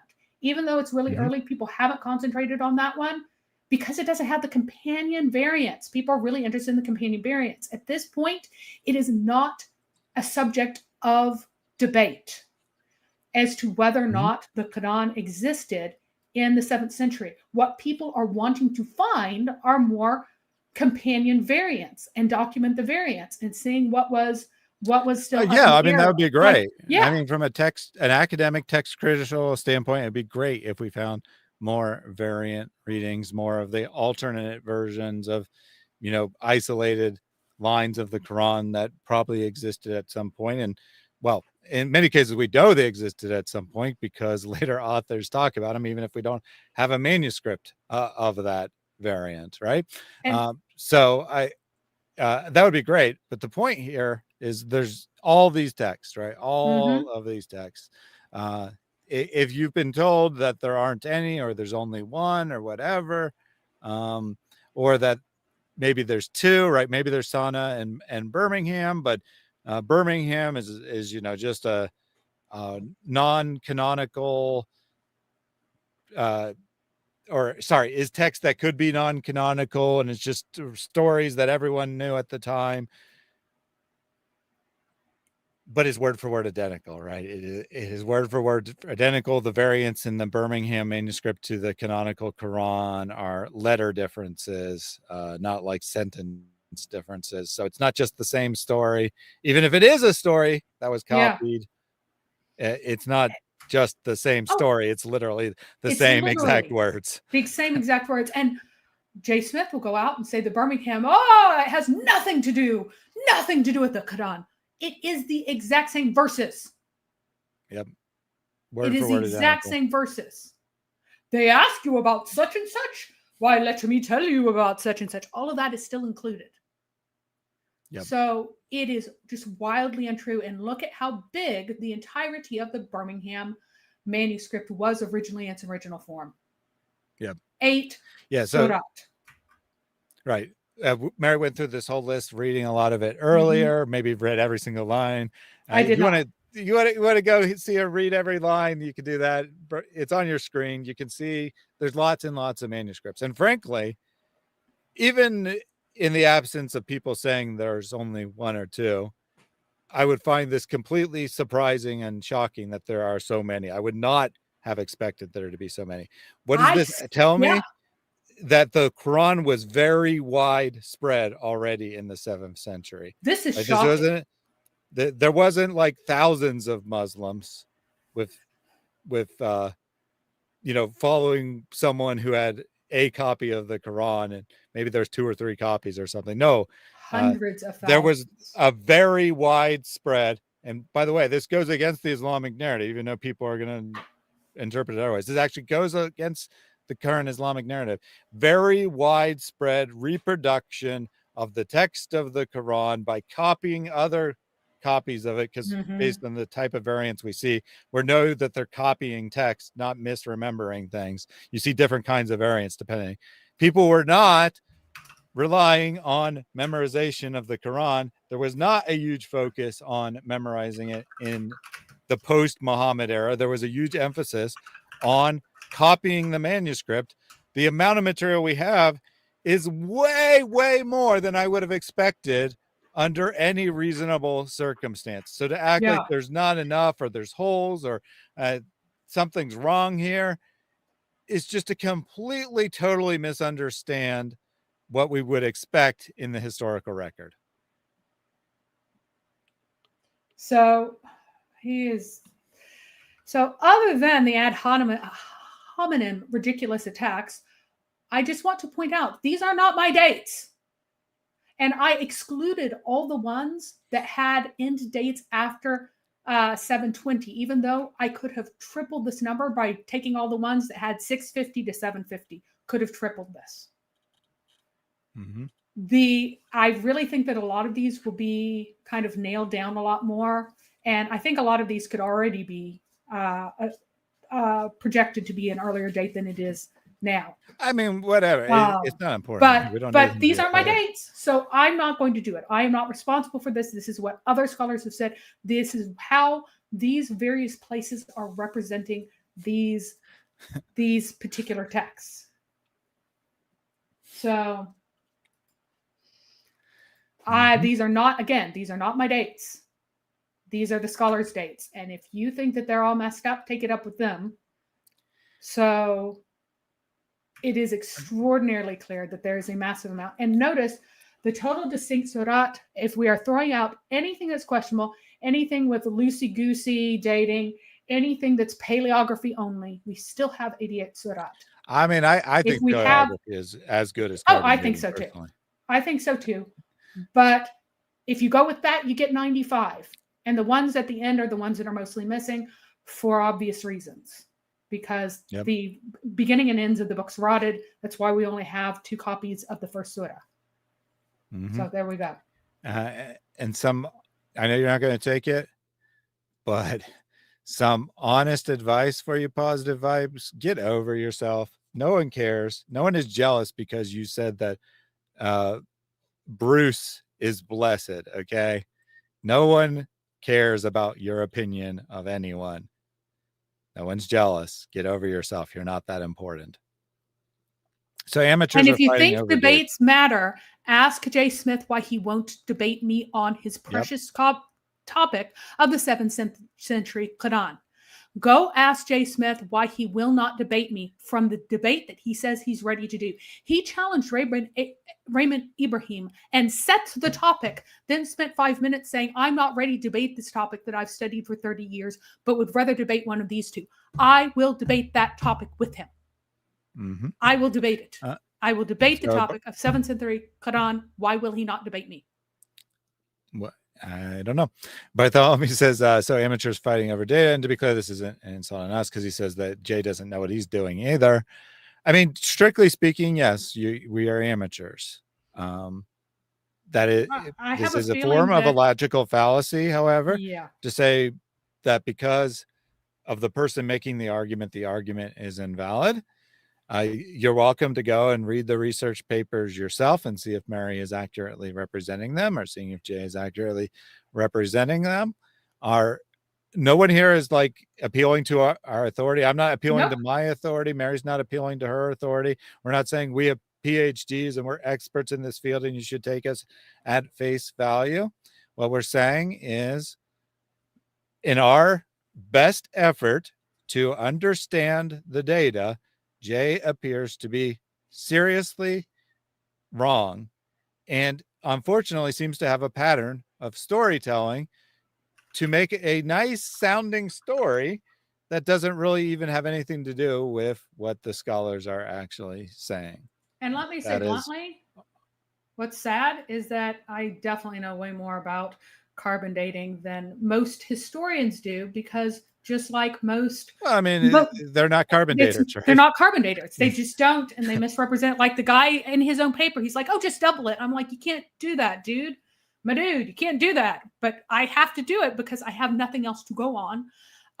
But yeah, I know more than they do. I know more than a lot of people outside there. I mean, nor are they required to, right? I mean, you're relying on the specialist to do the carbon dating accurately. And I don't blame anyone who, when there was only 2 dates, the early date from Leon and the later date from Arizona, were like, I don't know what to think about this, or this early date creates a big problem.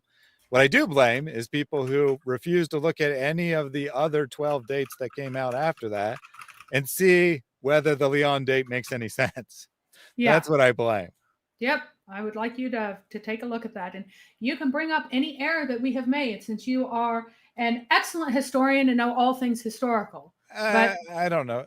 Well, he said he's a professional historian. So, and we okay, don't know well, what maybe we're he's a professional historian. Go for it. Go for it. If you want to point out, how we misinterpreted data or whatever, that's fine. Knock yourself out. I'm not claiming to be infallible. I'm sure that there's probably some minor things that were said in this that are inaccurate. Everyone makes mistakes. I'm willing to hear my mistakes, but the big picture, right? Mary and I are correct about the big picture. We're correct about where the data is pointing in general. And Jay is wrong about where that is pointing in general, in addition to getting details wrong. Everyone will get some details wrong. This isn't just, nitpicking and say he said the wrong number here and whatnot. That happens. Oh, so we're right about everything, but we are presenting the topic as if the sin is undisputed. No, we're great. No, we're great. not. Not that we're right, Mary. You don't misrepresent me. So we're great. But we're presenting the topic as if the sin is undisputed and scholarship does wrong. Did I say that the standard Islamic narrative is, again, this is false equivalence. Yeah. Saying that Muhammad existed, which is undisputed in actual scholarship, is not the same thing as saying that every aspect of the Islamic narrative is correct. I'm trying to think of there's Oleg, who is this fringe whack job and pop. Okay, fine. I mean, technically speaking, sure. Technically speaking, but 99% consensus. Yes. Of scholarship. And you drop to maybe 95% when you get to he was a guy from Mecca, and you get back up there to 99% whenever you talk about what century is the Quran from. Yeah, I realize that there are a few people saying crazy, like that the ancient aliens professor was indeed a professor. Believe it or not, he's a professor somewhere. That's terrifying, but he was. Oh, well, right? I don't know his name off the top of my head, but there was a accredited academic historian that decided our calendar had 200 years added to it at some point, and it's actually only been 1,800 years since the time of Christ. Maybe, I don't know if he believed in Christ or not, but he literally said that 200 years of history were made up. I think it was accidental in his theory, but either way, that there's this huge portion of European history that never actually happened. And he's a credited historian. Does that make it a viable theory? Of course not. Yeah, I mean, the main guy, right? The main guy, the one with the crazy hair. Yeah. When you said the ancient aliens guys, there's several of them, but you mean the main guy, right? The main guy is, like, I looked him up one year, and he was actually a professor somewhere, which is absolutely mad to me. But you will find someone somewhere within academia who will say the wildest things. Yeah, well, I don't know if it's still true, but 20 years ago, so it might not still be true, but 20 years ago, there was a professional physicist, or astronomer even, who supported geocentrism, that the sun revolves around the sun. He was a accredited professor holding member of academia, right? If you try hard enough, you can find someone with weird ideas, but that's not the same thing as saying there's open debate about it, or that it is misrepresenting to say that there's academic consensus, overwhelming academic consensus of one position. All right. So take a few questions here. 1, 2, 3, not related, but what is Mary's ethnicity? I said I'd bring Western European at the end. Fair enough. Are you guys husband and wife? No, we're not. We are both married, but to other people. We've met in real life a few times, but basically we have no contact with each other in person whatsoever. Garibaldi said, I've never seen what Jay's response to the CBO's pericope in Muhammad. Does he say it was added later, or does he just ignore it? So Mel is claiming that Muhammad was absolutely an addition. It was an interpolation, and it was added in, and that the name was not Muhammad. And that's just imaginary. That's just hallucinations. And he points out to the bits of CBOs, because remember, this guy's up in Armenia. He's reporting on rumors that do not perfectly match the historical Muhammad. We don't expect it to. We don't expect even modern reporters' accuracy. And you know how much modern reporters can get wrong in ancient accounts, because they don't have the kind of communications that we do now. The New York Times, despite what many people will complain about for political reasons, is like kind of the gold standard of American newspapers, right? They get things wrong from time to time, but you know what makes them a gold standard, among other things? they will correct themselves when they know that they're wrong, right? Reporters get things wrong. How much these more days they don't so? correct themselves anyway. Yeah. We won't get into that. Yeah. Point being, right? Reporters get things wrong even in modern times accidentally. Then there's also the possibility of accidentally. purposely getting things wrong. Yep. Right. So you could accidentally get it wrong. You could purposely get it wrong. So how much more so for a reporter talking about something happening hundreds of miles away in ancient times? How much more likely are they to get things wrong accidentally? Yep. And they just so to say that he got some things wrong, so it must be a later interpolation, is just silly. I mean, beyond silly. All right.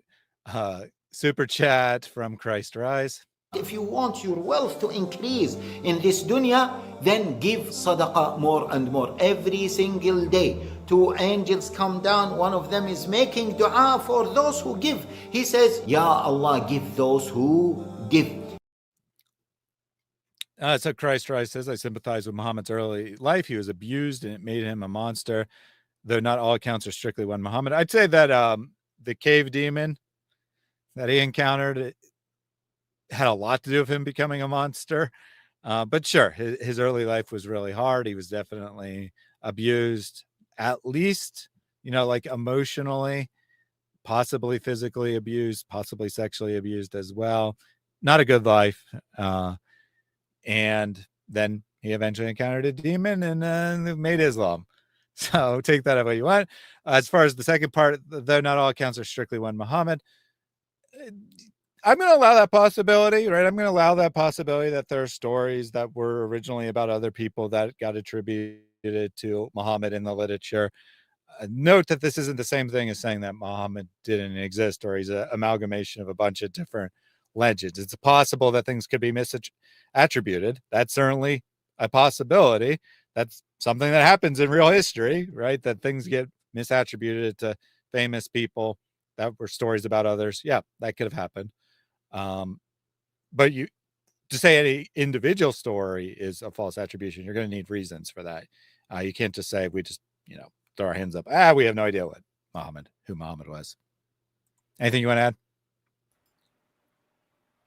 Yeah, it's clearly all one Muhammad. Like claiming multiple, it's so bizarre. There's no other parallel in history where that would happen. Like we don't have any other. Like I said, Mary, individual stories, they could be misattributed to them, especially ones that don't appear until much later.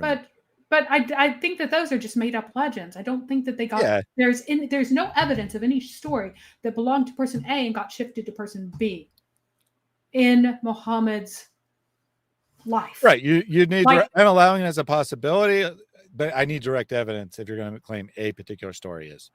I mean, there are like fabrications that try to throw miracles at him, to make him more like Jesus. And sure, I'll take those as being, but they were constructed for Muhammad. People weren't confused about who did it and applied it to Muhammad. So our professional historian says Shoemaker is pathetic, which is great. I mean, that's what Mary's saying, isn't it? Yeah. That is actually what you said.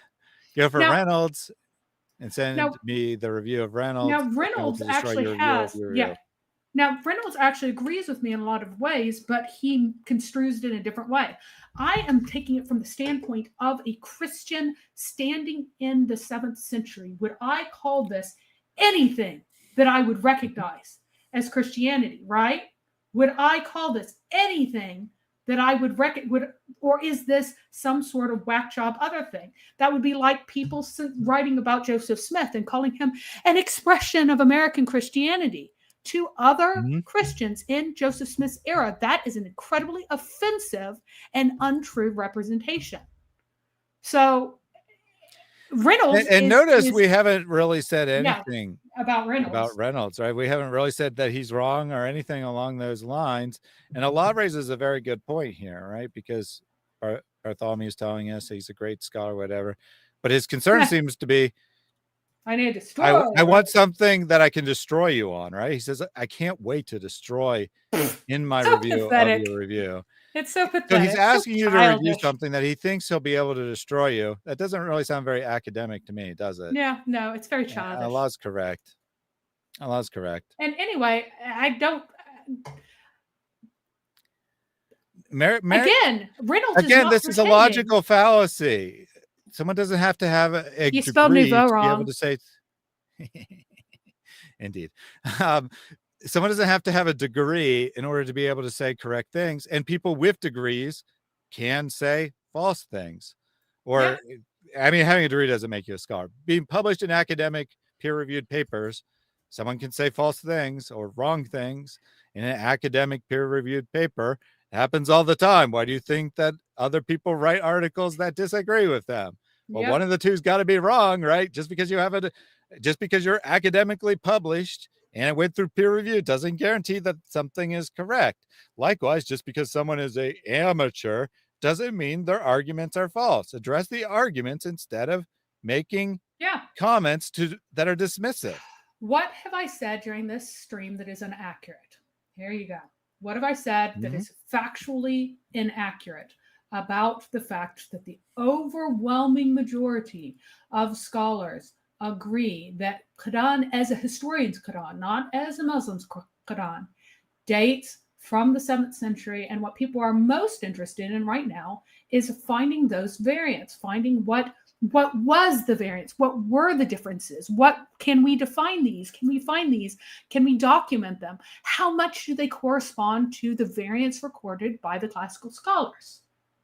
That's where the debate is happening right now. And I'm interested in that too. Corpus Quranicum is doing great work and it's massive.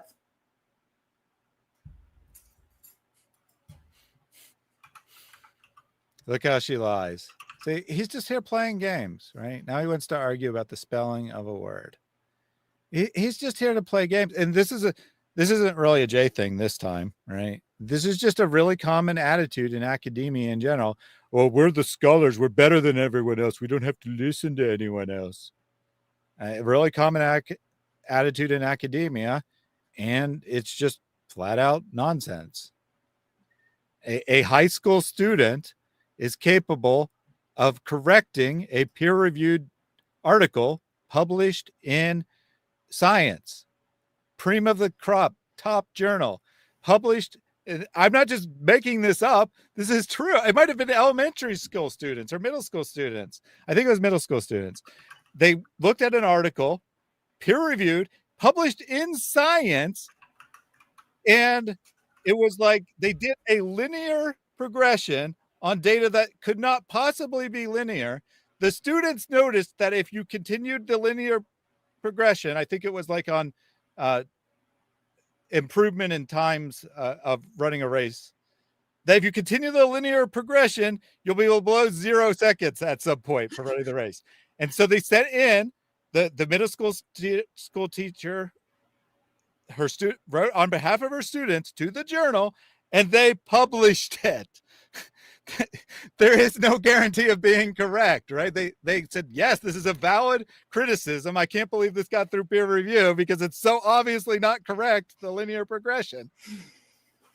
And my main issue with Reynolds is his framing. I don't think that it is valid framing to redefine things in a secular 21st century scheme and to shove people together who at that time would be outraged at being shoved together. Why are you including them as a group? So, and so Bartholomew, once again, attitude, it has to sure, be child. Are your comments on this YouTube channel academically and peer-reviewed? again, tell me what error I have made in this stream. What have I said that is incorrect? I mean, he can't find anything, right? So he just keeps he's just appealing attacking to me. Yeah, he's just making these ad hominem attacks or blanket statements that, okay, fine. Yeah, I'm not going to read any more of your comments since something has to be academically peer reviewed before it's worth talking about. Yeah, and it's very silly because a lot anything that comes out in a just about everything that comes out that's just published by an academic press rather than a journal, a lot of that is not peer reviewed. Yep, that's also true. I mean, they might be reviewed after the fact, but if it's already published, it's published. And a lot of things come out like Hilali's was not previously peer-reviewed because it's published as a book rather than a journal article. I am citing journal articles for here, heaven's sakes. Christ That means rise, level in exactly French. correct. So Yep. if you're trying to use it in an odd way that is not even used in English, then knock yourself out. Yeah, but forget whatever. Mary. Forget his stupid little game. Okay. I mean, he wrote an English sentence and he Yeah. wrote characters that are not a word in English, but Yep. yeah, he spelled it correctly. Whatever, I don't care. Christ rise is completely correct here. Authority doesn't govern truth; it's the other way around. You don't have special access of truth because you hold a position of authority. Christ rise with a super chat as well. They give a loan to Allah. What is the reward? The reward in this life is that the money will come back double. You give 100, 200 will come back. Sooner or later. Believe me, all money that is given for the sake of Allah, it comes back. And I'm sure that all of you have experience. And I have a question To for... the best of my knowledge, this is the first time I got super chats from Christ rise. So maybe you don't have lots of experience, but you will now. You're going to get lots of wealth back, double, lots of experience. Thank you very much for your donation. Thaddeus is cool. I don't know about that, but thank you for the donation. You were about to say something, Mary? Yeah, I want Bartholomew to tell me.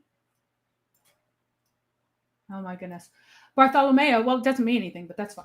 Bartholomew to tell me what the meaning of Crusader coins that have Islamic imagery are. Go ahead, tell me. What does it mean that Crusader coins have Islamic imagery? That is your challenge because you are an expert in coins. You are an expert in archaeology. You have stated that these are your qualifications. Tell me now, as required, what does it mean that Crusader coins minted during the Crusades? Make sure your comments are academically peer-reviewed. Yes, there needs to be academically peer-reviewed comments.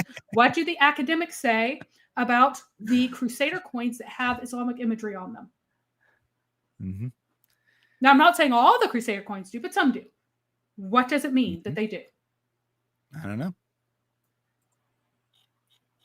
So, yeah, you can use the term all you want, but it's not a standard English term. I mean, whatever. Like I said, you meant it in French.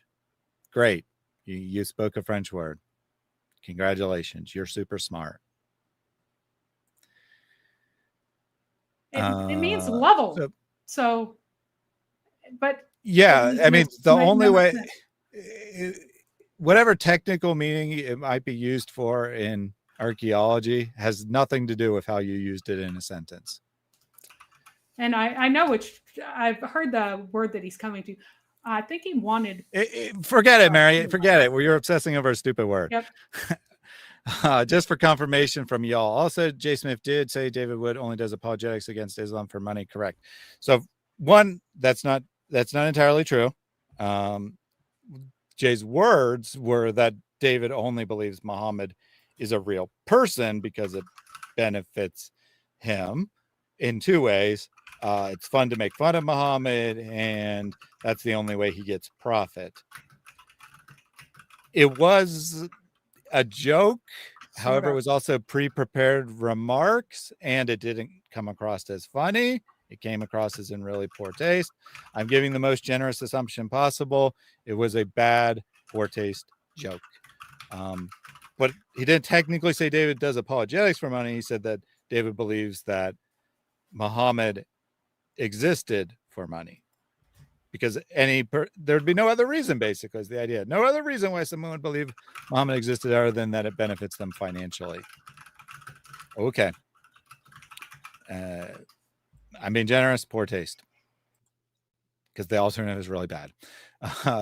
Gifted membership from Frog 1 Dog 2.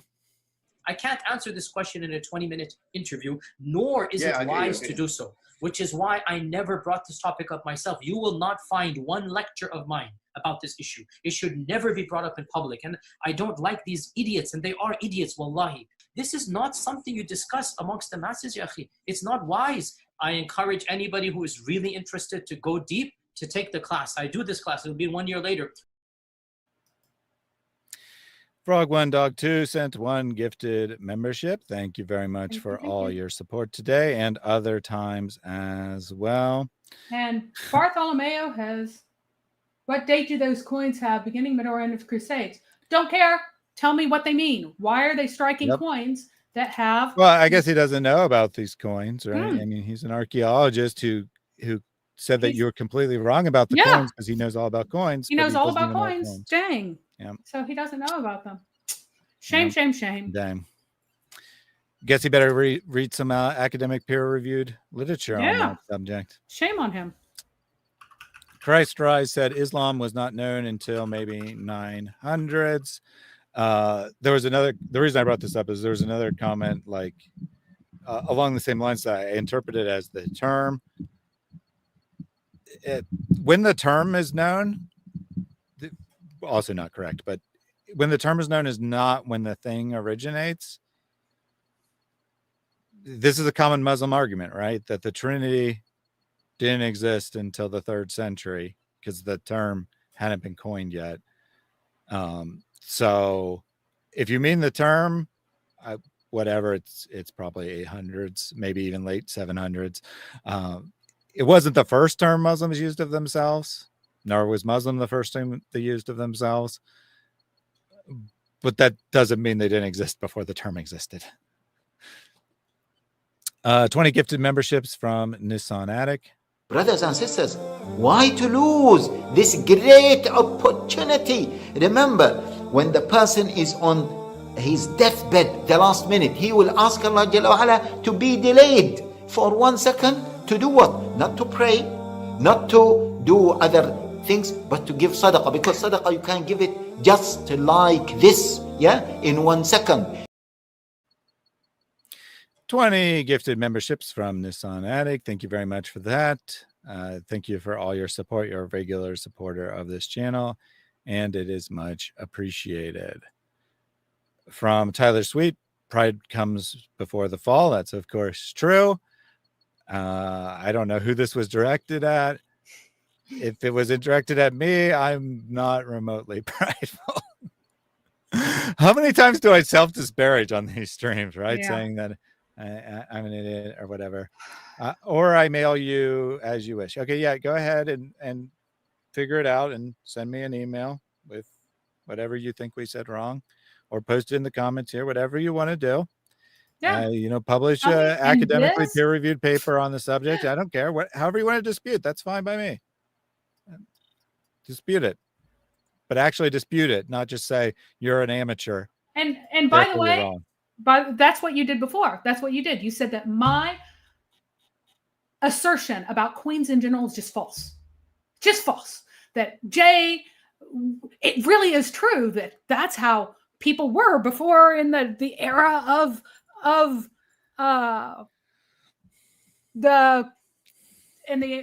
before there were newspapers, people found out who their kings were by publishing coins. Come on. That was just silly. You knew that was silly. Mm-hmm. What I said Tyler was correct. says it was directed. Tyler says it's directed at Bruce. I didn't really think it was directed at me. I just wanted to bring that up anyway because, well, you probably weren't saying that. Other people are. Yep. Right? I mean, they actually watch my material if you think I'm prideful. I never talk about how intelligent I am or my qualifications or I'm always right. Or I'm so smart, or I'm so good at YouTube, or this channel's so awesome, or anything along those lines. I never do any of that stuff. So you're missing a little bit up here, my friend. Like you're not even paying attention.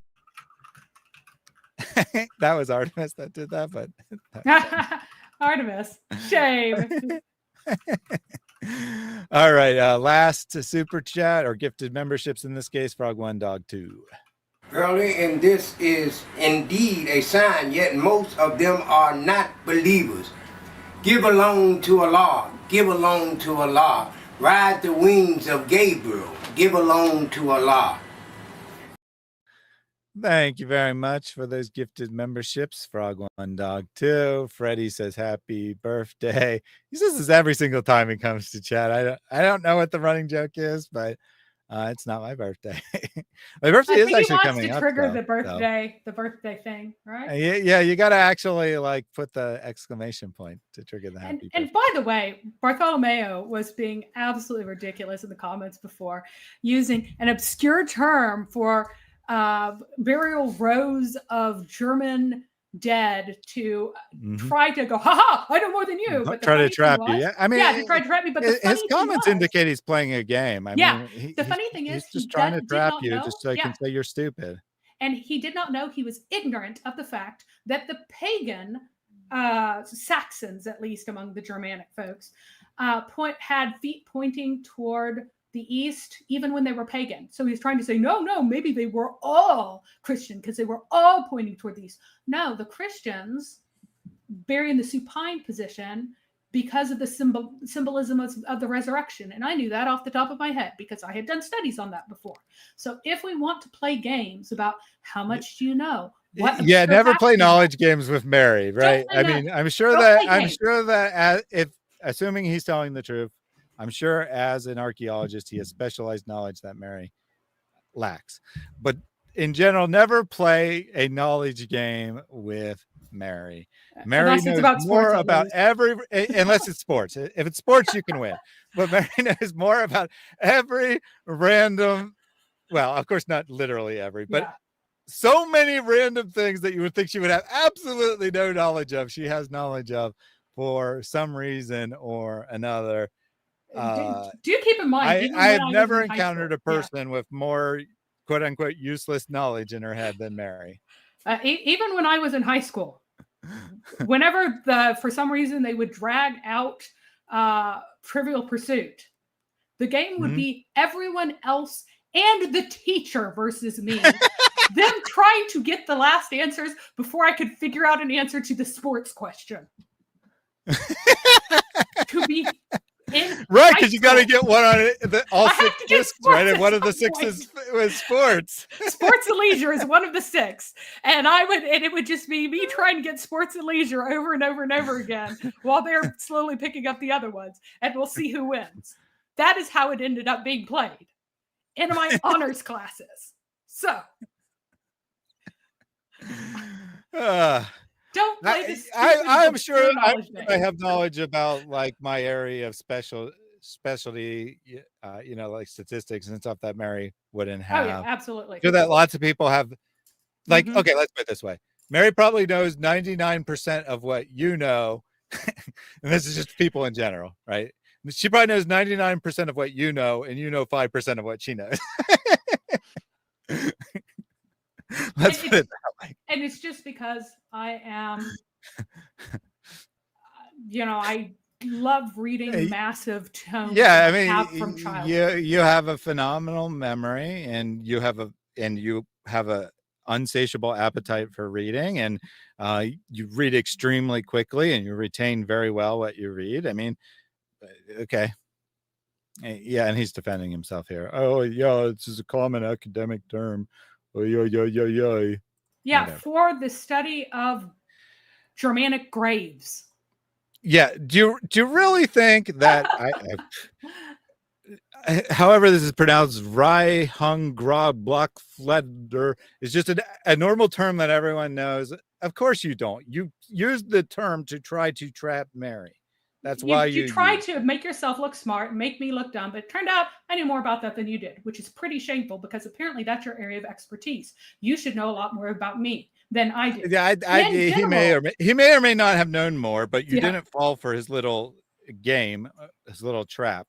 And he assumed there's no possible way you could know what this term meant, with good reason, right? Probably 1 out of 20,000 people know what this term means.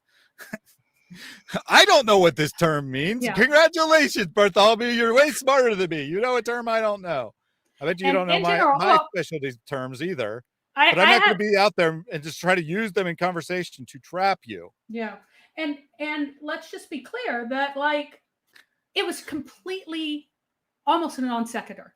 But he was trying to make an argument and backed it up by just throwing out this term. That he's like, oh, now I look smart and she feels stupid. This is a childish thing to do. I try to explain words and try to get people to understand what my argument is. I try to avoid using words that people don't know in these live streams for a reason. You saw me here reinterpreting various words that the scholars had to make sure that people would understand, because throwing out obscure things to show how knowledgeable you are the opposite of wishing to inform people. It's just wanting to play I'm smart, you dumb. That's not a nice thing to do. I don't want to be I smart, you dumb. I want everybody to understand. Okay? That's the thing. I am presenting things in ways that I hope that everyone, because I can go, how can all of you believe that this is the 8th century? That's so ridiculous. Or I can try to present it in a way that it's understandable. One will make me, if I were that kind of person, feel super special and, I'm better than everybody. And the other one invites everyone to understand it by putting things in simple terms. Yep. And that is what I'm trying to do. And that right. You're up here complaining that we're not academics. I mean, academics, they have a purpose. I'm not saying they don't. My dad was a college professor. He could tell you all kinds of things you don't know, because his expertise, which I'm not going to specify, but his expertise has nothing to do with history. Would that mean that he's like super smart and way more intelligent than you? Of course not.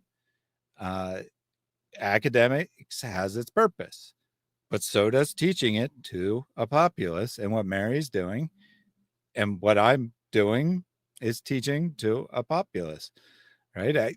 Mary is amazing on all these history stuff. I have enough knowledge I don't have like the specialized specific knowledge of, the terms being used or every historical topic Mary talks about. I haven't researched, but I have enough knowledge to understand how the field works. I have enough knowledge, enough formal training even, right? Since you value academic training, I took multiple classes on history in college. And I don't mean just like learning what the history was. I mean, on like how to do history, because I'm interested in that subject. But yeah, I don't hold a degree in history. I hold a degree in actuarial science. If you want to tell me how to be an actuary, you want to tell me all my specialized terminology, or do you want me to use all my specialized terminology to make you feel stupid and win a debate? Or do you want to actually have a legitimate exchange of ideas? I mean, it's your choice. You can do whatever you want. I couldn't care less.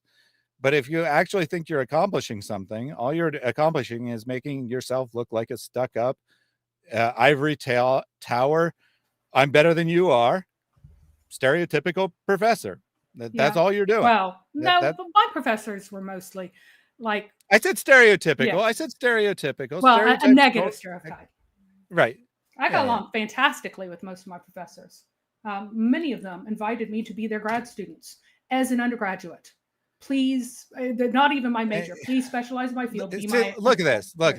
There's no better term for them. Yeah, the specialized term exists for a reason. The specialized term, it's not just arbitrary that specialized terms exist, but that doesn't mean they can't be broken down in other terms. There might not be a single word that describes the exact phenomenon. That's why the specialized term exists, but you can still explain what the phenomenon is without using the specialized term to try to win an argument. And again, that has nothing to do with their orientation. It has nothing to do with the feet facing east, which was your actual argument. Your argument is that Saxons were buried with their feet facing east in early times. Therefore, they might all have been Christian. That was your actual argument.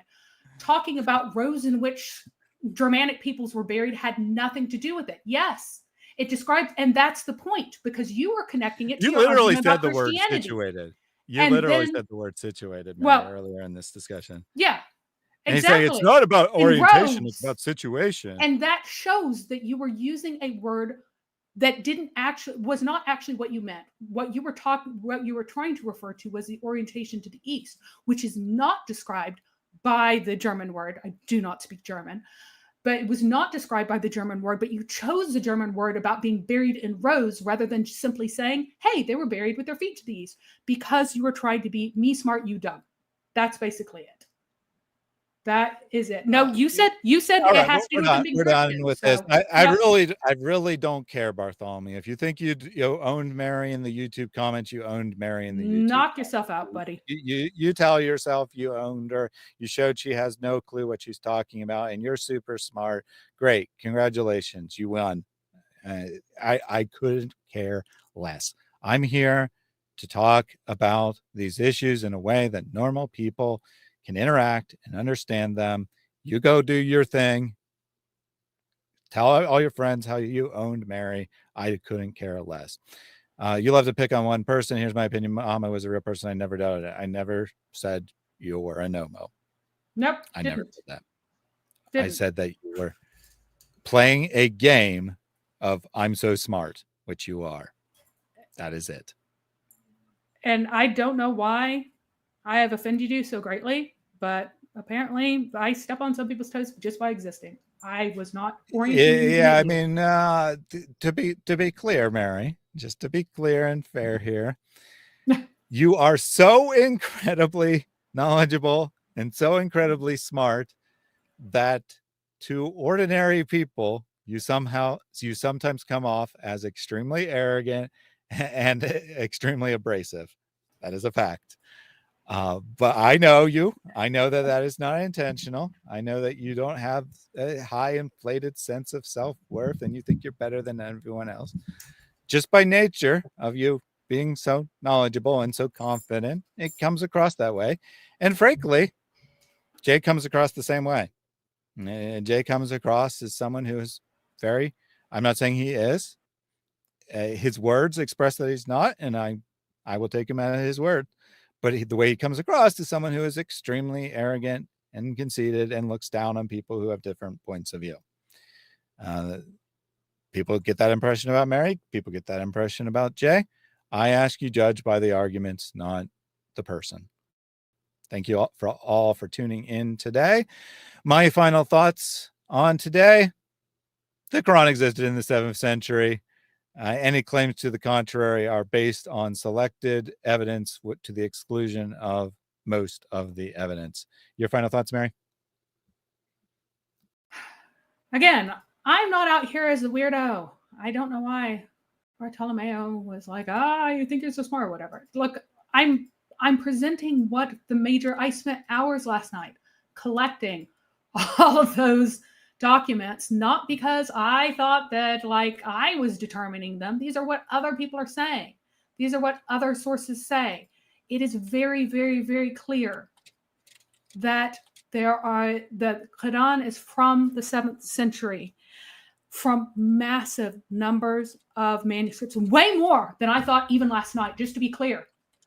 Even last night, I did not realize how many there were, and I'm still a little bit shocked by it because, again, even with what I've read, it isn't presented that way because a lot of these have never been analyzed, they've never been discussed, they've just been kind of looked at really quickly and dated by an expert. Mm-hmm. I'm not saying they're not experts, but there's no published paper on a lot of these manuscripts at all. Well, I mean, frankly, it's not that important, right? When you already have numerous established manuscripts in the 7th century, the exact date of another manuscript isn't all that important. But it would be really nice to have all their variants. That would be really nice. Yes. We're working on this. Okay, so yes. Massive. I know I said it was my final thoughts, but after you're done, I definitely want to say something about variants.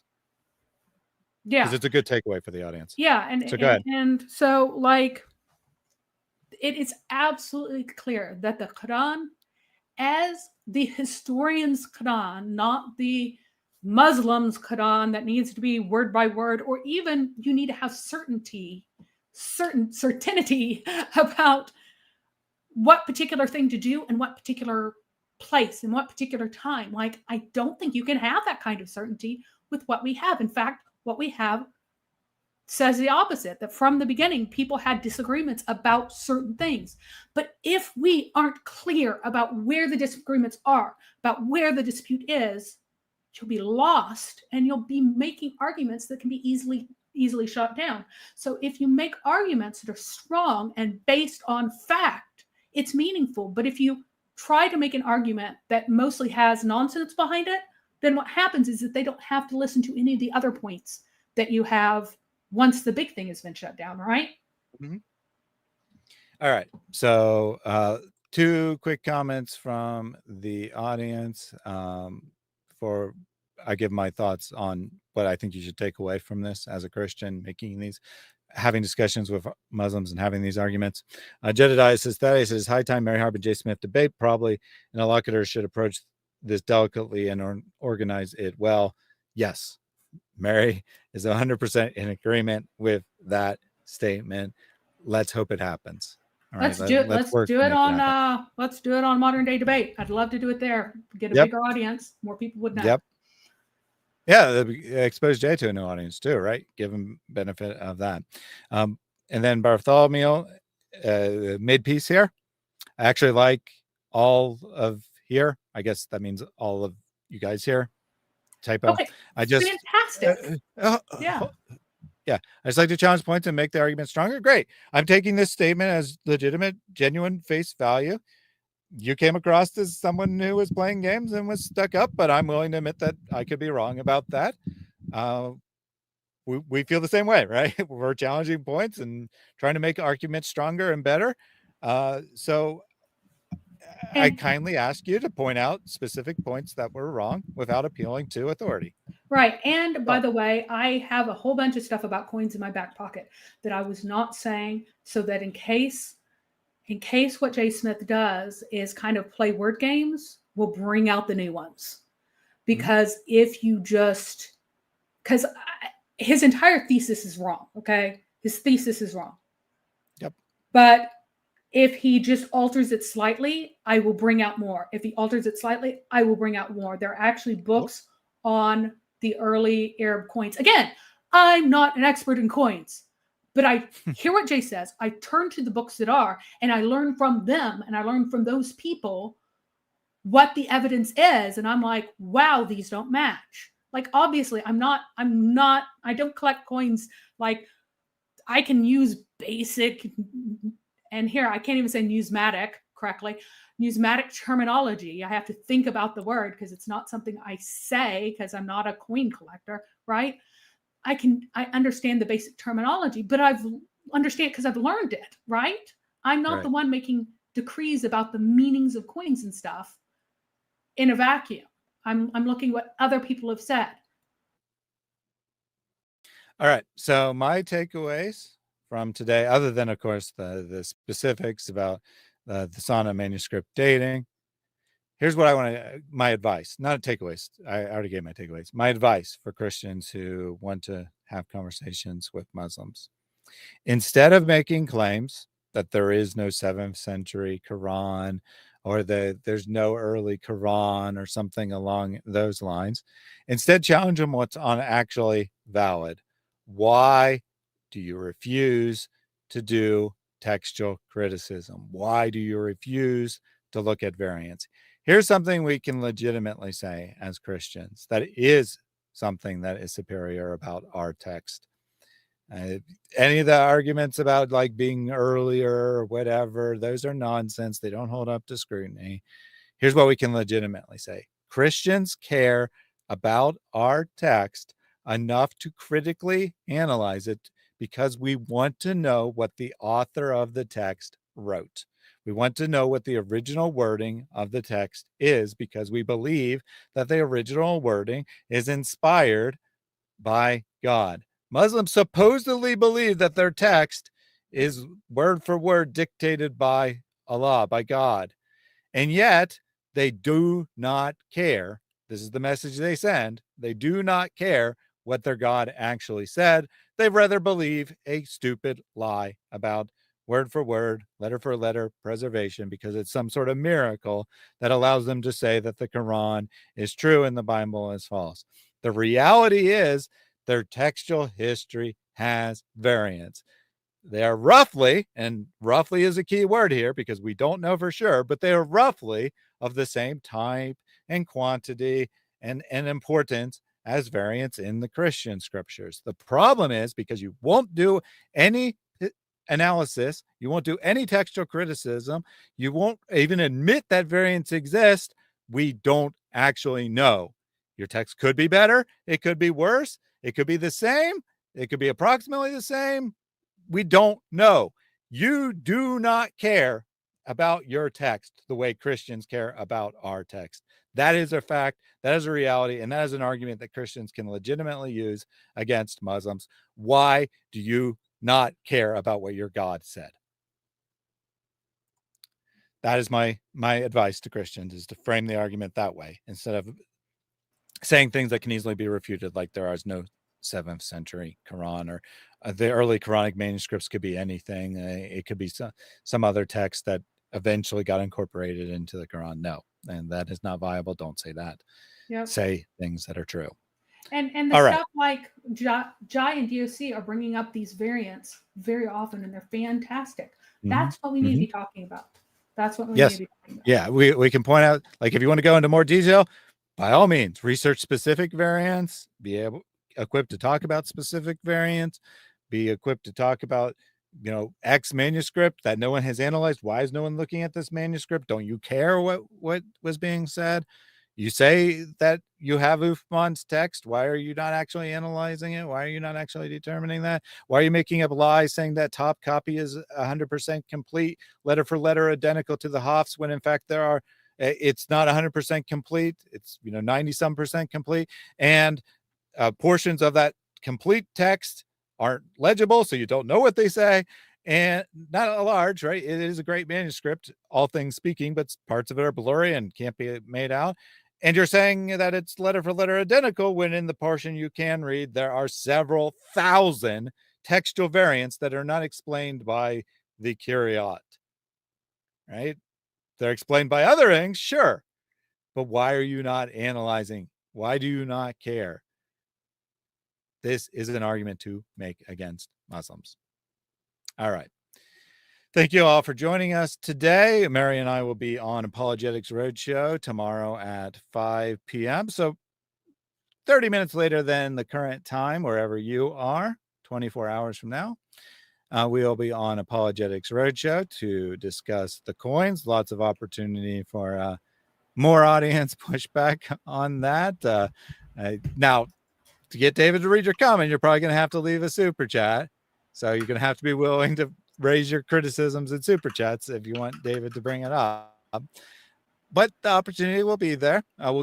David hasn't heard any of this information, so we'll get his honest reaction to it. I have confidence he won't be biased and be like, you're automatically right or you're automatically wrong.